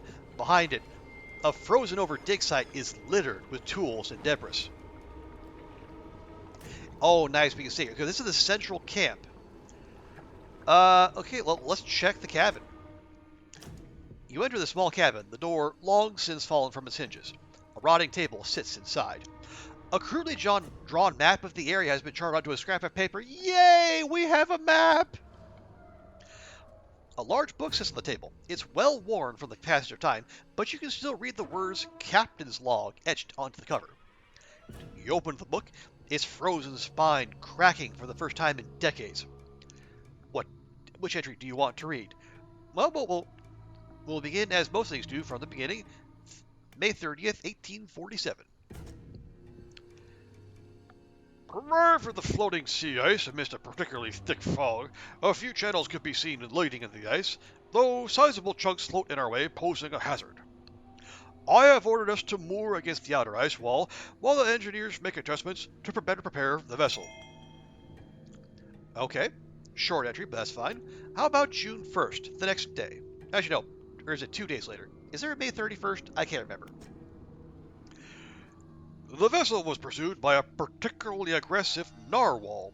Some men placed fish on the ice nearby in an effort to distract it. It appeared to work, though only for a short time. It resurfaced and needed satiating repeatedly. If we can't find a more permanent solution to the beast, we'll have to make sure we keep enough fish on hand to placate it. Ah, that's why the ice fish spots are so plentiful, because you're gonna need it. And how about June 5th? As I lay falling asleep, the most almighty voice spoke unto me. It resounded from the thick ice below, at once both powerful and ethereal. There was no mistaking this as a trick of the wind, nor a jest by the crew. It did not pause for response or acknowledgement, but whispered a cryptic prophecy. At first I could not make sense of it. 3 listeners shall hear the heart, And that I should indulge these listeners. It spoke of boundless wealth from the stars, and of eyes opening unto the world. The rest of my sleep was feverish, as my mind was plagued by the sound of the voice. It spun in my head, echoing ever louder. In the morning, the boatswain and the navigator came to me separately, claiming to have heard a sound like a heartbeat, as the men were digging yesterday. They indicated a desire to explore the eastern and western reaches of the ice field. I shall indulge them.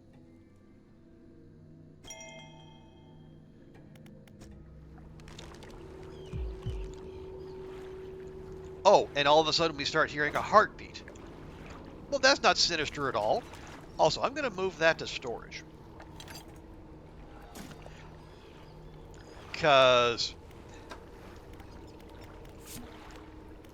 Okay, there we go. Nope. Wrong button.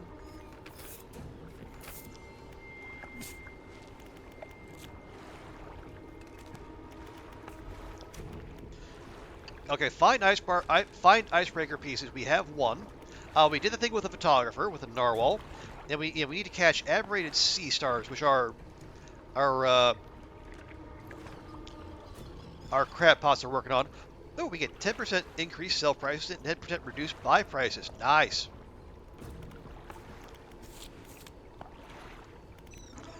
I guess let's check the ice shard. Light pierces through the ice, intensifying and concentrating into a glow in the center. A dark form takes shape against the light. Well, obviously we get closer, right? A distorted voice echoes from within. Don't disturb the ice. Yeah, what happened here? It whispered, promised, stones from the stars. It knew 3 would hear the heart beneath the ice. The voice grows louder. It commanded 3 listeners, 3 sacrifices for 3 eyes. I obeyed, but a 4th now sees, forever futile. The shadow is silent for a time. Slumbering, still, should leave. It sees you before it whispers. Yeah, who are you? Captain, the expedition chart the ice field appeared suddenly through the ice.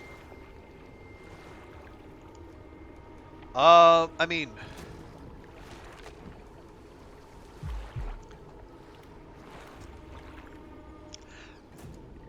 It did say don't disturb the ice. It did not say which ice we should not disturb. So, just in case it's his ice, maybe we'll hang back. Hang on. No, that's a narwhal spot.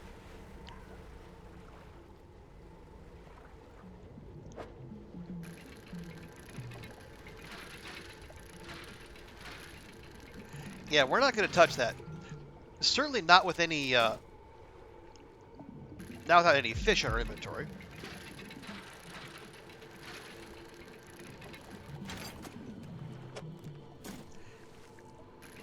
It sounds like that would go poorly for us, so maybe we don't.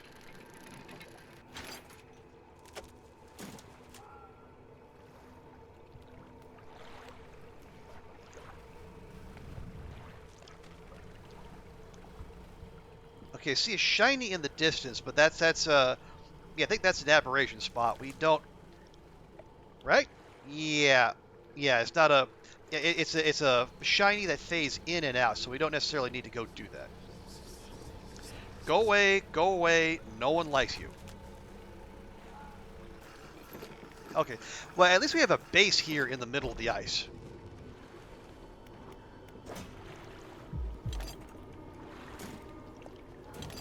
And before things get too much weirder, let's go ahead and move our spoils in there.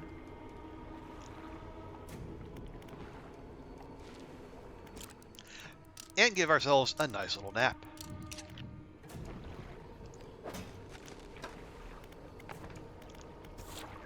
Oh, okay, so find whatever the voice in the ice that I was talking about. A voice speak from within the ice is central. Okay, so explore the area.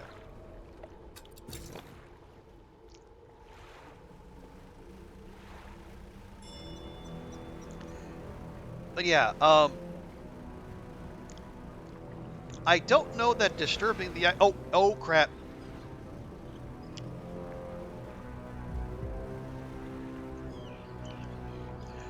And it's coming for us.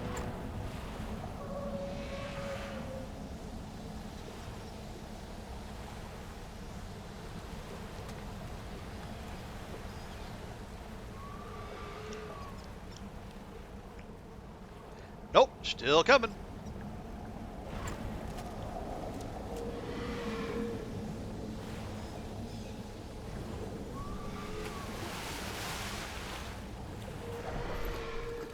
Nope, home base. Base is safe. Oh, jeez. Okay.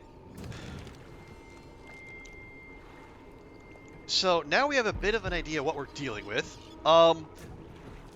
Mayhaps we should double back a little bit and at the very least get some heckin' fish into our hold so that we don't end up being narwhal bait.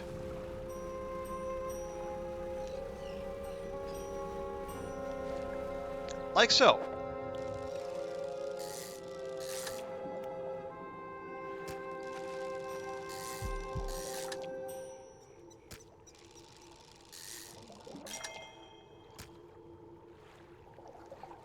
Okay, so we have 3 ice fish on us. Hopefully that buys us some cover.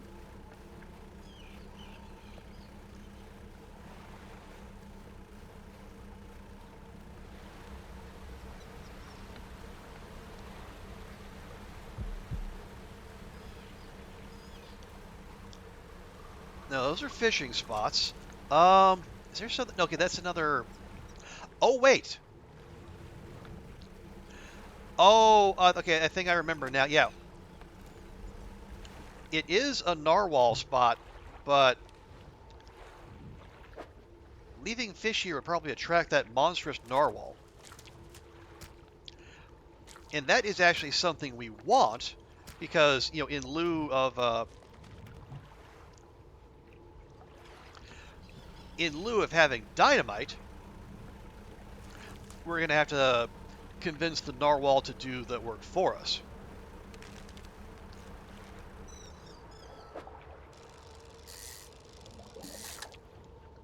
Okay, so it takes 8 ice fish to fill. That was 3. We put 3 there. That's 4.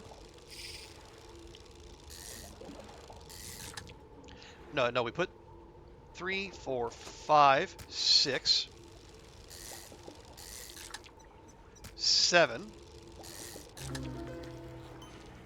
Oh. Maybe grab 1 more. There we go.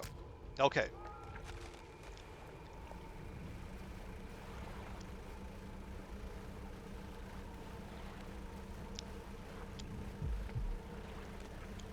So we'll keep the weird looking one to sell.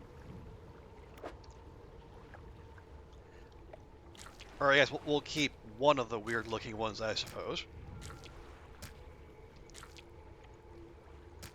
But we should also have, yeah, we,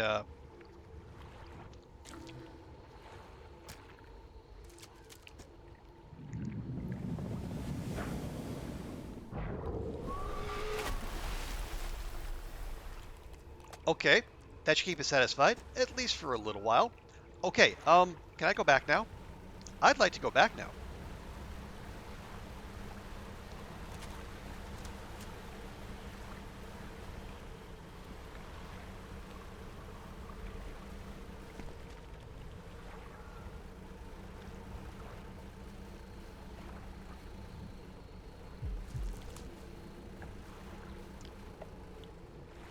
Okay, no, that is where we want to go. Good, good, good.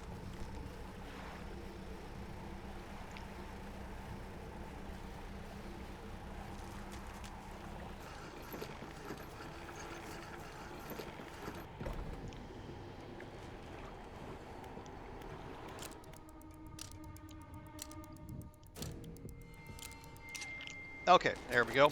Now let's actually, we'll head back through here. We'll go back to Merchant Friend, and we'll set up the bits of the icebreaker we have so far. Although, or do we? We should probably go look where we cleared that path, because it said the narwhal would only be satisfied for a while. And so, rather than waste that boon, maybe we go have a peek, see what we opened up, and then we'll double back.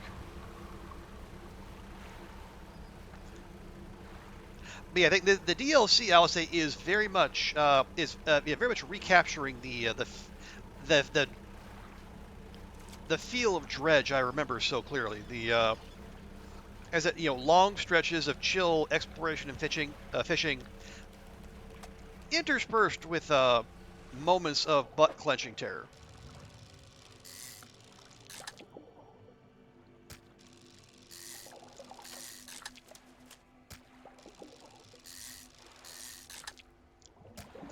Okay. Just in case. Just in case.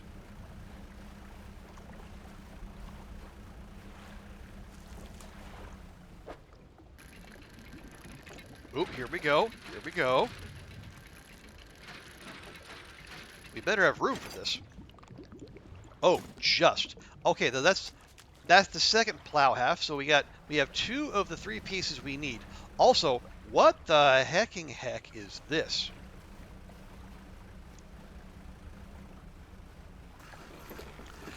Oh, I think we have another one of the voices. Yeah, I was gonna say, you docked against a small platform device formed around a gigantic clawed hand. You are not the first to find this place. Remnants of a long-abandoned camp litter the ice. Well, let's check the equipment. There are very few pieces that still remain. Whoever made camp here was poorly prepared. Inside a small bag, you find a leather-bound journal. We'll check June 4th, also 1847. See, the men spent the whole day digging. They passed up chunks of ice, some as brilliant as crystal, others of a deepest blue, more beautiful than sapphires. But none held the glow we'd seen in the night. However, I did note a disturbance in the ice to the west. It began as a periodic, distant rumble. As the men dug deeper, the pulsing quickened, strengthening until I could see the ice shifting on the surface. I shall have to inform the captain. It may well be that the narwhal creature we saw earlier, it may well be that narwhal creature we saw, though this did seem much larger. As I write this, I can feel my eyes closing. It'll have to wait until morning. June 7. This morning the captain appeared out of the fog, rowing alone. Apparently the boatswain remains at a camp in the east, waiting for nightfall.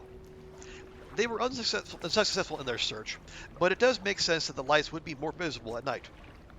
Tomorrow, we're to journey together to the west, towards the shifting ice that I reported. And June 8th, we are alone on a small island of ice.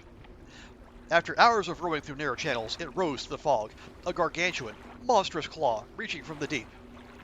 whatever creature it once belonged to must be long dead, as the claw is frozen solid. I wanted to turn back immediately, but the captain insisted we investigate. He is on edge, his head turning this way and that, listening for the slightest sound. He is convinced something will happen after dark. As the last light from the cold sun fades, I have the sense that it will be a long night. Okay, so I think we got the one bit from the middle, we got the one bit from the west. Now we're gonna have to go to the east.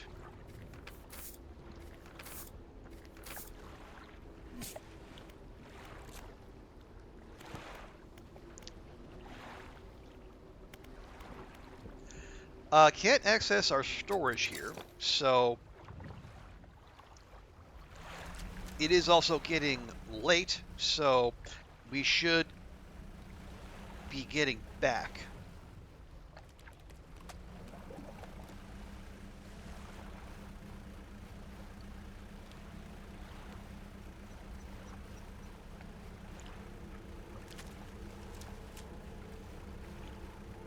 Yeah, it's 4 o'clock and the world is already starting to get pretty dark.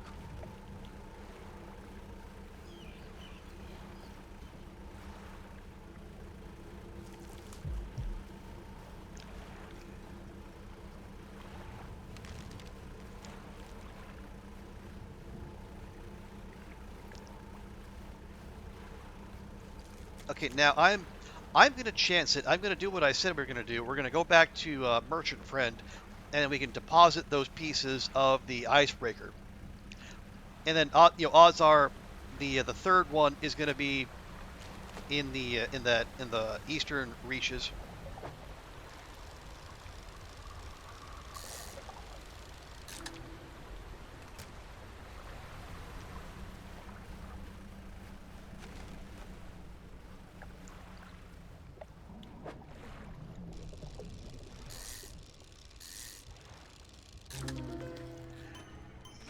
Yikes. Okay, what am I gonna do with? I don't know if we can do anything with this. Yeah, it's too big. You only stop by for a bit. You want to get some studying done? No worries, Will. Appreciate you swinging by. And yeah, we're gonna wrap up here pretty shortly. I think as soon as we get back. Yeah, gosh darn it, we can't actually do anything with this. It's 6 spots and there's no 6. All right, well, a bulbous toothfish. Well, yeah, more fool me for going in with a full inventory.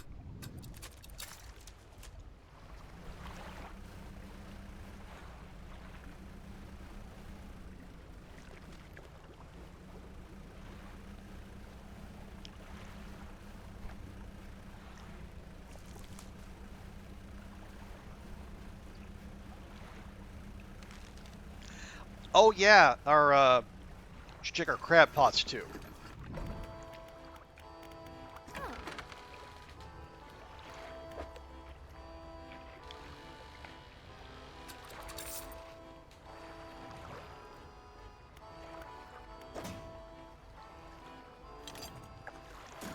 There we go. Rostfleck, hello. Where can you find the area? You bought the DLC and you can't find. Okay, how long have you been playing Rostfleck? Now, I ask that because, they didn't actually show up on the map until I got, I went to the, hang on. Yeah, until the game sent me to the Gale Cliffs.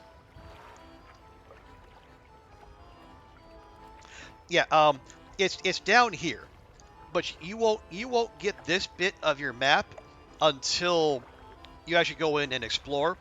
You're just gonna have a big red circle with an X in the middle.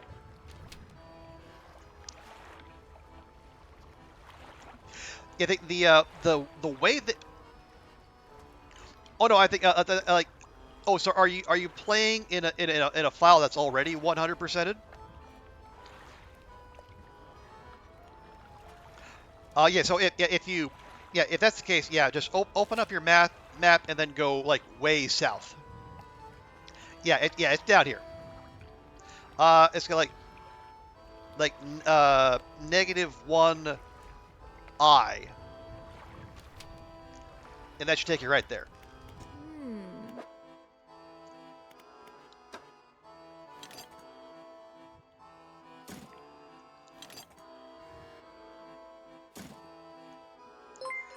Okay, now we just need the bracing, and the icebreaker is complete. Thank you for the follow, Rosbeck. Appreciate that.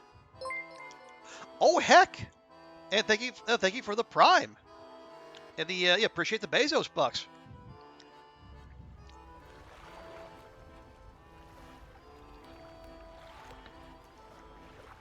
I think, yeah, my pleasure. Yeah, it's I'm a little wary about giving away spoilers, but yeah, if you've already 100%ed the game and you got the DLC, yeah. It just they vaguely say south, but yeah, it'll you'll get a good idea. Well, one, the map will have the big red X, and then when you actually get in the neighborhood, you'll be able to see the little Arctic biome emerging.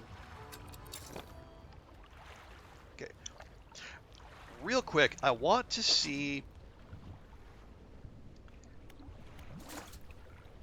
Okay, where? Oh, there we go.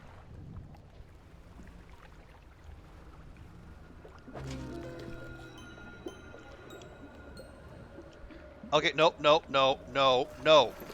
Not the eyes. We're not doing the eyes. Stop it. Stop it.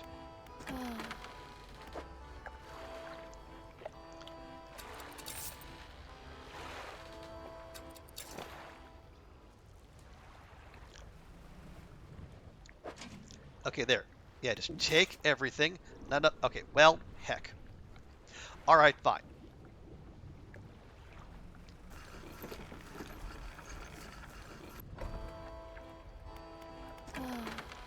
Okay. We have fallen stars. Good. That's what we're after. Yeah, sell you, sell you, sell you. Let's see, 22 centimeters, 24. Okay, sell you.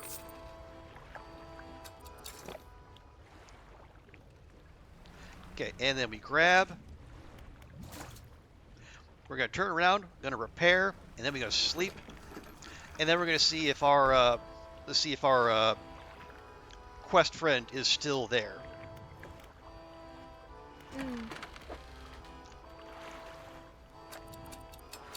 There we go. You're at day 266. Wow. You're traveling around half an hour and you can't find anything. You activate. Oh yeah. No. I will say I started a fresh file. I don't know if it shows up in an existing file. I can't say that for sure. But yeah, if it is there, it's way down south. Okay, now, quick like a bunny. Actually, let me check the. Yeah, so yeah, the quest to find the aberrated sea stars is still there.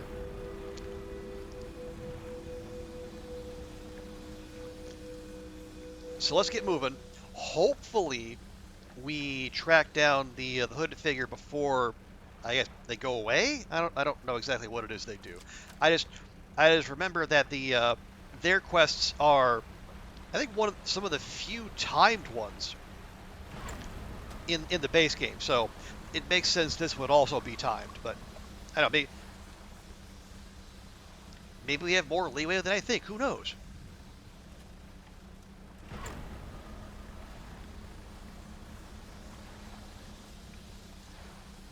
Let's see, where? Ah, there we go. Yeah, back through, no. Well, I mean, it is back through there, but we can't get through there. We gotta take the long way around, because we don't have the icebreaker built just yet.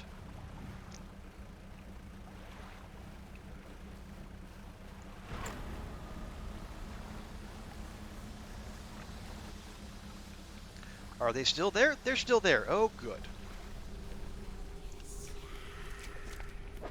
Yes. Very hooded, very scroll. The sea stars are arranged in a circle on the ground. Moments later, a sinewy heel stomps down through each one of them. Fall to the deep. A final scroll, this one stained in patches by some dark liquid. In the center, the shape of an apparated stargazer appears from the page. Okay, so we're looking for a stargazer, but an aberrated one. How? Oh, wait, do we need a net? I think we need a net. Yeah. Okay, that's going to be an issue.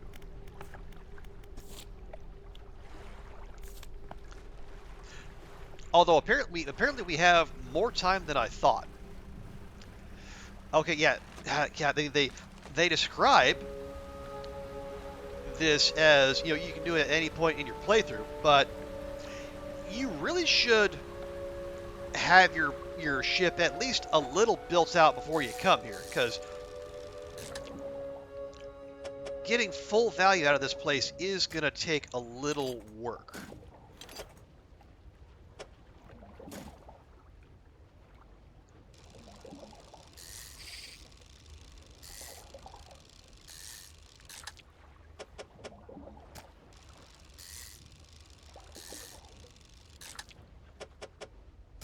Okay, go.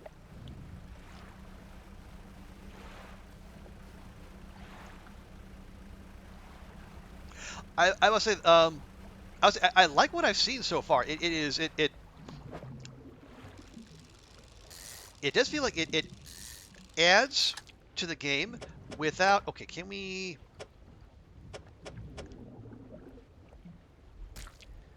Okay. Well, yeah. Okay. Sorry, Char. You gotta go. Odds are good you're not gonna sell for as much as the toothfish. But yeah, the biome's neat. The mystery seems compelling. Yeah, I do love myself an Arctic biome too, and I said the aurora at night are. I'm gonna see if I can catch it. Yeah, the aurora at night are really nice to look at. As I was saying, they're not like long, dark quality auroras, but they're pretty solid. I will give them credit for that. Oh yeah, the other thing is that the water spouts and the little psychomiasmas, they do appear to be more frequent here than other biomes. Although it could also be that I've just forgotten how frequent they are. Is that okay? No, that's just. No, hang on. Oh no, can't get those. All right. Never you might go the heck away. You meanies. Okay. Well, we got our crab pots here. We'll go ahead and do that. And we'll do that.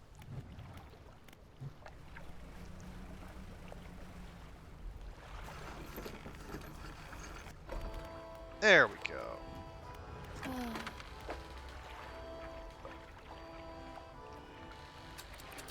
There you go. Ooh. Oh, hang on. Do we have the materials?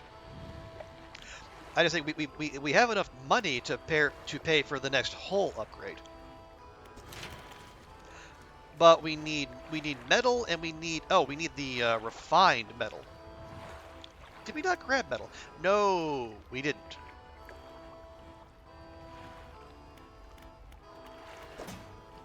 Right, we only got lumber. Okay, well that's fine. That's fine. Okay. Go ahead and put it asleep. Oh right, I'm gonna make I'm gonna make a note to myself that we need to get the net for the quest for the hooded guy. Just check.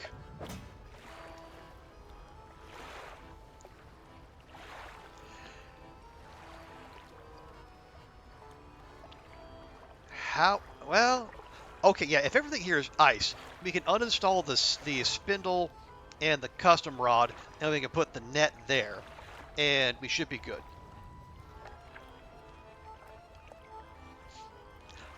Actually, let me just me go looking now. Oh. Installing a trawl net. Is that, okay, yeah, this is that's the icon that was on the thing for the fish. All right.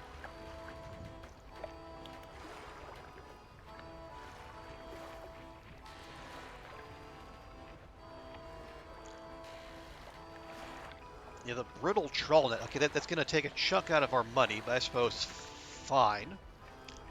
Okay, we take that storage. Take that storage. Although we're going to lose some aberration chance, but yes, we're just going to have to deal with it.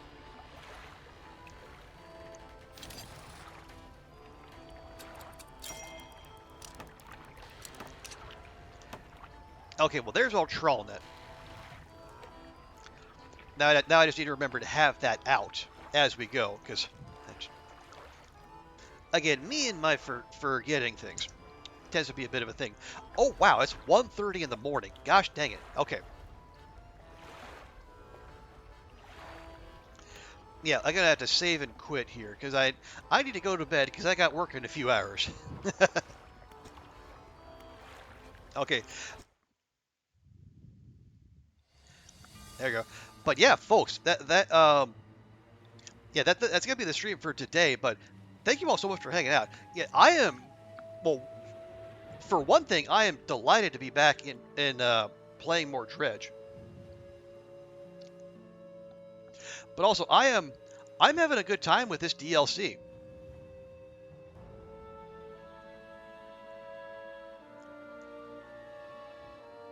As I said, the biome is neat. You got some new elements, new mystery, still same tension. You know, breaking up all the chill fishing and exploration. It does feel like you.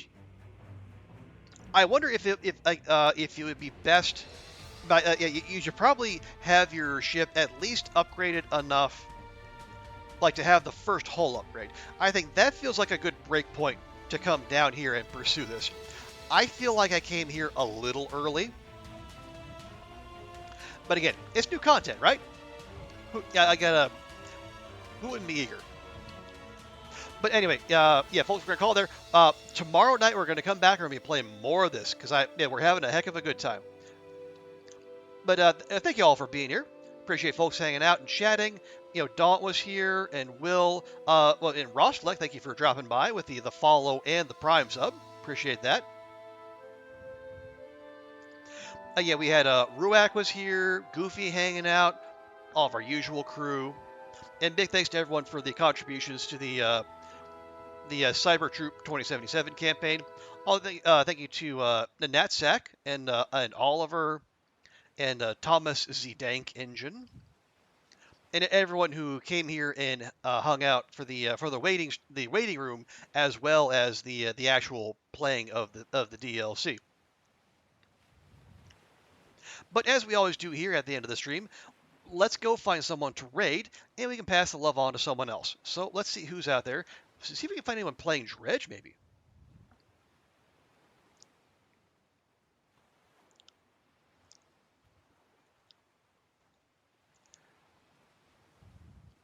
Let's see. We got our usual Long Dark crew, Nifo, Shan, B, AV.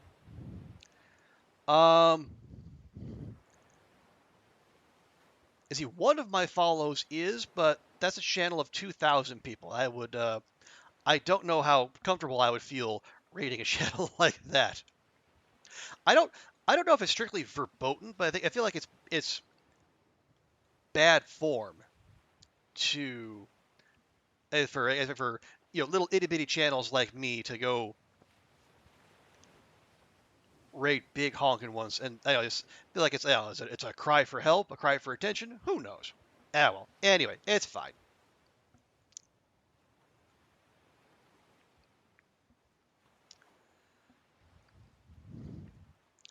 Let's see.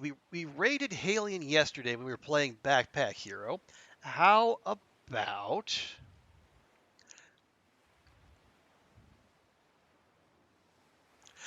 Actually, you know what? Yeah, It's been a while since I've raided the Peach Bee, and Peach Bee was here earlier at the start of the stream, so maybe we'll go raid her up. How about that?